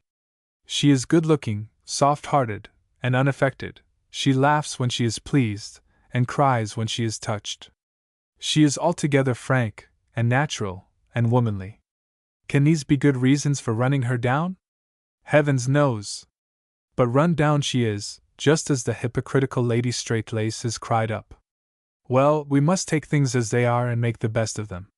So Frank and I walked on through the pleasant fields in the darkening twilight, and I, for one, enjoyed it excessively, and was quite sorry when a great bell sounding from the house warned us that it was time to return, and that our absence would too surely be the subject of remark should we linger out of doors any longer. I never knew Frank so agreeable. On every topic he was brilliant, and lively, and amusing. Only once, in some casual remark about the future, there was a shade of melancholy in his tone, more like what he used to be formerly. Somehow, I don't think I liked him so well in his best spirits. Perhaps I was myself changed in the last few weeks. I used often to think so. At first, during that walk, I feared lest Frank should touch upon a topic which would have been far from unwelcome a short time ago. I soon saw he had not the slightest intention of doing so, and I confess I was immensely relieved. I had dreaded the possibility of being obliged at last to give a decided answer, of having my own fate in my own hands, and feeling totally incapable of choosing for myself. But I might have spared my nerves all such misgivings. My cavalier never gave me an opportunity of even fancying myself in such a dilemma till just as we reached the house, when, being Mrs. Lumley and Miss Molasses returning from their stroll, he started, colored up a little, like a guilty man, and acted as though he would have escaped their notice. I was provoked. "Don't desert your colors, Captain Lovell," I said in a firm voice. "Miss Molasses is looking for you, even now." "Unfeeling," muttered Frank, biting his lip, and looking really annoyed. "Oh, Miss Coventry! Oh, Kate! Give me an opportunity of explaining all." "Explain nothing," was my reply. "We understand each other perfectly. It is time for me to go in and dress." So I marched into the house, and left him looking foolish, if Frank ever could look foolish, on the doorstep. As I hurried along the passages I encountered Lady Scapegrace. "What's the matter, Kate?" said she, following me into my room. "You look as if something had happened. No bad news, I trust, from Aunt Deborah?" I burst into tears. Kindness always overcomes me completely, and then I make a fool of myself. "Nothing's the matter," I sobbed out. "Only I'm tired and nervous, Lady Scapegrace, and I want to dress." My hostess slipped quietly out of the room, and presently returned with some sal volatile and water. She made me drink it every drop. "I must have a talk to you, Kate," said she. "But not now, the dinner bell will ring in 10 minutes. And she too hurried away to perform her toilette. As I get older I take to moralizing, and I am afraid I waste a good deal of valuable time in speculating on the thoughts, ideas, and, so to speak, the inner life of my neighbors. It is curious to observe a large, well-dressed party seated at dinner, all apparently frank and open as the day, full of fun and good humor, saying whatever comes uppermost, and to all outward seeming laying bare every crevice and cranny of their hearts, and then to reflect that each one of the throng has a separate life, entirely distinct from that which he or she parades before the public, cherished perhaps with a miser's care or endured with a martyr's fortitude. Sir Guy, sitting at the bottom of his table, drinking rather more wine than usual, perhaps because it was Sunday, and the enforced decencies of the day had somewhat damped his spirits, looked a jovial, thoughtless, merry country gentleman, somewhat slang, it may be, not to say vulgar, but still open-hearted, joyous, and hospitable. Was there no skeleton in Sir Guy's mental cupboard? Were there no phantoms that would rise up, like Banquo's ghost, to their seat, unbidden, at his board? While he smacked his great lips over those bumpers of dark red Burgundy, had he quite forgotten the days of old, the friends he had pledged and made fools of, the kind hearts he had loved and betrayed? Did he ever think of Damocles and the hanging sword? Could he summon courage to look into the future, or fortitude even to think of the past? Sir Guy's was a strong, healthy, sensuous nature, in which the physical far outweighed the intellectual, and yet I verily believe his conscience sometimes nearly drove him mad. Then there was my lady, sitting at the top of her table, the very picture of a courteous, affable, well-bred hostess, perhaps, if anything, a little too placid and immovable in her outward demeanor. Who would have guessed at the wild and stormy passions that could rage beneath so calm a surface? Who would suppose that stately, reserved, majestic-looking woman had the recklessness of a brigand and the caprices of a child? A physiognomist might have marked the traces of strong feelings in her deepened eyes and the lines about her mouth, damages done by the hurricane, that years of calm can never repair. But there had been a page or two in Lady Scapegrace's life that, with all his acuteness, would have astonished Lavater himself. Then there was Miss Molasses, the pink of propriety and, What would mamma say? Young ladyism, cold as a statue, and, as old Chaucer says, upright as a bolt. But all the time overhead and ears in love with Frank Lovell, and ready to do anything he asked her at a moment's notice.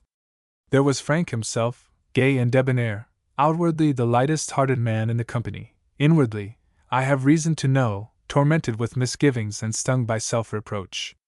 Playing a double game, attached to one woman and courting another, despising himself thoroughly the while, hemmed in by difficulties and loaded with debt, hampered by a bad book on the 2000, and playing hide-and-seek even now with the Jews, Frank's real existence was very different from the one he showed his friends. So with the rest of the party. Old Mrs. Molasses was bothered by her maid, Mr. Lumley puzzled by his beetles, his wife involved in 1,000 schemes of mischief-making, which kept her in perpetual hot water. All, even honest Cousin John, were sedulously hiding their real thoughts from their companions. All were playing the game with counters, of which indeed they were lavish enough, but had you asked for a bit of sterling coin, fresh from the mint and stamped with the impress of truth, they would have buttoned their pockets closer than ever. Aye, though you had been bankrupt and penniless, they would have seen you further first, and then they wouldn't. So we flirted, and talked, and laughed, and adjourned to the drawing-room, where, after a proper interval, we were joined by the gentlemen, who, in consideration of the day, consented for that one evening in the week to forego their usual games of chance or skill, such as whist, billiards, and cockamera.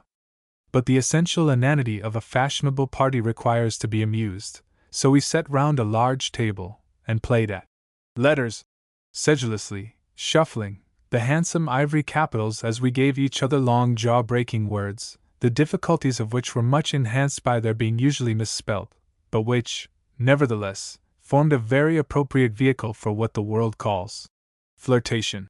I can always find out other people's words much quicker than my own, and whilst I was puzzling over centipede and teasing Mrs. Lumley, who had given it me, for the initial letter, I peeped over the shoulder of my next neighbor, Miss Molasses, and made out clearly enough the word she had just received from Frank Lovell. She would not have discovered it for a century, but I read it at a glance. I just looked at Frank, who blushed like a girl, took it back, vowing he had spelt it wrong, and gave her another.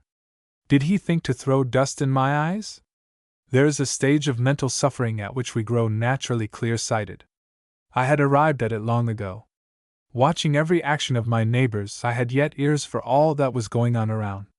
Sir Guy, occupying a position on the hearthrug, with his coat-tails over his arms, was haranguing the clergyman of the parish, a quiet, meek little man, who dined at Scamperley regularly on Sunday, and appeared frightened out of his wits. He was a man of education and intellect, a ripe scholar, a middling preacher, and a profound logician, but he was completely overpowered by coarse, ignorant, noisy Sir Guy. "Driving, hey?" said the baronet. "We're all fond of driving here, Mr. Waxy. There's a young lady who will teach you to handle the ribbons. Gad, she'd make the croppered mare step along. Have you got the old mare still? Devilish good old mare." No child of man is too learned, or too quiet, or too humble, to feel flattered at praise of his horse. Mr. Waxy blushed a moist yellow as he replied, "Very good of you to remember her, Sir Guy, docile and safe, and gentle withal, Sir Guy.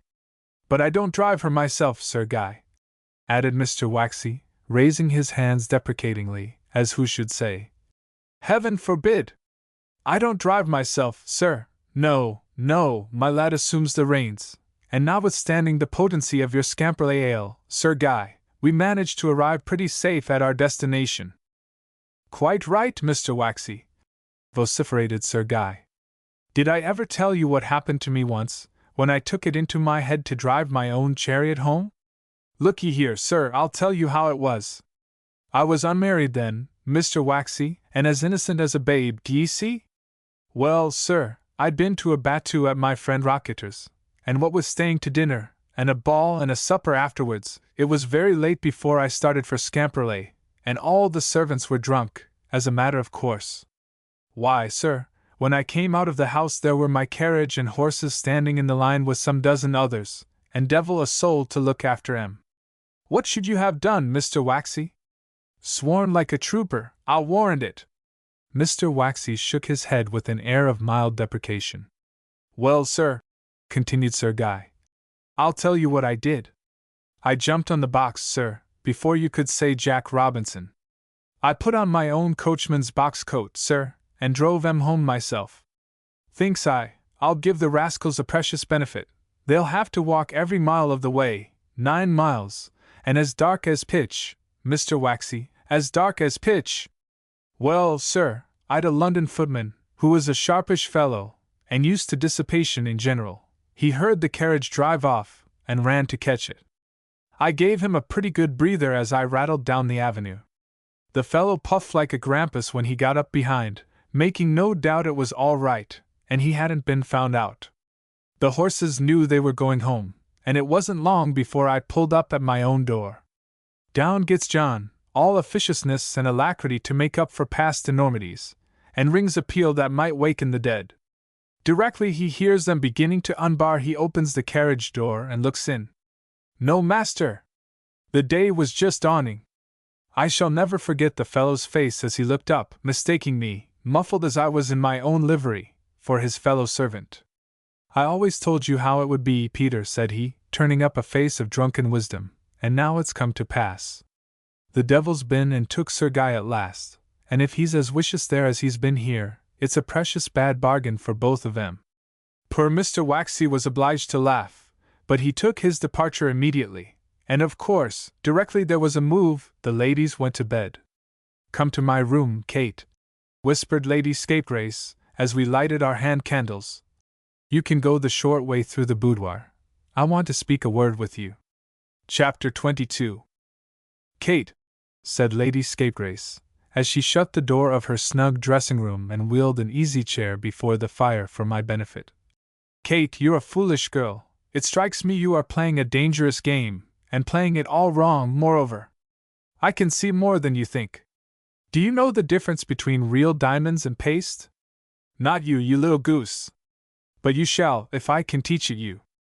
Kate, have you ever heard me talked about? Did you ever hear any good of me?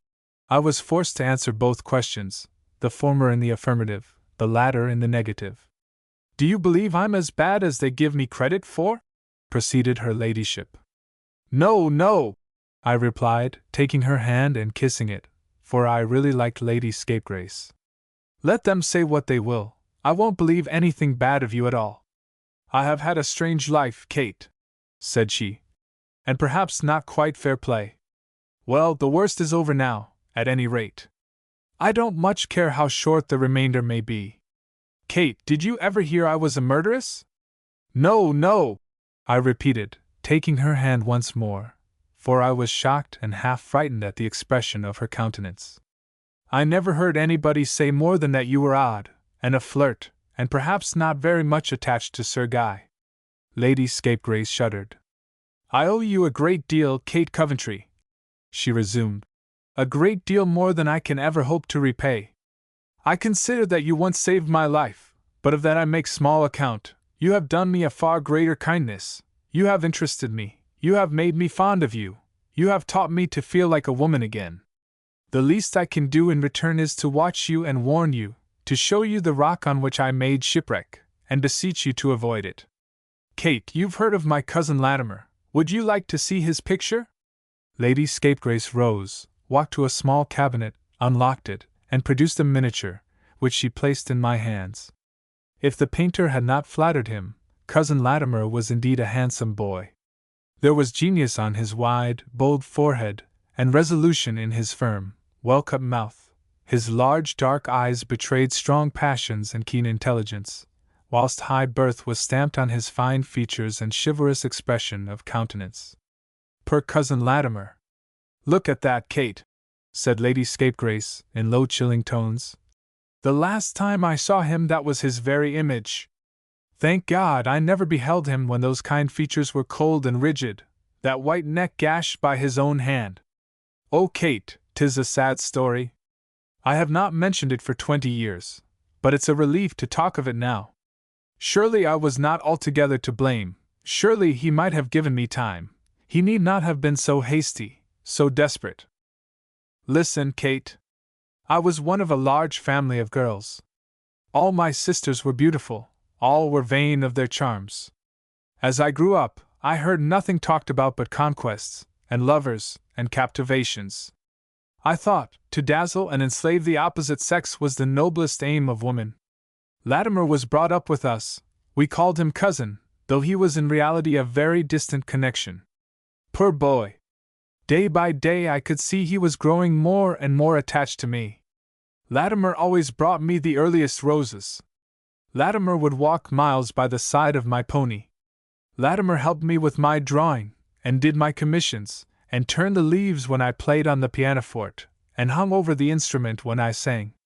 In short, Latimer was my slave body and soul, and the consequence was, Kate, that I cared very little for him. My sisters, to be sure, joked me about my conquest, and I felt, I confess, a proper pride in owning a lover like the rest, but of real affection for him I had then very little, and I often think, my dear, that we women seldom value devotion such as his till too late. I was not old enough to think seriously of marriage, but Latimer was convinced I should become his wife, and, poor fellow, made all his arrangements and schemes for the future under this idea, with a forethought scarcely to be expected from one so young. Well, years crept on, and I came out, as you young ladies call it, and was presented at court, and went to balls, and began to make the most of my time, and enjoy life after the manner of my kind. Of course, I was no wiser than my elders. I danced, and smiled, and flirted, as I had seen my sisters do, and the more partners I could refuse the better I was pleased. One day Cousin Latimer came to me, and spoke out honestly and explicitly. He told me of all his hopes, his misgivings, his future as I had the power to make it, and his love. I was pleased and flattered. I felt that I liked Cousin Latimer better than any one in the world, but there were two things I liked even better than Cousin Latimer. These were power and admiration. Of the former I never could obtain as much as I coveted, of the latter I determined to take my fill. We were that night to have a grand ball in the house, and were much occupied with decorating the rooms, and other preparations, such as we girls delighted in. I put off Latimer with half-promises and vague assurances, which sent him away more in love with me than ever. I was to dance the first quadrille with him. It was an engagement of at least a month's standing, and he had rather wearied me by too often reminding me of it. There was a regiment of hussars quartered in our neighborhood, and we were well acquainted with most of the officers. The more so, as one of my sisters was engaged to be married to the major, who, by the way, ran away from her a year afterwards. One of these officers, a captain in the regiment, was an especial flirt of mine. He was a good-looking, agreeable man, and a beautiful waltzer. I recollect the night as well as if it was yesterday, the officers arriving in their uniforms, my father standing behind us, proclaiming aloud his pride in his 6 handsome daughters, Cousin Latimer claiming my hand for the first dance, and my refusal, notwithstanding my long promise, on the plea that I was engaged to Captain Normanton. Poor boy! I can see his pained, eager face now. You do what you like with me, he said, but you must dance the next. I laughed and promised. Captain Normanton was very agreeable. He was the most dashing-looking man in the room, and I liked the vanity of parading him about in his uniform, and showing my sisters and others the power I had over Cousin Latimer. Once more the latter claimed my promise, and once more I threw him over.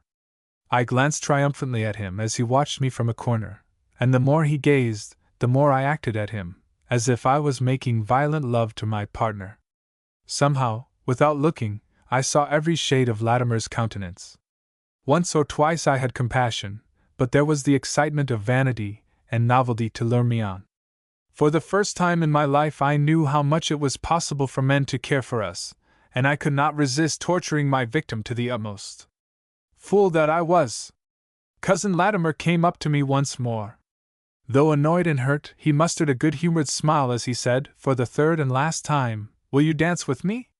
"But you don't waltz half as well as Captain Normanton," I replied. "I like him best," and away I whirled again with the delighted hussar. The instant I had spoken, I felt I had gone too far. I would have given anything to unsay those foolish words, but it was too late. When I stopped, panting and breathless. After the dance, Cousin Latimer came quite close to me. I never saw a face so changed. He was deadly pale, and there was a sweet, melancholy expression in his countenance that contrasted strangely with the wild gleam in his eye. He spoke very low, almost softly, but in a voice I had never heard before. He only said, "God forgive you, dear, you try me too much." I never saw him again, Kate, never. When I heard what had happened, I was laid up for months with brain fever. They cut all my hair off, they pinioned me, they did all that skill and science could do, and I recovered. Would to God that I had died! I do not think my head has ever been right since. Kate! Kate! Would you have such feelings as mine? Should you like to live all your life haunted by one pale face? Would you wish never to enjoy a strain of music, a gleam of sunshine, a single, simple, natural pleasure, because of the phantom? Be warned, my dear, before it is too late. I tell you honestly, I never forgot him. I tell you, I never forgave myself. What did I care for any of them, except poor Alphonse? And I only liked Alphonse because he reminded me of the dead. Do you think I was not a reckless woman when I married Sir Guy? Do you think I have not been punished and humiliated enough? Heaven forbid, my dear, that your fate should resemble mine. I read your feelings far more plainly than you do yourself. You have a kind, generous, noble heart deeply attached to you. Don't be a fool, as I was. Don't throw him over for the sake of an empty-headed, flirting, good-for-nothing ray, who will forget you in a fortnight. Strong language, Kate, is it not? But think over what I have told you. Good night, dear. What would I give to yawn as honestly as you do, and to sleep sound once again, as I used to sleep when I was a girl. I took my candle, and kissed Lady Scapegrace affectionately as I thanked her and wished her good night. It was already late, and my room was quite at the other end of the house. As I sped along, devoutly trusting I should not meet any of the gentlemen on their way to bed, I spied a figure advancing towards me from the end of a long corridor. It was attired in a flowing dressing gown of crimson silk, with magnificent Turkish slippers, and carried a hand candlestick much off the perpendicular, as it swayed up the passage in a somewhat devious course. When it caught sight of me, it extended both its arms, regardless of the melted wax with which such a maneuver bedaubed the wall, and prepared, with many endearing and complimentary expressions, to bar my further progress. The figure was no less a person than Sir Guy, half tipsy, proceeding from his dressing-room to bed. What to do I knew not. I shuddered at the idea of meeting the baronet at such an hour, and in so excited a state. I loathed and hated him at all times, and I quite trembled now to face his odious compliments and impertinent double entendres. My hunting experience, however, had given me a quick eye to see my way out of a difficulty, and espying a green baize door on my right I rushed through it, and down a flight of stone steps that led I knew not where.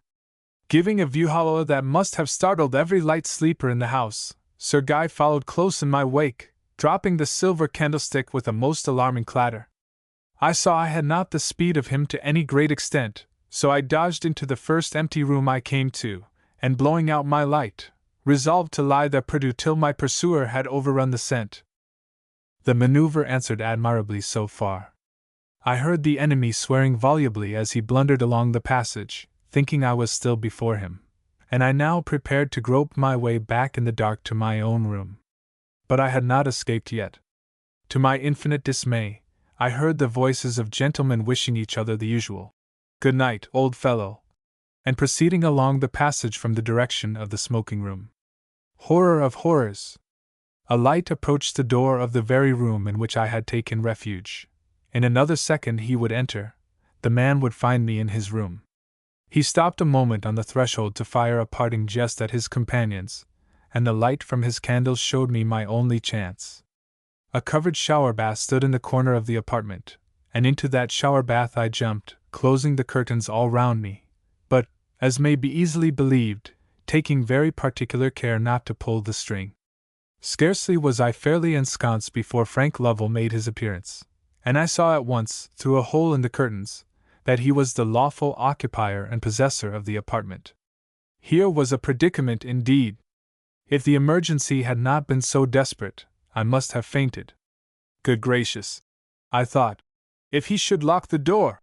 Frank, however, seemed to have no such intention. I believe this is a precaution gentlemen seldom adopt. On the contrary, he proceeded to make himself thoroughly at home. Lighting his candle, he leisurely divested himself of his coat, waistcoat, and neckcloth, enfolded his person in a large loose dressing gown, leaned his head on both hands, and gave a deep sigh. Apparently much relieved by this process, he took up his hairbrushes, and after a good refreshing turn at his locks and whiskers, and a muttered compliment to his own reflection in the glass, that sounded very like, "You fool!"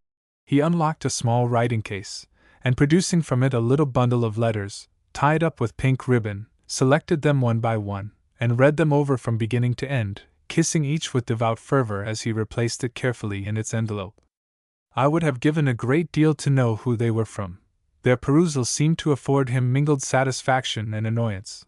But he sighed heavily again, and I saw he had a long lock of hair in his fingers, which he gazed at till the tears stood in his eyes. He kissed it, the traitor! And fondled it, and spoke to it, and clasped it to his heart. Men are just as great fools as we are. Whose could it be? Not mine, certainly, for I never gave him such a thing. Miss Molasses? No, hers was black, and rather coarse. This was a silky chestnut. Could it have belonged to Mrs. Lumley? Hers was very much the color, and I often thought Frank rather epers with her. Nonsense! That lively lady had not an atom of sentiment in her composition. She would just as soon have thought of working him a counterpane. I was so interested in my discoveries that I forgot altogether my own critical position, the impracticability of escape till Frank had gone to sleep, the chance of arousing him as I went out, or, more alarming still, the awful possibility of his lying awake all night. When morning dawned, concealment could no longer be preserved, and what to do then? I meditated a bold stroke. To rush from my hiding place, blow out both the candles before my host had recovered his surprise, and then run for it. Thrice was I on the eve of this perilous enterprise. Thrice my courage failed me at the critical moment. The fourth time I think I should have gone, when a knock at the door arrested my attention, and Frank's "Come in" welcomed a visitor whose voice I well knew to be that of Cousin John. The plot began to thicken. It was impossible to get away now. "Lovell," said John, in an unusually grave voice, "I told you I wanted to speak a word with you, and this is the only time I can make sure of finding you alone." Frank was busy huddling his treasures back into the writing case. "Drive on, old fellow," said he. "There's lots of time. It's not 2 o'clock yet." "Lovell," proceeded John, "you are an old friend of mine, and I have a great regard for you, but I have a duty to perform, and I must go through with it. Point blank, on your honor as a gentleman, I ask you, are you or are you not engaged to be married to Miss Molasses?" Frank colored, hesitated, looked confused, and then got angry. "No intimacy can give you a right to ask such a question," he replied, talking very fast and excitedly. "You take an unwarrantable liberty, both with her and me. Who told you I was going to be married at all? Or what business is it of yours whether I am married or not?" John began to get heated too, but he looked very determined. "I am sorry you should take it thus," he replied, "for you force me to come at once to the point. As the nearest relation and natural guardian of my cousin, Miss Coventry, I must ask your intention with regard to that young lady. I have often remarked you paid her great attention, but it was not till today that I heard your name coupled with hers, and a doubt expressed as to which of the ladies I have mentioned you meant to honor with your preference. I don't want to quarrel with you, Frank," added John, softening. "I don't want to mistrust your good feelings or your honor. Perhaps you don't know her as well as I do. Perhaps you can't appreciate her value like me. Many men would give away their lives for her, would think no sacrifice too dear at which to purchase her regard. Believe me, Frank, she's worth anything. If you have proposed to her, as I have reason to think you must have done, confide in me. I will smooth all difficulties. I will arrange everything for you both. God knows I love her better than anything on earth, but her happiness is my first consideration. And if she likes you, Frank, she shall marry you." Captain Lovell seemed to be of a different opinion. He bit his lip, looking angry and annoyed. "You go too fast, Mr. Jones," he replied very stiffly. "I have never given the young lady you mention an opportunity of either accepting or refusing me. If ever I am fool enough to marry, I shall take the liberty of selecting my own wife, without consulting your taste, and I really cannot undertake to wed every lively young lady that condescends to flirt with me, merely pour passer le temps." John's face grew dark with anger. How noble he looked as he squared his fine figure and reared his gallant head, standing erect before his enemy, and scanning him from top to toe. He was very quiet, too. He only said, "Captain Lovell, I claim a brother's right to protect Miss Coventry's reputation, and as a brother I demand reparation for the wrong you have done her. Need I say any more?" "Not another syllable," replied Frank Lovell carelessly. "Whenever you like, only the sooner the better. Popham always acts for me on these occasions. He don't go away till tomorrow afternoon, so I refer you to him. I'm getting sleepy now, Mr. Jones. I wish you a good night." Cousin John took up his candle and retired. Never in my life had I been in such a position as this. That there would be a duel I had not the slightest shadow of doubt, and all for my sake. That my gallant, generous, true-hearted cousin should have behaved so nobly, so unselfishly, did not surprise me, but that he should be sacrificed to his devoted fidelity, I could not bear to think of it for a moment. How I loved him now! How I wondered that I could ever have compared the two for an instant! How I resolved to make him full amends, and, come what might, to frustrate this projected duel! But what could I do? In the first place, how was I to get out of the room? My situation was so embarrassing, and at the same time so ridiculous, that I could with difficulty resist a hysterical inclination to laugh. Here I was, at all events, a close prisoner till Captain Lovell should go to bed, and he seemed to have no idea of that rational proceeding, though it was now past 3 o'clock. He walked about the room, whistling softly. Once he came so near my hiding place that I felt his breath on my cheek. Good heavens, thought I, if he should take it into his head to have a shower bath now to brace his nerves! At last he walked to a drawer, selected a cigar, lit it, and throwing open the window, proceeded deliberately to get out. I almost hoped he would break his neck. But I conclude there was a ledge or balcony of some sort to sustain him, and that he was accustomed to a nightly cigar in that position. Here was a chance not to be lost. I bolted out of the shower bath. I popped the extinguisher on one candle, and blew the other out at the same instant. I heard the smoker's exclamation of astonishment, but heeded it not. I rushed through the door. I flew along the dark passages, breathless and trembling. At last I reached my own room, more by instinct, I believe, than any other faculty, and having locked the door and struck a light, sat me down, in a state of immense confusion and bewilderment, to think what I should do next. Chapter 23. Who was there to whom I could apply? Sir Guy, of course, was out of the question. Then, in an affair of such delicacy, I could not consult a young man. Besides, these boys, I fancy, are always for fighting, right or wrong. A woman was no use, or I should have gone straight back to Lady Scapegrace. I pondered matters over and over again. I thought of every horror in the way of dueling I had ever heard of. My own uncle was shot dead by a Frenchman when attached to the Army of Occupation at Cambrai. It was a romantic story, and I had often heard the particulars from my godfather, General Grape, who officiated as his second. My uncle was a handsome, chivalrous youth, deeply attached to a countrywoman of his own, whose picture he wore constantly next his heart. Such a man was not likely to become compromised with another lady. It happened, however, that my uncle was quartered in the vicinity of a chateau belonging to a retired general of the Grand Army, who hated an Englishman as a matter of taste, and a British officer as a matter of duty.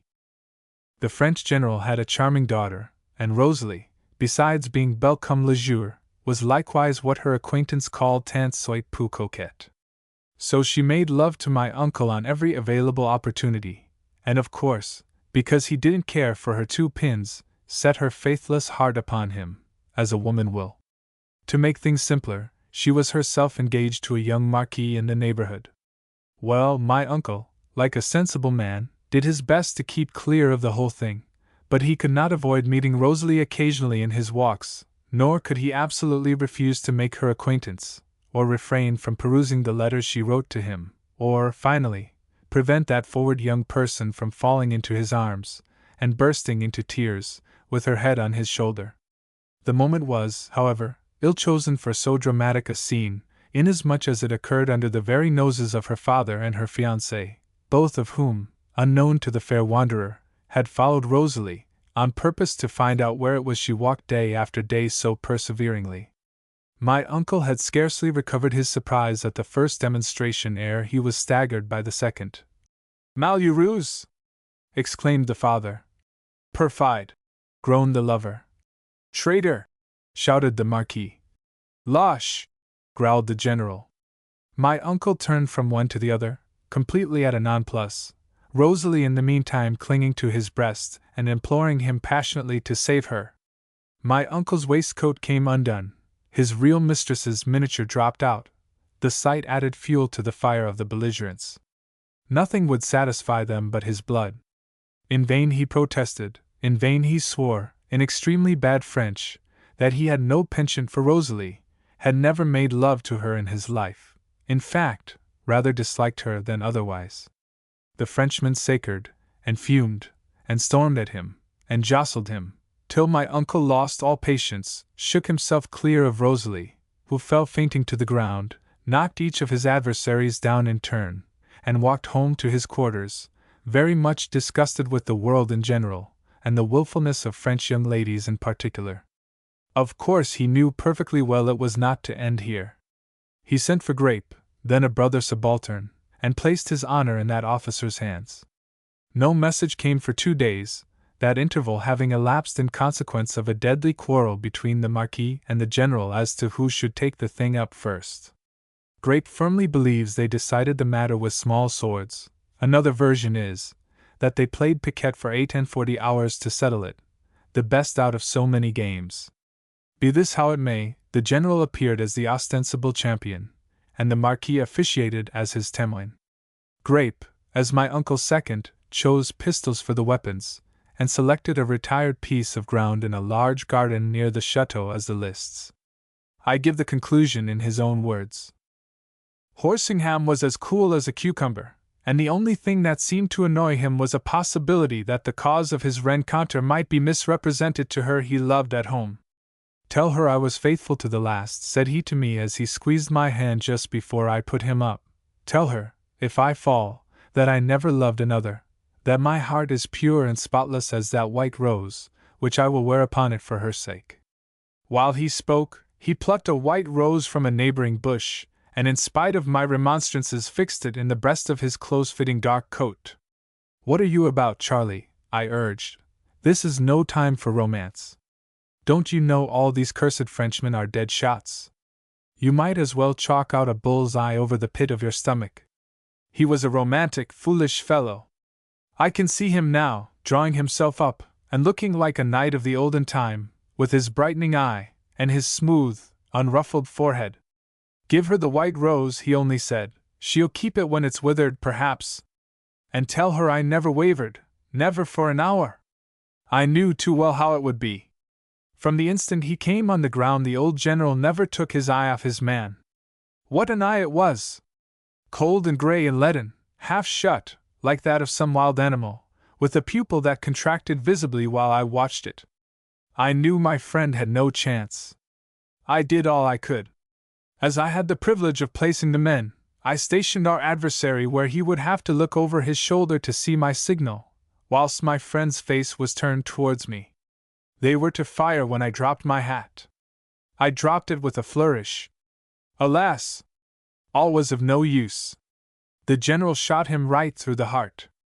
I knew he would, and the bullet cut the stalk of the rose in two, smashed the lower part of the miniature, leaving only the face untouched, and poor Charlie Horsingham never spoke again. As we lifted him and unbuttoned his waistcoat, the two Frenchmen gazed at the miniature with looks of anger and curiosity. Great was their astonishment to behold the portrait of another than Rosalie. The younger man was much affected. He groaned aloud and covered his face with his hands. Not so the old general. Tennis, said he, wiping the barrel of his weapon on his glove, say damage. Gene cantes paladesses, mais que voulez-vous? Peste. Si ne tuan anglais de moins. This is the carelessness with which men talk and think of human life, and here was my cousin about to go through the fearful ordeal, perhaps to be shot dead, like poor Charles Horsingham. The more I thought of it, the more resolutely I determined to prevent it. I had never taken off my dinner dress. My candles were nearly burned down. The clock struck 5. In 2 hours it would be daylight. There was not a moment to lose. All at once a bright thought struck me. I would rouse good old Mr. Lumley. He was clever, sensible, and respected. He was likewise a man of honor and a gentleman. With all his infirmities, I had seen him show energy enough when he could do any good. I would go to him at once, and I left my room with the resolution that I, for one, would move heaven and earth ere a hair of Cousin John's precious head should be imperiled on my account. I lit my candle and tripped once more along the silent passages. I knew where Mrs. Lumley slept, and soon reached the door of her room. Audible snores, bass and treble, attested, if not the good consciences, at least the sound digestions of the inmates. I tapped loudly, no answer. Again I knocked till my knuckles smarted. A sleepy, come in, was the reply to my summons. They probably thought it was the housemaid arrived to open the shutters. It was no time for false delicacy or diffidence, and I walked boldly into the apartment. By the light of the night lamp I beheld the happy pair.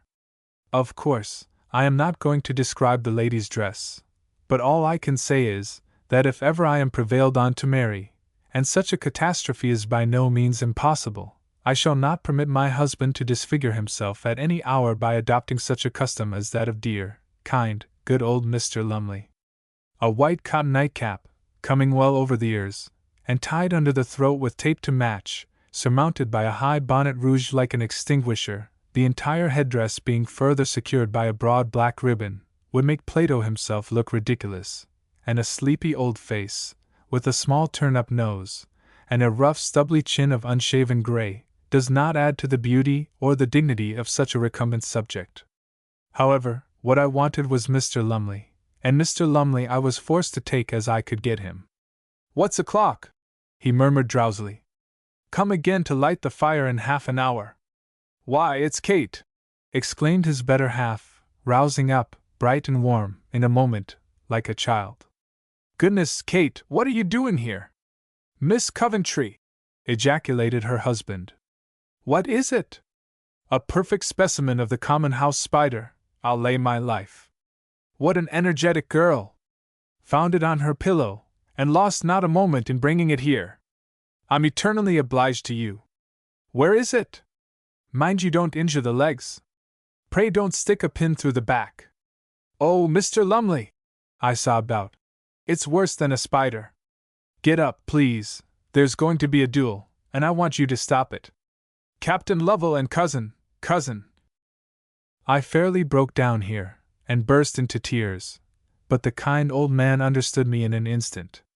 "Marjorie, my dear," he shouted, "get me up directly, there's not a moment to lose. Oh, these boys! These boys! Young blood and absence of brains! If they would but devote their energies to science. Don't distress yourself, my dear, I'll manage it all. Where does Captain Lovell sleep?" "First door on the right, when you get down the steps in the bachelor's wing," I replied unhesitatingly, much to the surprise of Mrs. Lumley. She would have known, too, if she had been shut up there for a couple of hours in a shower bath. "I'll go to him as soon as I'm dressed," promised Mr. Lumley. "I pledge you my honor he shan't fight till I give him leave. Go to bed, my dear, and leave everything in my hands. Don't cry, there's a good girl. By the way, the housemaids here are infernally officious. You haven't seen a good specimen of the common house spider anywhere about, have you?"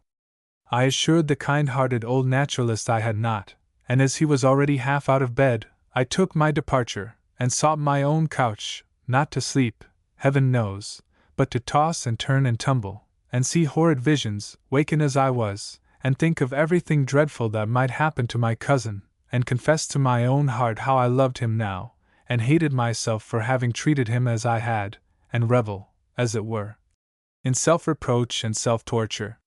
It was broad daylight ere I fell into a sort of fitful dose, so outwearied and overexcited was I, both in body and mind. Chapter 24. It is very disagreeable to face a large party with anything on your mind that you cannot help thinking must be known, or at least suspected, by your associates. When I came down to breakfast, after a hasty and uncomfortable toilette, and found the greater portion of the guests assembled at that gossiping meal, I could not help fancying that every listless dandy and affected fine lady present was acquainted with my proceedings during the last 12 hours, and was laughing in his or her sleeve accordingly. I cast a rapid and frightened glance round the table, and to my infinite relief, beheld Cousin John eating his egg as composedly as possible, whilst a reassuring smile and a pleasant "Good morning" from Mr. Lumley gave me to understand that his mediation had averted all fatal proceedings.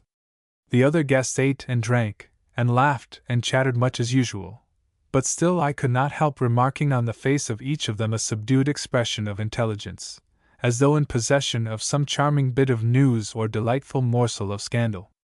Lady Scapegrace was the first to put me on a footing of equality with the rest. "We have lost some of our party, Kate," said she, as she handed me my tea. "I confess I suspected it last year, in London. She is a most amiable girl, and will have a large fortune." I looked at her ladyship as if I was dreaming.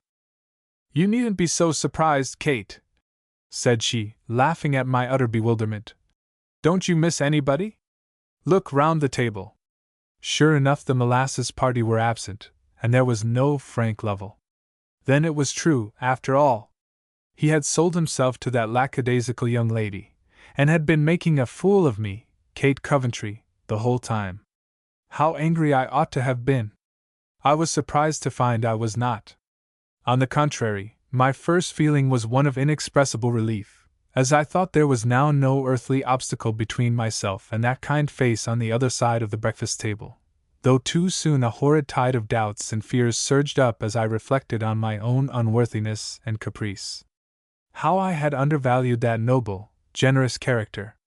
How often I had wounded and annoyed him in sheer carelessness or petulance, and thought little of inflicting on him days of pain to afford myself the short and doubtful amusement of an hour's flirtation and folly! What if he should cast me off now? What if he had obtained an insight into my character which had cured him entirely of any regard he might previously have entertained for me? What if I should find that I had all my life been neglecting the gem which I was too ignorant to appreciate, and now, when I knew its real value and would give my life for it, it was beyond my grasp? At all events, I would never forget him. Come what might now, I would never care for another.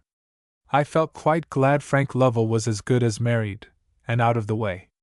The instant I had swallowed my breakfast I put my bonnet on and rushed into the garden, for I felt as if fresh air was indispensable to my very existence. The first person I met amongst the flower beds was dear old Mr. Lumley.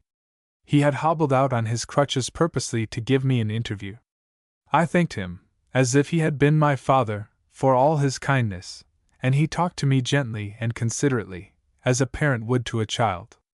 "I promise you, my dear, that they should not fight, and I think I have kept my word. Your cousin, Miss Coventry, is a noble fellow," said the old man, his benevolent features kindling into admiration. "But I had more difficulty with him than his antagonist. He would not be satisfied till Captain Lovell had assured him, on his honor, that you had yourself declined his advances in a manner which admitted of no misconstruction, and that then, and not till then, he considered himself free. You were right, my dear. I am an old man, and I take a great interest in you, so do not think me impertinent. You were right to have nothing to say to a roué and a gambler. I was not always the old cripple you are so forbearing with now. I lived in the world once, and saw a good deal of life and men. My experience has convinced me that selfishness is the bane of the generality of mankind, but that nowhere is it so thoroughly developed as in those who live what people call by their wits, and enjoy all the luxuries and pleasures of life by dint of imposing on the world. I consider Frank Lovell, though we all vote him such a good fellow, one of that class, and I do not think he would have made a good husband to my young friend Miss Coventry. Your cousin, my dear, is a character of another stamp altogether, and if, as I hear everybody say, he is really to be married to that Welsh girl, I think you will agree with me that she has got a prize such as falls to the lot of few." Mr. Lumley was by this time out of breath, but I could not have answered him to save my life. Like one of his own favorite house spiders, I had been unconsciously spinning a web of delightful self-delusion, and here came the ruthless housemaid and swept it all away. How blind I must have been not to see it long ago! John might be very fond of pheasant shooting, and I believe, when the game is plentiful and the thing well managed, that sport is fascinating enough. But people don't travel night and day into such a country as Wales, where there are no railroads, merely for the purpose of standing in a ride and knocking over a certain quantity of half-tamed fowls. No, no, I ought to have seen it long ago. I had lost him now, and now I knew his value when it was too late. Too late, the knell that tolls over half the hopes and half the visions of life. Too late, the one bitter drop that poisons the whole cup of success. Too late. The golden fruit has long hung temptingly just above your grasp. You have labored and striven and persevered, and you seize it at last and press it to your thirsty lips. Dust and ashes are your reward. The fruit is still the same, but it is too late. Your desire for it is gone, or your power of enjoying it has failed you at the very moment of fruition. All that remains to you is the keen pang of disappointment, or, worse still, the apathy of disgust. I might have made John my slave a few weeks ago, and now, it was too provoking, and for that Welsh girl too. How I hated everything Welsh! Not ancient pistol, eating his enforced leek with its accompanying sauce, could have entertained a greater aversion for the principality than I did at that moment. Presently we were joined by Lady Scapegrace. She too had got something pleasant to say to me. "I told you so, Kate," she observed, taking my arm, and leading me down one of those secluded walks. "I told you so all along. Your friend Captain Lovell proposed to Miss Molasses yesterday. Don't blame him too much, Kate. If he's not married within 3 weeks, he'll be in the bench. Never mind how I know, but I do know. I think he has behaved infamously to you, I confess, but take comfort, my dear, you are not the first by a good many." I put it to my impartial reader whether such a remark, though made with the kindest intentions, was not enough to drive any woman mad with spite. I broke away from Lady Scapegrace, and rushed back into the house. We were to leave Scamperley that day by the afternoon train. Gertrude was already packing my things, but I was obliged to go to the drawing-room for some work I had left there, and in the drawing-room I found a whole bevy of ladies assembled over their different occupations. Women never spare each other, and I had to go through the ordeal, administered ruthlessly, and with a refinement of cruelty known only to ourselves. Even Mrs. Lumley, my own familiar friend, had no mercy. "We ought to congratulate you, I conclude, Miss Coventry," said one. "He's a relation of yours, is he not?" inquired another. "Only a very great friend," laughed Mrs. Lumley, shaking her curls. "It's a great marriage for him," someone else went on to say. "Far better than he deserves. Poor thing! He'll lead her a sad life. He's a shocking flirt."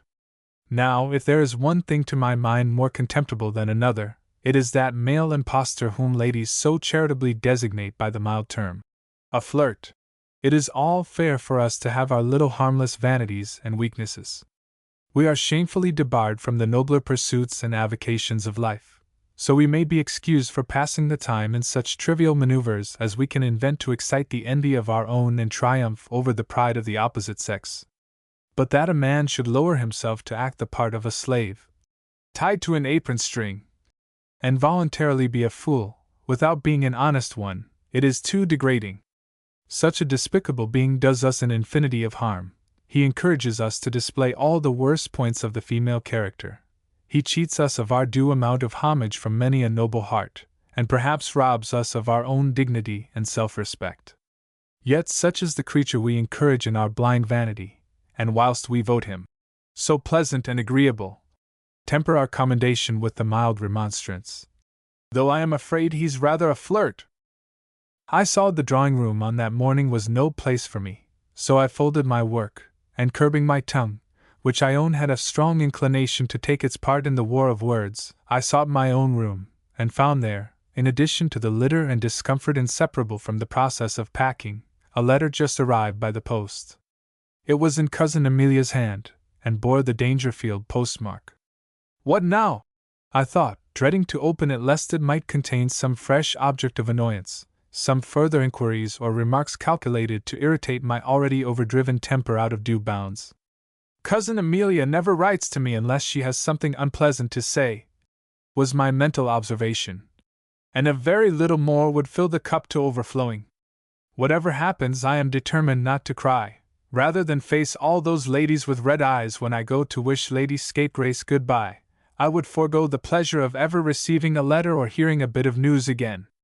So I popped Cousin Amelia's epistle into my pocket without breaking the seal, and put on my bonnet at once, that I might be ready to start, and not keep Cousin John waiting. The leave-taking was got over more easily than I expected. People generally hustle one off in as great a hurry as the common decencies of society would admit of, in order to shorten as much as possible the unavoidable gene of parting.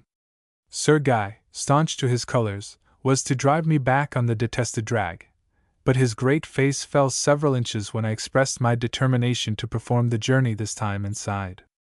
"I've bid the team on purpose for you, Miss Kate," he exclaimed, with one of his usual oaths. "And now you throw me over at the last moment. Too bad. By all that's disappointing, it's too bad. Come now, think better of it. Put on my box coat, and catch hold of them, there's a good girl." "Inside, or not at all, Sir Guy," was my answer, "and I can be pretty determined, too, when I choose." "Then perhaps your maid would like to come on the box," urged the baronet, who seemed to have set his heart on the enjoyment of some female society. "Gertrude goes with me," I replied stoutly, for I thought Cousin John looked pleased, and Sir Guy was at a nonplus. "Awfully high temper," he muttered, as he took his reins and placed his foot on the roller bolt. "I like him saucy, I own, but this girl's a regular vixen." Sir Guy was very much put out, and vented his annoyance on his off-wheeler, double-thonging that unfortunate animal most unmercifully the whole way to the station. He bade me farewell with a coldness, and almost sulkiness, quite foreign to his usual demeanor, and infinitely pleasanter to my feelings. Besides, I saw plainly that the more I fell in the baronet's good opinion, the higher I rose in that of my chaperone, and by the time John and I were fairly settled in a coupe, my cousin had got back to his old, frank, cordial manner, and I took courage to break the seal of Cousin Amelia's letter, and peruse that interesting document, regardless of all the sarcasms and innuendos it might probably contain. What a jumble of incongruities it was! Long stories about the weather, and the garden, and the farm, and all sorts of things which no one knew better than I did had no interest for my correspondent whatever. I remarked, however, throughout the whole composition that Mamma's sentiments and regulations were treated with an unusual degree of contempt, and the writer's own opinions asserted with a boldness and freedom I had never before observed in my straight-laced, hypocritical cousin. Mr. Haycock's name, too, was very frequently brought on the tapis. He seemed to have breakfasted with them, lunched with them, walked, driven, played billiards with them, and, in short, to have taken up his residence almost entirely at Dangerfield. The postscript explained it all, and the postscript I give verbatim as I read it aloud to Cousin John whilst we were whizzing along at the rate of 40 miles an hour. "P.S. I am sure my dear Kate will give me joy. You cannot have forgotten a certain person calling this autumn at Dangerfield for a certain purpose, in which he did not seem clearly to know his own mind. Everything is now explained. My dear Herod, is it not a pretty Christian name? My dear Herod is all that I can wish, and assures me that all along it was intended for me. The happy day is not yet fixed, but my dearest Kate may rest assured that I will not fail to give her the earliest intelligence on the first opportunity. Tell Mr. Jones I shall be married before him, after all." The last sentence escaped my lips without my meaning it. Had I not come upon it unexpectedly, I think I should have kept it to myself. John blushed and looked hurt. For a few minutes there was a disagreeable silence, which we both felt awkward. He was the first to break it. "Kate," said he, "do you think I shall be married before Miss Horsingham?" "How can I tell?" I replied, looking steadfastly out of the window, whilst my color rose and my heart beat rapidly. "Do you believe that Welsh story, Kate?" proceeded my cousin. I knew by his voice it couldn't be true. I felt it was a slander, and I whispered, "No." "One more question, Kate," urged Cousin John, in a thick, low voice. "Why did you refuse Frank Lovell?" "He never proposed to me," I answered. "I never gave him an opportunity." "Why not?" said my cousin. "Because I like someone else better," was my reply, and I think those few words settled the whole business. I shall soon be 25 now, and on my birthday I am to be married. Aunt Deborah has got better ever since it has all been settled. Everybody seems pleased, and I am sure no one can be better pleased than I am. Only Lady Horsingham says Kate will never settle. I think I know better. I think I shall make none the worse a wife because I can walk, and ride, and get up early, and stand all weathers, and love the simple, wholesome, natural pleasures of the country. John thinks so too, and that is all I need care about. I have such a charming trousseau, though I am ashamed to say I take very little pleasure in looking at it. But kind, thoughtful Cousin John has presented Brilliant with an entirely new set of clothing, and I think my horse seems almost more delighted with his finery than his mistress is with hers. My cousin and I ride together every day. Dear me, how delightful it is to think that I shall always be as happy as I am now. The End. Nelson's Classics. A library of masterpieces, well printed, well bound in cloth, and unabridged. Uniform with this volume. Tom Brown's Schooldays. Thomas Hughes. Since its publication more than half a century ago, this book has been the only school story which a boy recognizes as true to life. Henry Esmond. W. M. Thackeray. If the merit of a historical novel be the exact reproduction of the life of another age, then Esmond is the greatest of its class. No other book has caught more perfectly the flavor of the later Stuart times. Kenilworth. Sir Walter Scott. Like all Sir Walter Scott's books, Kenilworth is a great picture of a historical epic, and it is also a very great and wonderful drama. Quentin Durward. Sir Walter Scott. One of the most brilliant of Scott's romances. It presents a wonderfully powerful and moving picture of the times of Louis XI. Ivanhoe. Sir Walter Scott. The most popular novel of Sir Walter Scott, and the first which every boy reads. It has given a living interest to an age which, in other hands, becomes a mere catalogue of conventional antiquities. Adam Bede. George Eliot. The book which made Mrs. Carlyle feel in charity with the whole human race, could be no ordinary one. Adam Bede contains all George Eliot's broad and catholic knowledge of life, and the characters are all drawn by the hand of a master. The Mill and the Floss. George Eliot. This is perhaps the best beloved of modern novels.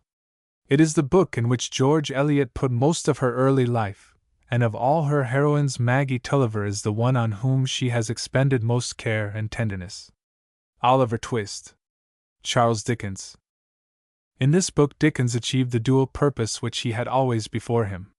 He wrote a great story, and he labored also to redress a great social scandal. In no other, perhaps, except A Tale of Two Cities, is the tragic power which lay behind all his humor apparent in so wonderful a degree. The Old Curiosity Shop. Charles Dickens. This book, largely biographical, has always been one of the most popular of the author's works. Humor and pathos are mingled in it, for if we have on the one hand Little Nell, on the other we have the Marchioness, Mrs. Jarley, and the immortal Codlin and Short. A Tale of Two Cities. Charles Dickens. Sidney Carton is almost the only case in which Dickens has drawn a hero on the true heroic scale, and his famous act of self-sacrifice is unmatched in fiction. The book must be ranked very high among the great tragedies in literature. A Child's History of England. Charles Dickens.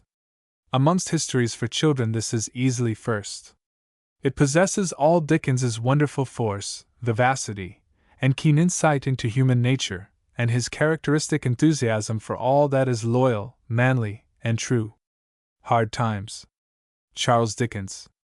A bitter and scathing satire on the belief in facts, nothing but facts. In education, the results developed in a tale of deep and pathetic interest. Westward Ho! Charles Kingsley. This is the best novel ever written on the greatest age of English adventure. It is a saga of the Devonshire sailors who, like Drake, sailed to the unknown to found an empire for their queen, as good as any which His Majesty of Spain had. The story swings from start to close at a breathless pace. Hypatia. Charles Kingsley. This book is a remarkable instance of the range of Kingsley's powers. No difference could be greater than that between the stirring age of Elizabeth and that of Alexandria in the 5th century, when the world was occupied with barren ecclesiastical strife. Hypatia, the last defender of the pagan faith, is a wonderful study, and the whole book is a brilliant picture of the passing of the old faiths of Greece and Rome. The Last Days of Pompeii. Lord Lytton. A classical romance is always a difficult form of art, but Lord Lytton's is easily the most successful. He does not overload his narrative with antiquarian details, and the story moves rapidly to its great climax. It is a brilliant and imaginative picture of the later Roman civilization.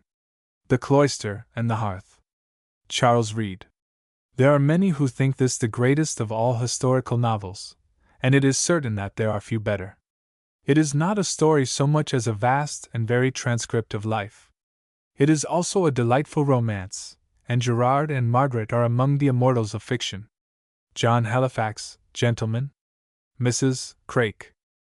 This simple and candid study of one who lived up to the standard of truth and honor and courtesy which an earlier age defined by the word gentleman is one of the most popular novels of last century, and there is no sign that its attraction is waning. Cranford. Mrs. Gaskell. To praise Cranford at this time of day is an idle task. After being overshadowed for a little, it has taken its place finally among the masterpieces of English fiction, along with Jane Austen and The Vicar of Wakefield. There has never been a more delightful and tender study of English village life, or one in which insight is so joined with kindliness. East Lynne, Mrs. Henry Wood. The Channings. Mrs. Wood has long been the most popular of writers, and the publishers are glad to be able to add her 2 chief novels to their series. The whole world is familiar with her characters. The Deerslayer, Fenimore Cooper. The Last of the Mohicans. The Pathfinder. Fenimore Cooper was the Scot of America, the man who, by turning his own history into great romance, gave it immortality. Many years have passed since the first publication of these books, and there have been many imitators, but their merits still remain unsurpassed. The Three Musketeers. Alexander Dumas. Dumas is, after Scott, the foremost of historical novelists, and The Three Musketeers is, by universal consent, his masterpiece.